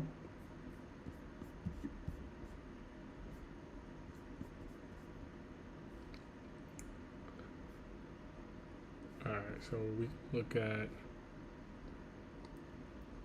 So yeah, 50-cent delta. okay, 50-cent short delta. Yeah, either or, doesn't matter. All right, we'll look at this guy here. That's at $6. This probably was at 15 cents this morning. Wow. Maybe. I mean, Yeah, we'll see it on the chart though. yeah. It's gonna go to 1.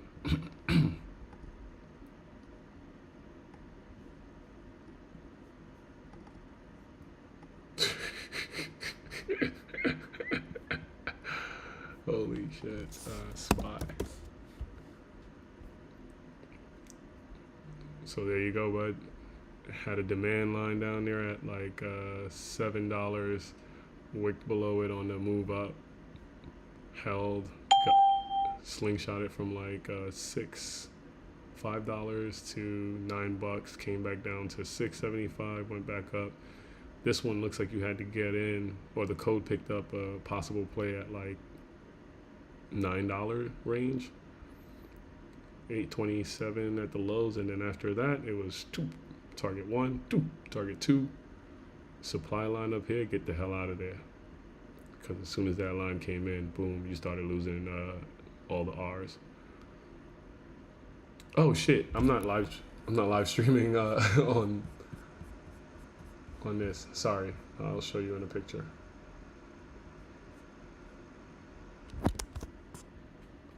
You're on YouTube, so I'm watching that. Oh, okay, all right, cool.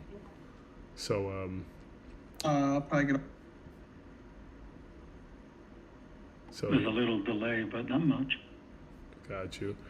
So yeah, that was the play there on SPY to the downside. This is your 15-minute, and this is your 5.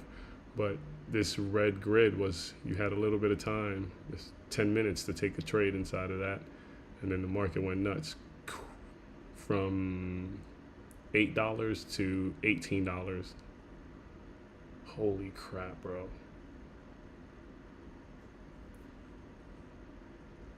And in the next 30 minutes, for this BS pullback that they just did here, back into the money zone, they basically gave you a double bottom kind of entry.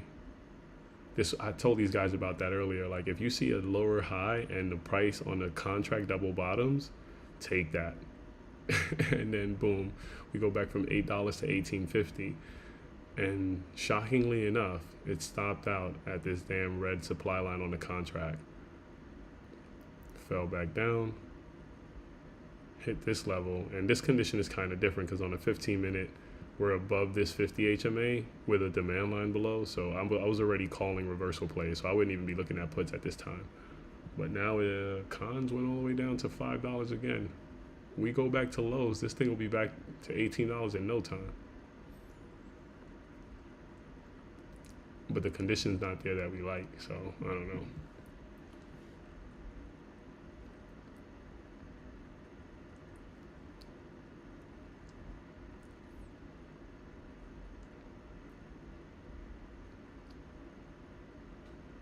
Yeah, just wrapped up my recap, and I see the SPY look so pretty, 50 in the chart.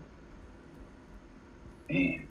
Yeah, beautiful, beautiful reversal play. I think they still got room to the top of the Bollinger Band too, like 408. That'll be the whole, basically the whole day's drop. I'm looking for it to flush. Yeah, based on that reversal play, they usually hit that target. You looking for it to go higher or lower? Just based on the stats of a reversal play that I usually take on that 15-minute demand line, they usually hit the top of the Bollinger Band on the 5-minute and then flush. So we might have done that though. You might be, because I'm looking at the 15-minute. Hold on. Yeah. I think we definitely did that. The only thing that got me scared is VWAP. And during my recap, I almost said I was going to take VWAP off of my chart. because it kind of gets me out of trades sometimes when I shouldn't get out of them. Yeah. And it's actually sitting on VWAP right now. So that's why I was like, VWAP may make this go higher. Yeah. So this would be a good study for me to see what it actually does right here. Yeah, definitely. So this hit target. This is at the top of the 5-minute bully band. The code looked like it picked up a really good entry on that pullback, shot up to the top. Two things can happen in this type of condition for me. This thing could trend. So you should see a bounce at this level here. And they're gonna probably either try to take out 407. We actually traded this this price action before LMD, and I think the same thing was what you were looking for, whether or not they'll hold the VWAP. And I was like, bro, I'm in at this money zone. So afterwards, they swung back up and took out supply that they created. But yeah, they could flush, right? Some more. If they break 406.80s, which is the 50 whole moving average, then I don't want nothing to do with this, but I would anticipate a possible trend play first, which is a bounce, and they could continue to get into a push phase, or this shit could just die, and the 15-minute might just kick back in.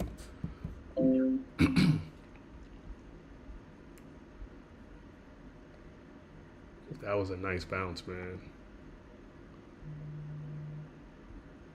Yeah, it came off. I got a hourly down channel, and it kind of just traded that channel perfectly up out of a zone. Yeah, I see that. I had that this morning. It's tapping the top of that zone now, and that's on the 15. It looks clean. Nah, I won't say clean because it kind of set an even bottom right there, but still has a nice picture. Like it should go lower.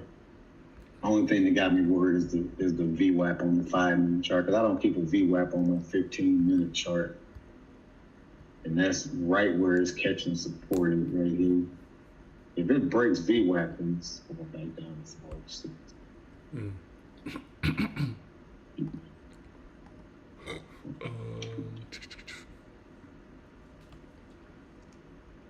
That's my thought process for the week. One good trade, one good trade, one good. Looks like that money zone bounce. See if they could hold this, but some caught a little bit there.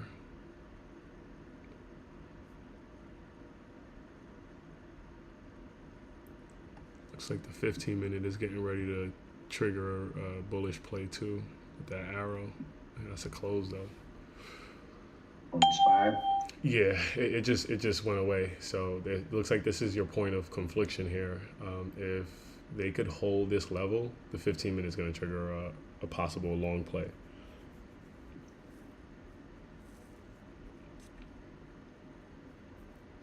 Maybe I should change this. that. It's right in that little area of confusion. Mm-hmm. I see Gio in the house. What's going on, Gio? Hope all is well with you. Hey there, man.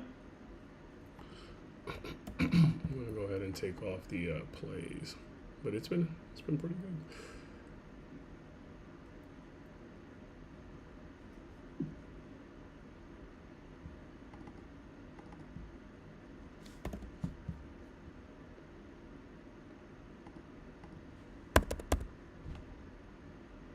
Dude, talk about a fade. The ATNF just fell off the face of the earth.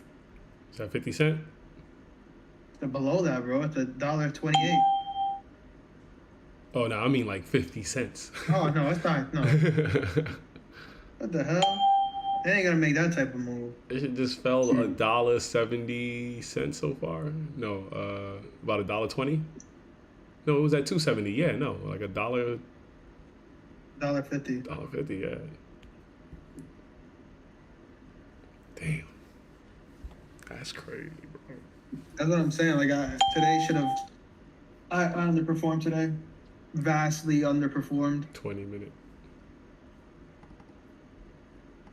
Like I said, I'm not even joking. Like today should have probably been like a $2,000-$3,000 day for me. And it's my first day back trading small cap. I mentioned that in my recap right now. Like, if you have a good strategy, it should work You should be able to work it on any time frame, any like commodity, so it's option, stock. You should be able to work across the board, and that's just what that shows. Yeah, I trade the same. I trade the same setup every day. It's the same shit over and over again. I trade the same type of price action. I draw the same type of line. I wait for fail follow through momentum or an ABCD high or low. Like it's the same shit. I trade the same shit every day, regardless of if it's small cap or large cap. I draw the lines and I use technicals. That's it. Yeah. People think like, oh, I need to change for this or that. No. If it's technically sound, it should be able to work across several different Time things. Time frames? Yeah, I should. Go ahead. No, I think he was just saying time frames. Yeah. I'm disappointed with myself today. I felt like I should have definitely performed better than what I did today. Mind you, I'm green, but I'm not green like when. You was just saying that last week, this is the only business you get into where you could have a good day but still have a bad day. Yeah, it is. But the reason why it is like that is because, I called everything out. If I was just trading ATNF alone today, off the long that I called out and the short I called out, I'd probably be up $2,000 taking both position sizes on both sides. Like, Oh, fuck. Damn. just crazy, man. That's how the game is, though. That's how it works. Wonder if I could just do Dang. this. Trader View, their question of the day is on Twitter, what do you think separates successful day traders from those who struggle? Risk That was management. the question of the day that we pretty much have in the group almost right there. Yes, it's risk management and psychology. Those are the two things. Yeah.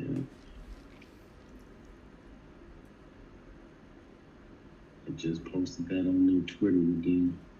Man, when I was smoking weed, that was probably like the best time for me to trade. I was really relaxed. I was still micromanaging trades. Yeah, it's different. I don't smoke weed. I take edibles. Mm-hmm. I don't like fucking with my lungs type shit. So Yeah, I'll take an edible here and there. Like I've been taking an edible at night, basically right after I'm done trading, I stream, and I stream for maybe another 4 to 5 hours. But right after that, I pop in an edible. I chill with my fiance and we watch like TV and just kind of. It's good for me because it helps me like relax, and I need that in this fucking business, bro. Like, a red day sometimes feels like it's the end of the world, and it's like it's just good to fucking pop an edible and just be laughing. Yeah. I was just a chronic smoker. But yeah, no, I definitely feel you during the trade. I think that's probably where Spark and Trade came from. But Yeah, it definitely makes things easier when you're just chilling and fucking. You're just more relaxed. yeah, I was just chilling through like the price action and Yeah. like you said, the lung shit. So I was like, man, let me quit this. Got my little boy I want to live for. So, Yeah, that's bro. what I don't. That's why I don't smoke. I'll take an edible, and I go to the gym and shit. So I feel like it'll probably wear me out faster if I was to smoke and stuff. So I was, I'm not doing that. Both my brothers smoke though. They fucking go crazy. Man, I got so high back in my youth, that shit scared me from ever smoking. No, Yeah, you probably got laced, dog. nah. You know, California got that chronic. We got that super strength. No, that's I true. get my shit from California. That's true. One time I went to I got it, Cali. bro. I get They medicinal. sent me to the hospital. They literally, like, where I worked at was like with some prankster gangsters. Like, they did meth. So some white dudes that did meth, they would be all the way at the end of the warehouse. Yo, And that's then fucking they would hilarious. let me run the other end of the warehouse with like a bunch of my buddies who got hired on. It was like a bulk mail center. And man, them cats were like weed smokers.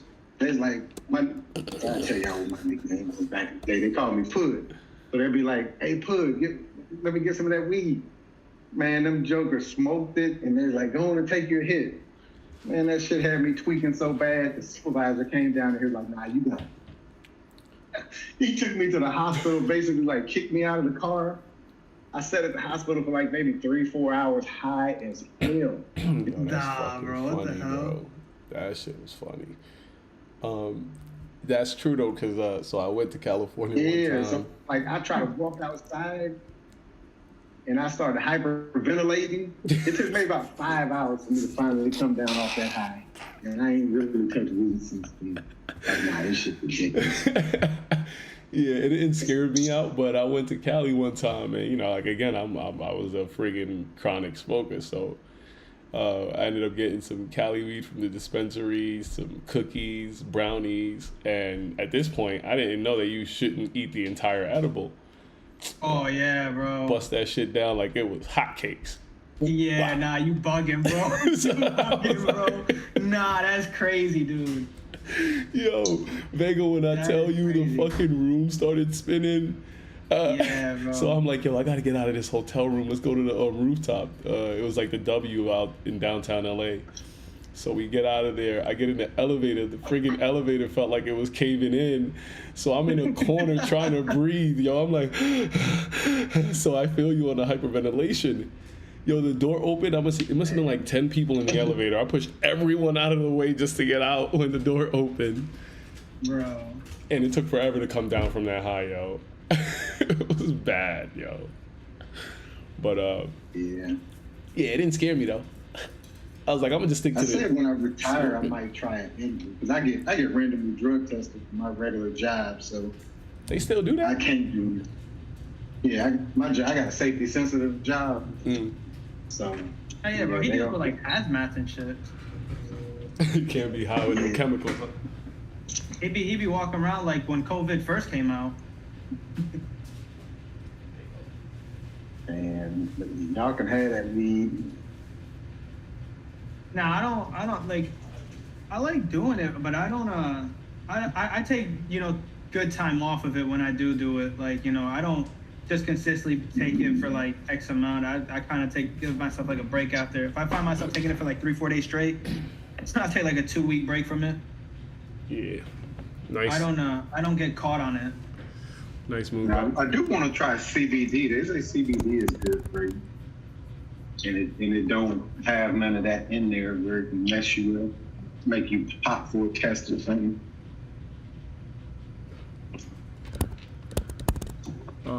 Nice move back up to the upside there, right off the money zone there, LMD. Let's see if they can break that. I'm gonna show you exactly what I'm talking about. We played this, bro. This thing looks exactly the same. I think it was not this day. Oh, at the 5 minutes gonna tell me. Definitely last week. This right here. I know I didn't mention it, but I got right back into AI for what it's worth. I got a 21 entry, and I got it with size, and I'm up 27 cents right now. It's the 15 minute. Here's the 5, but this isn't gonna go back far enough. Oh, she's ripping now. She just ramped up. Yeah, I'm about to take another piece off here. My bad. Yeah, guys. I took this trade with size too. This is a good fucking way to end the day. Right. White candle. White candles are always good. That's what you want to see. Yeah. Now I'm just gonna hold on to this little runner back to break even. But that's that. I got a crazy move right there. It actually made my day somewhat decent. It made it tolerable after that huge mistake that I just had on ATNF. And by mistake, I mean not taking it. I didn't go red on it. Still a mistake because I didn't take the trade. But yeah, awesome. Got a lovely trade in.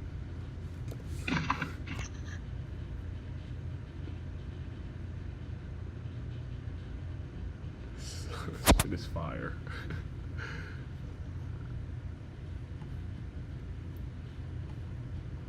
You could even wait for the condition to be true here. Holy shit. The only time to take I'm trying to see if this shit wants to get to 22, bro, but I don't know if it wants to get up there. Wow, Gio, we got the price above both time frames that happened when the code triggered the long play, the pullback was your entry into the money zone. You catch the first spike up, another money zone bounce just happened, and that's what we want, right? Because the condition is true. Now, we talked about why we wouldn't fiddle in the middle. Oh shit. So you don't fiddle in this middle, but this gives you the green light. And at this zone, they went to double test. This was a 50 HMA double test of the 15 minute. Holy fucking moly.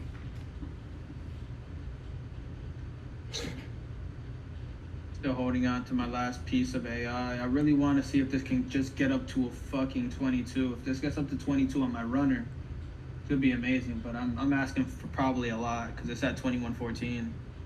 And what we got like what, hour and 30 minutes left. I don't know if we're gonna get there.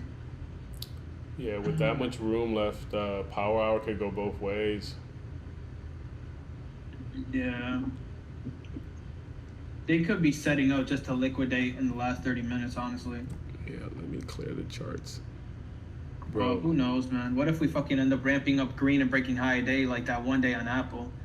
Apple literally went red. Apple ripped to highs, went red on the day, and then ended up breaking the highs in the afternoon. I was sitting here like, bro, what the fuck?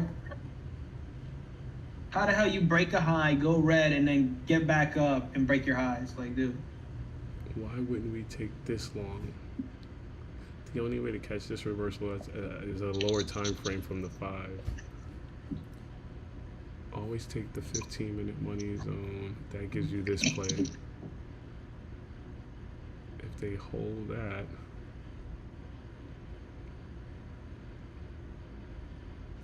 oh man, I think I'm. Come on, AI, bro. Just run it up to 22, dog, please. If you run it up to 22, I'm actually gonna have a. And it's gonna fail. Damn it, bro. The fucking supply line is hating right now. They're gonna take another swing at that shit. They survive the money zone, they're gonna take another swing. It's not gonna get to 22, bro. That sucks. It's just a little runner I have on, so it doesn't really matter to me. But I think I'm gonna just stop myself out here. Ooh. I will wait. Shit, it's like that, killer. Damn. Yeah. Oh boy.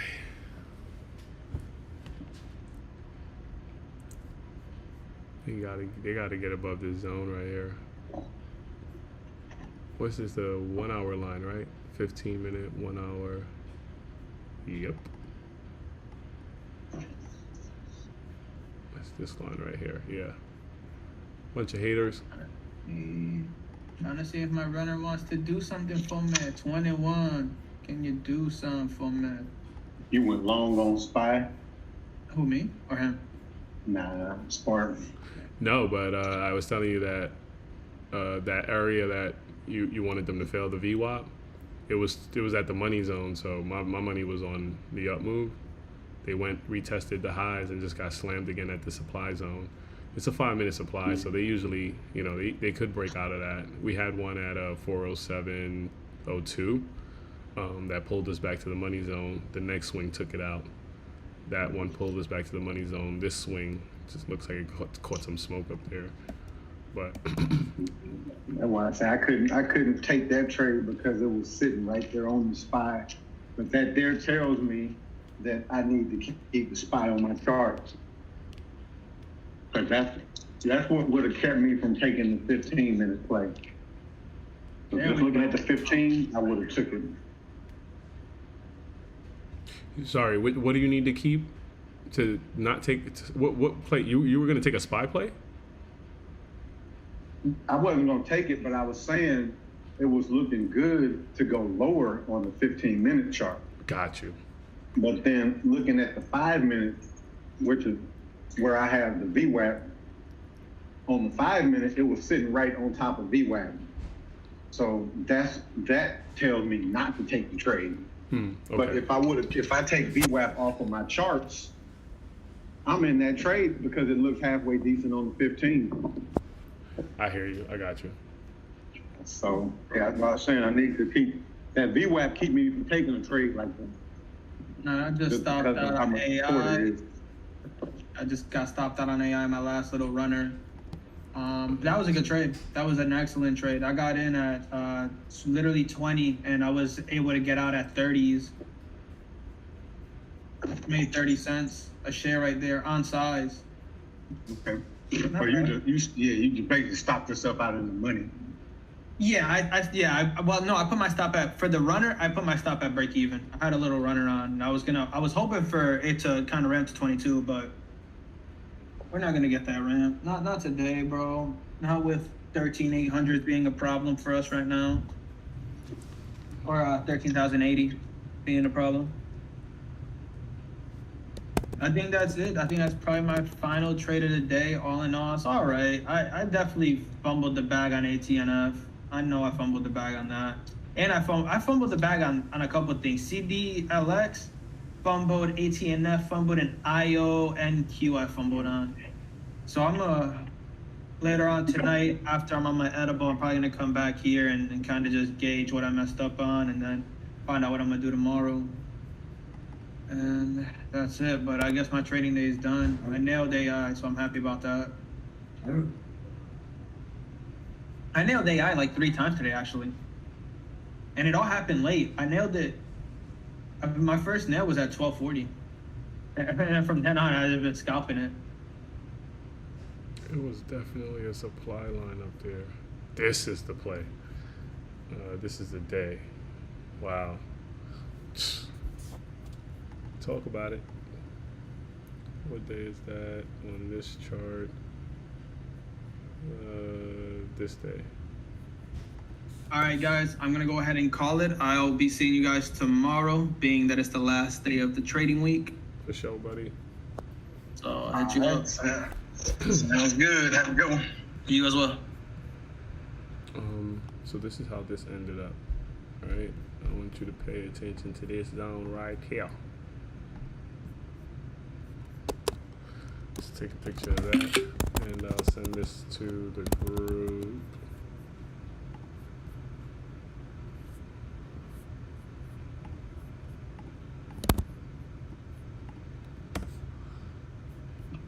Damn, I feel like I'm bombarding the group. LMD, you in a trade? No, nah, I'm back in my truck heading back to the office. Oh, all right, I just shot you a picture. This was what I was telling you. I know, like, the patterns happen every day, bro. This is insane. But I just shot a picture to the group to show you what this up move looked like, and why I thought, or why I, kind of called the zone that it should bounce that, which is simply money zone on the 5 minute. But if you look at that picture, and I'm gonna snap you the exact same shit that we're going through today.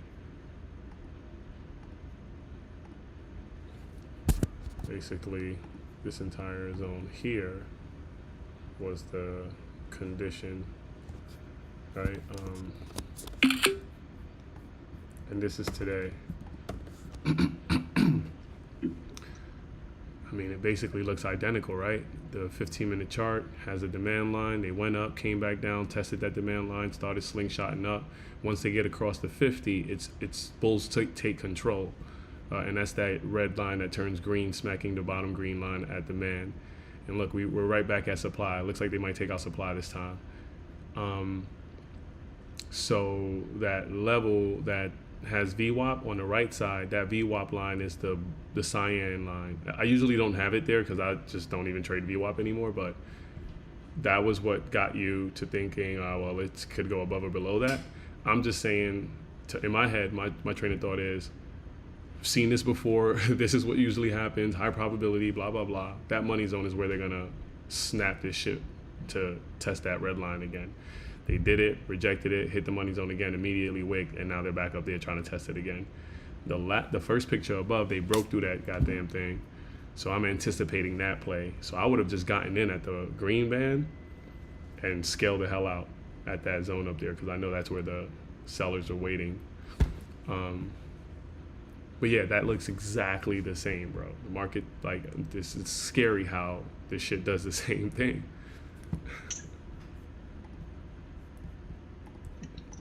just repeating itself.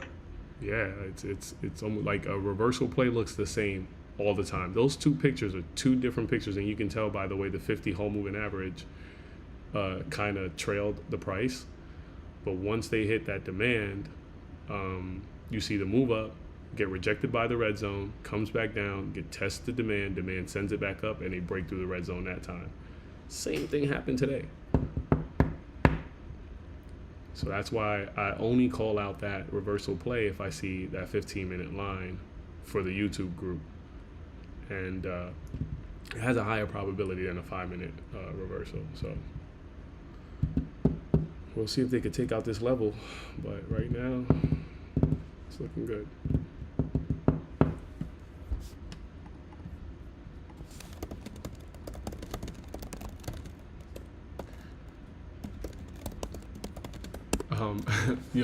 I meant to fucking tell Vega before he left. I had my boy in here. I didn't have him in this live lounge channel, but I had him. We were on my Discord channel, and we usually, like trade together or whatever. And this is the guy that I was telling you, like super emotional, doesn't really know how to cut a trade. And that's when Vega heard him say the market doesn't want him to win yesterday. he was like, nah, bro, it's you. Look in the mirror. And you were like, nah, I gotta agree. TOS is on some bullshit. When I was listening to the YouTube channel yesterday, just kind of reviewing the day, that entire conversation, the entire commentary in the background was just fucking so hilarious. So it played its way out right on there. Yeah, like you just hear, the pain that the market's putting him through. And I used to get on with him like almost every morning, and that's how my YouTube videos kind of like would just sound. And I'm like, bro, you gotta hold your shit together. Like, go on mute, do whatever you gotta do. But like, I don't think it's good for us to be trying to call out plays. And even if we're wrong, we can't, show that kind of emotions or whatever, because it's like, why would I listen to your call outs if this is the reaction that someone? But he has his own plays. Like I told him, like I try to tell him, like, bro, I do not trade without data. I don't give a fuck what I feel. If like I could have thought, oh, the market's gonna turn around now and drop from, but no, that money zone shows you that they usually bounce. So why would you take the trade against that? Statistically speaking, it's not the smart move. So this morning, yesterday he took the longs, and when the 10 o'clock data hit, immediately he was, like they broke the 200 moving average, took him down for a ride. When the data came out, they gave him green, bro. He still didn't exit. They gave you a shot to get out of that bad trade where you were probably down X, Y, and Z. You still didn't exit. So I don't necessarily get into people's conversations as to because I feel like it becomes a little exhausting, and I'm still learning too. So I don't want to sound like a know-it-all, but just him and I trading for such a long time, I keep telling him, bro, you need an exit plan. You really don't have any exit plan, and you're playing with SPX far out of the money. The minute that fucking thing goes against that trade, you lose 50 to 80% on the move that you just got gained. And there's no way you can humanly not react to that. Like, A, you're not faster than the bots. B, when you see you're up 150% and then a micro pullback takes you down to 20%, there's no way you're exiting that contract. You're gonna, maybe. Well, let me wait for the next spike. And then boom, you're down negative 20%. Oh, now you're really holding that contract. Boom, negative 100%. Like, it's just, it's not. Like I said, that's why I love live traders though, because like I said, they're so structured. Like, their thing is, like, before you take any trade, you need to know where your entry is, you should know where your stop loss is, and you should know where your target is. Yeah. If you don't have those three things, you don't need to take the trade. Yeah. And that's why I say there's so many things that they do in their class, like that for new traders, if you just totally drink the Kool-Aid, like you would be an ace boon coon trader because it's so locked in. Because now you got to do is just learn the strategy. Right. But if you can get the mental side locked in there, yeah, it's gravy. And you know, like, I think life is what makes the psychology of trading a little harder. You want to make rent. You're tired of seeing a little bit of profit, right? Like those are just right. You don't want to really lose. A whole bunch of things that you can't bring into the market, to be completely honest. Like it just makes it that much harder because you're staying. Yeah. You're like, I got to make rent this week. Maybe another $200. Greed. But that's why you can't depend on, like, you can't. So when I started day trading, I was 2 years away from retirement. So my thing was, I have 2 years to learn this. Mm-hmm. But you can't just come into this thing without like a plan. You can't come in without like, so if you're gonna come in trying to learn the day trade, you gotta have another form of income. Either you gotta have a spouse or you have to have another source of income. Yeah. Because until you can actually turn a profit, like that's what you're gonna run into every doggone day. I have to make this money. If I don't make this money, this or that. Like, no, that's why, like I said, people ask me, like, why is your risk so low if you got a good system? Because I don't need this money. I'm not day trading, per se, for the money right now.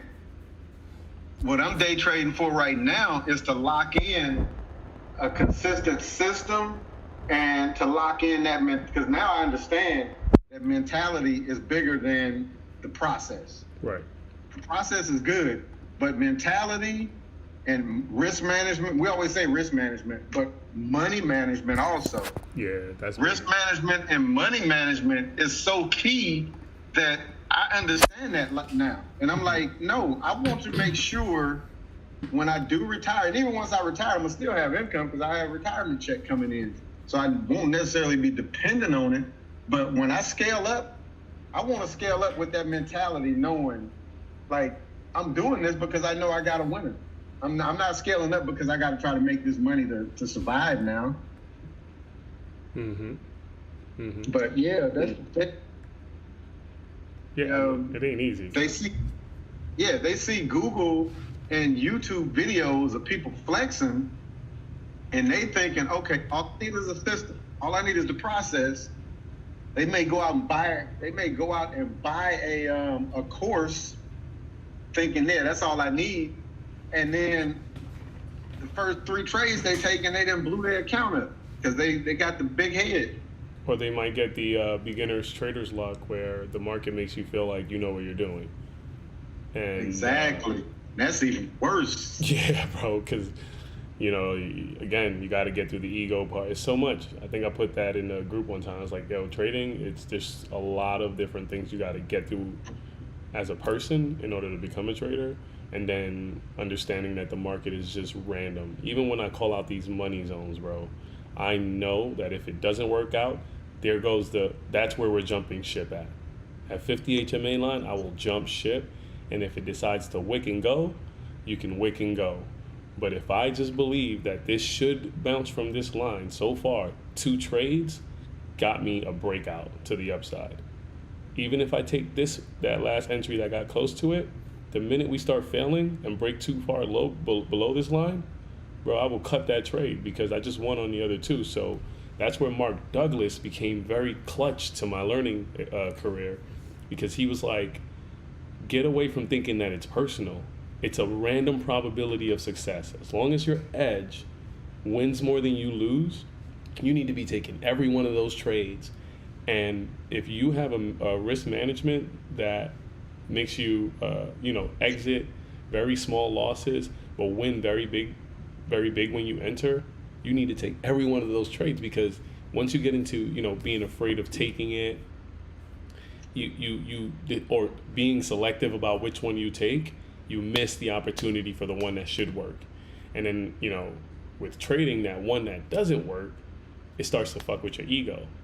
Well, if you just took all of them all day today, you'll learn that you'll quickly kind of adapt to that idea. Like, oh, okay, well, 10 of, like for me so far, 1, 2 nice money zone plays. This one right here is still in question. So far, the entry looks good, but this morning, the 1 hour money zone bang, 15 minute, that's 2-3, that worked out. 4 on the 15-minute money zone worked out. And the 15 minutes stopped the trend, so now I'm calling out reversals. So far, 4 downward opportunities worked, bro. Once we cross above the 50 HMA on a reversal play on the 5 minute, your green light to go long. That worked for the breakout, risking the very bottom of that swing low, which is like a double bottom at this point. Well, it's a lower low actually, but that would be your stop right there. That worked out. Then that's, what's that? It's 5, 6, 7, and right now 8 is in question. 7 trades worked, bro. Right?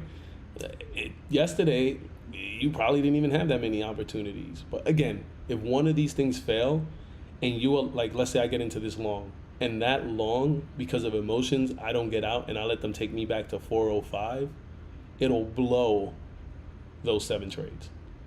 It would blow the gains.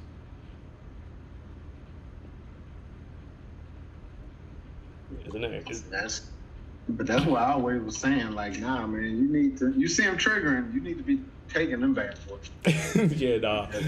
The odds are in your favor that they gonna work. So if you take 10 trades, and let's just say 6 of them work and 4 of them don't. Mm-hmm. The 6 good ones should far outweigh the 4 that didn't work. Yeah. And if it's even better, because like for me, my winning is like 75-25, and I really don't like that. I would rather have a 65-35 with a better risk to reward than having a 75-25 with 1-1, if that makes sense. I'll take more losing trades to stay in a trade longer to make more money per trade. And that's like when I traded stocks, I was 65-35. But it was because I could sit and let a trade work as a stock because I knew how it was going to move. With options, I really can't do that. I have to kind of be hands-on, right, manage it differently. And a lot of times it gets me out of a trade sooner than I probably should have. Right. But nah, man, once you locked in and you see it's good, you just got to kill it. Yeah, I mean, I'm with you 100%. I think I need to just get that sheet, that Excel sheet from you whenever you get a chance. Because when it comes to options, I be playing like SPX sometimes, and I slow down from doing that, and I started doing SPY because I can buy intrinsic value. I could buy at the money contracts, and that made a world of difference. Like these pullbacks, they would not take away the value like SPY, like SPX would. So if I like caught the 140 bounce, I'd be up like maybe, I don't know, anywhere between 40 to 50 cents. That pullback would only take about 10 cents. If we held that money zone and we go up again, back, you're back in the money. And right now, even though we pull back, so what I'm basically saying is that with SPX, that pullback would either be a double bottom or a lower low on the contract. But my thing though, so like with SPX, like what's your batting average on it? Like what's your wins to losses? It would, like, is it worth the trade when the spread is so big or the volatility is so big? So that's like for me, I'll look at SPX just as like lottery tickets. right. That's not something that I like will trade consistently because I know that the edge is not really there for me. So like, is the edge there trading SPX? Yeah, no, the edge is there still, because like we're taking that pullback that looks like a double bottom, but it's a higher low on the chart. So if condition is true, then you can take that double bottom entry on the contract and the swing back up. It's so crazy that I don't take a pullback after that. So I'm out of there only for the trade, only for that like that. So yes, the risk reward is definitely there. But like I said, that one time you miss it, you're playing so far out of the money that if you're buying expensive contract and you're not thinking about it from a lottery perspective, so like the one time I would be like, okay, today I'm gonna buy a $3 contract just to be a little bit closer in the money. If that shit fails, you're down negative 80%. Yeah, but that's what I mean though. Like, is like out of 10 of those trades, like what's the edge on it? Like, how many of those 10 will be green? Oh, you would kill. Because let's say you get the one banger trade, does that make up for when they don't work? Yes, but with a small account, when you lose 80% of that entry and you went in with like, say, you buy 2 of those contracts, that's $600. Immediately you lose 3. Yeah, but but let's say not at the money though, where you got to spend that money. Let's say you buy them. Either way though, you still putting a lot of risk, and that's my thing. The amount of risk that goes into it, that it could tank out and you be down 100%. For me, it's just like, nah, I think I could use some mental power somewhere else. So that's all I was asking. Like, I think you're right. I think that's what it was. Like I'm playing with something very volatile, and I'm risking way too much. And that one time you get burned, you just blew a couple of days worth of work. So now you're back in the hole, kind of work through that, kind of having to work through that mentality before you can become successful. Not successful. Like tomorrow, you should just dust it off your shoulder, and according to like the winning 8 out of 10, just get back in there, and you'll see yourself. All right, good. We got 4 good solid days, and you go in again. But since I'm taking out every swing to the upside, I'm scalping on these plays and then watching these contracts when I'm right go from like $3 all the way up to $20. I think we looked at one just now, Gio and I. A $5 entry went up to $18. An $8 entry went up to $18 twice today on this down move. All you had to do was enter at the money zone. But I'm not getting out of $18. As soon as I got in, I'm probably taking 2 points off of that thing and I'm out of there. So I'm making, the pennies on that shit. yeah, but that's the thing though, is the risk worth what the potential reward is? And I guess that's where everybody's risk tolerance is a little different. Yeah. Yeah, that's where everybody's kind of risk tolerance is a little different when it comes to that. I think the answer is yes, but maybe playing it, execution wasn't there with SPX. And it goes back to where we talked about NQ versus MES or MNQ. The execution is hard. It's hard. Like today, the only reason I believe that I managed to go 60 points was because if they stopped me out, I didn't give a shit. That's the only reason why I was able to survive. So even when I went down to R1, I was like, all right, cool. Oh shit, R2 now. I need to start scaling out. So I started scaling out. They got another dump. Oh, well, here goes R3, I'm out. And this shit just kept going. All right, cool, whatever. But I was okay with that reward because I was only going to take 1x.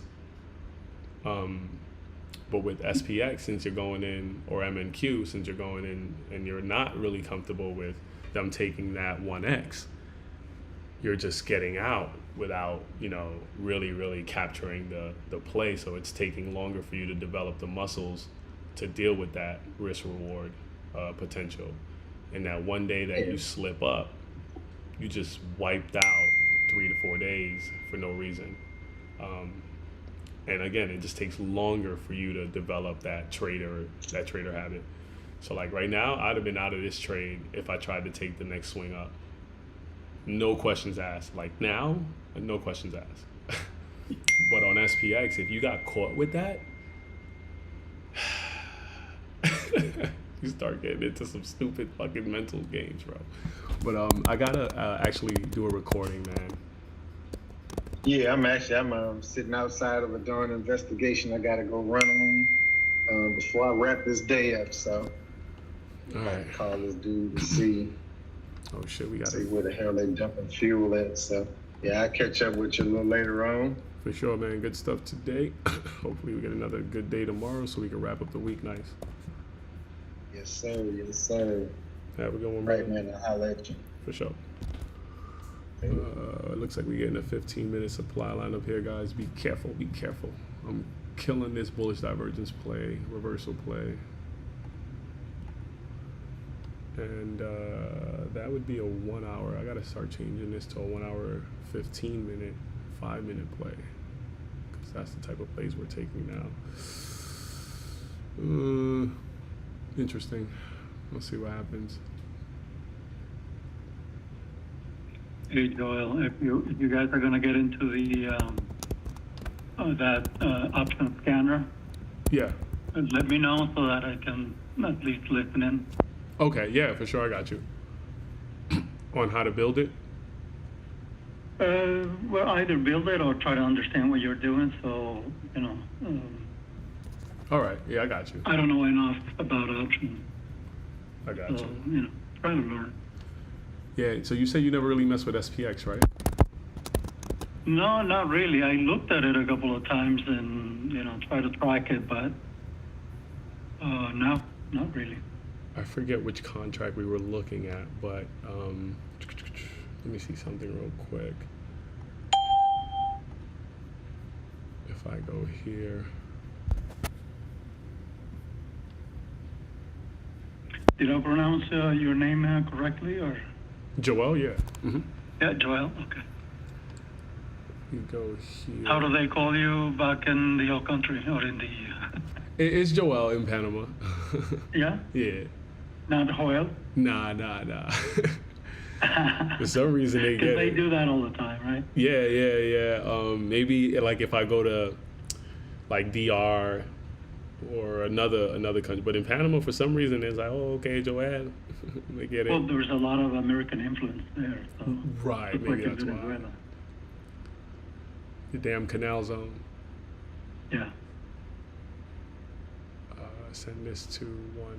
I'm gonna go try to look at these contracts, the 4090s on SPX. So basically they got to get to 409 for this thing, shorts, right? Am I looking at shorts? Yeah, they got to stay below 409 for these to be in the money, which means that these are probably going to be super expensive throughout the day. Okay, so on that push up, these things dropped from $18. Yeah, this might have been the one we were watching, to $4, and now they're up to $8, breaking that level on SPX. But I'm not willing to lose $4 to take this possible rejection, right? And I definitely wasn't thinking that on the 5-minute chart yet. They had to break that level. So what I would normally do is look at something. So you're looking at the SPY, even though you are. Trading SPX? Uh-huh. Yep. Why not look at XPX? I mean, I know they're going to be very similar. Yeah, like they're literally going to be the same in terms of where they move, because SPX is 10 times leverage of the SPY. The only difference is going to be the number. What any other nuances? I mean, nothing is always the same. Yeah, all right, so there's usually not a big discrepancy between SPX. So this is going to be a 5-minute SPX chart. And so we're at 406.97, right now. Looks like 407 actually. Right, so 407.07 on a bounce.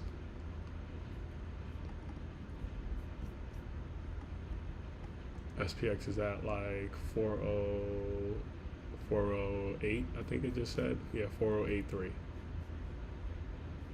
So you have like that $1 so-called difference or whatever. And 407 is way down here. So, but to me, I just need to make sure I get a contract that's affordable, and if you believe that the puts are going to keep, kind of working, and we were just looking at this one, and if you didn't care about losing 30 cents for this drop, And of course, you had to like have that idea that we were going to reject lined up. But it's a 0 day. Yeah. I only play 0 days on SPX. Okay. You In the money or? no, you're about two tiers out the money right now on SPX on this 0 day at 40.75. So basically, SPX has to get to 40.75 for this thing to get in the money, and we just established that it was at like 408 something. But just because of this downward move, this contract right here on SPX hit 35 and slingshot it to 1. So it just went, what, 200? 30 to 60 is 100%, 60 to 90 is 200%, right? It almost went 300% on a $35 risk. Now that's no money if you just buy one contract, but at 35, shit, you could go crazy. And Right, you can buy a couple of hundred maybe. right, so you just went pretty crazy on that trade, knowing that we were going to probably reject that 5-minute line that we were looking at for the third money zone entry that just failed. So of course, that's what you were willing to lose on that contract. So me, I'm usually okay with losing 100 a day. If we pull up this one, which is a little bit closer to the money with a 36 cents delta, you're going to get a better movement on this. Versus if we look at a SPY contract, you're only going to be up like, I don't know, maybe less than 20% or some shit like that.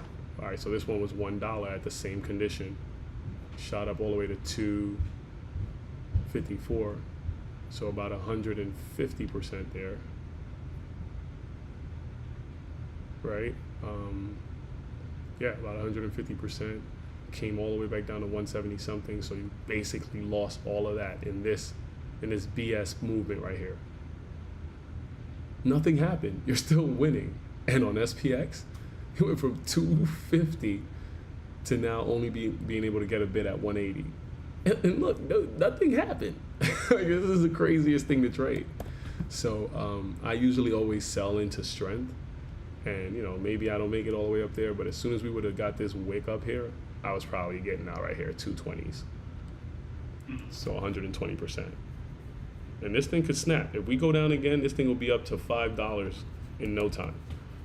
Because today it basically had a high of like 1047. But if this up move continues, this thing is going to be 2 cents. So I don't think you can play SPX with the idea that you're going to you can't be willing to lose money on this thing. So because you never know when that move is going to come in and go crazy. Like today, $300 worth of risk for this for these entries right here. That's your first one, your 1 hour entry. Here was your 15-minute money zone entry, so around $4. By this wick here, you had to pay up a little bit more, about $5. That's your 15-minute entry. But it didn't ramp up until that third one, and then boom, $11, dude, on that drop. But this poor bastard that got in at $4 only had an opportunity to get out at 6, then had to see that thing come back down to 470 something. You gotta oh shit, if I keep this and they blow through the money zone, I'm done. Usually, they get back up here, you're happy about going up to at least 5, you get out right before the friggin' move, and then boom, $11. This would always happen to me playing SPX. So I had to change it up a little bit. If I buy something at 100, 150, I could hold through that, because you could take me back down, and I don't mind, but I'm gonna wait for this type of, price action. And, if it doesn't work out, it doesn't work out, but then this one pullback here, this pullback here back into this money zone, if you didn't take out your $11, your $10 move, you're back into the double bottom situation that I was telling you about. Price right here made a lower high. So the trend trade is working. Any put contract should not have lost this much value. on SPY, you're gonna see a higher low on the contracts, on put contracts. But here, these bastards brought this thing all the way back down to the entry, 444, 440s. You know, I mean, it's a higher low essentially, but it's a double bottom to me at this point. And then this move back to the downside, you had to like wait for them to break the lows, and there was a micro pullback here somewhere, but they had to break the lows to get back to $10, $4 to $10. So you made $400 on one contract, almost $600 on one contract if you just held through all of that. Buy 2 of those, that's your day. Yeah. You can do that twice a week. Right. It's not bad at all. Yeah, but if you were this poor bastard who tried to get the money, who tried to get the money zone for shorts, you just put $400 up. They took you down to 370 something, gave you one shot that was short lived at 560. You're like, okay, this is the dump. Nope. Boom. You had no chance to exit on this because now you're at $1.96. They crushed you, guy. A $4 entry right here, 420 for something. Had one shot at 561. You're like, nah, these things go 10x. Let me chill. Boom. $400 is now worth $100, 170. Swing up to 2, boom, 107. You're leaving this contract like, you know what, let me just leave with something. Boom, back up to 2. And look at this. This thing is still kind of giving you hope. So this is where I say my boy would just be like, well, maybe it'll, you know, if we get back to lows, I'll get it. I guarantee you, if we go back to lows down here, you'll never see this entry unless they break through it. Like, they have to get crazy volatility for this thing to go back up here. And it could do that. I've seen it happen. But, bruh, the pain that you're in right now, it's too much. SPX is a different animal, bro. It's holding this little level here, though. I kind of like it, but... You're like me. Yeah, no, I enjoy the adrenaline and the risk and the BS. Yeah, you're like me. I don't want to... I'm not willing to, try and give it all back. Right. That's kind of like the hard yin and yang of trading SPX. A, you got to be right. B, you don't have the luxury of time. You know, because like these little situations where you got in at the right zone here, it went down. I think this is this wick. That down wick is this move right here. Then the move back up is that them taking that, right? Because these are 5-minute candles, but it's 15-minute in the middle. And then that blue move that went down, that triggered it, that's the ignition. And then that red that broke, boom, that's where you get your money. So what, 30 minutes worth of trading, maybe a little bit longer, 30, 45 minutes, you just made bank from a $400 risk. You made, $600. And you could have done this all day.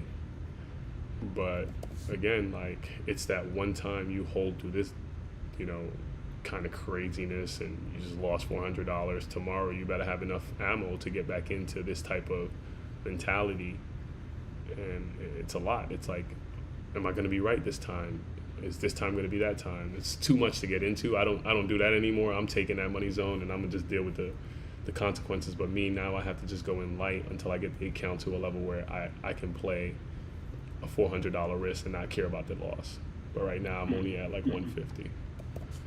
So I would have to dig through another contract, which, I mean, we looked at this one and they die so fast. They got 30 minutes to be in the money or they're dead. It's gonna be 5 cents, bro. You're gonna be down here. And this number just looked 0 cents, 0 cents, 0 cents. There's no buyers trying to buy these anymore. The guys, I watch people buy this right here and it goes crazy back into the money, like 5 cents. It's weird, dude. SPX is a different kind of animal.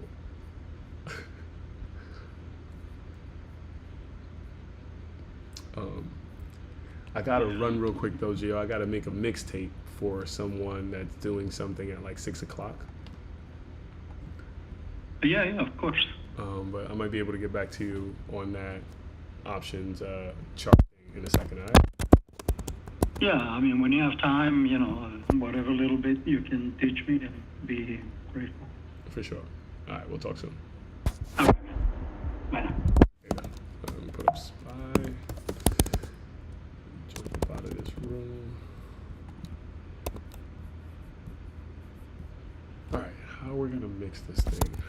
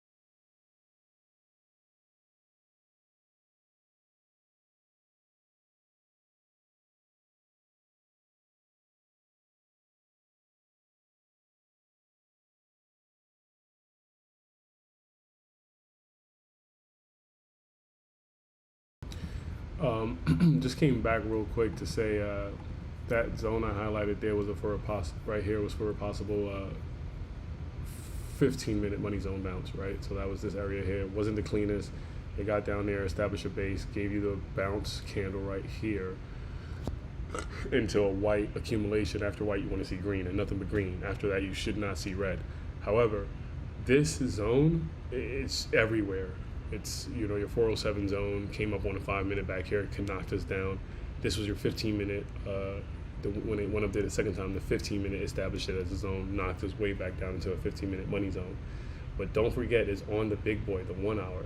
So I actually thought they were gonna break it, this swing up, and now look at this pullback. Doesn't mean they can't do it. They still got like a nice 10-minute rally to get through that line, but this 10 minutes is gonna be way too volatile. And for all my guys that want to see this thing happen, good luck. For anyone of you that wants to stay safe, 10 minutes, if they go back down, they can go back up the last 5. I've seen crazy things, so good luck. I just wanted to make sure you guys saw that line is across the map, right? It's 1 hour, 15-minute, and apparently right now it's on the 5. And maybe this would be the kind of combination that I have instead of putting up like the ad and stuff like that, because theoretically speaking, it does help. It has helped, but it prevents us from exiting or executing the trade sometimes. But good luck. We'll see what happens.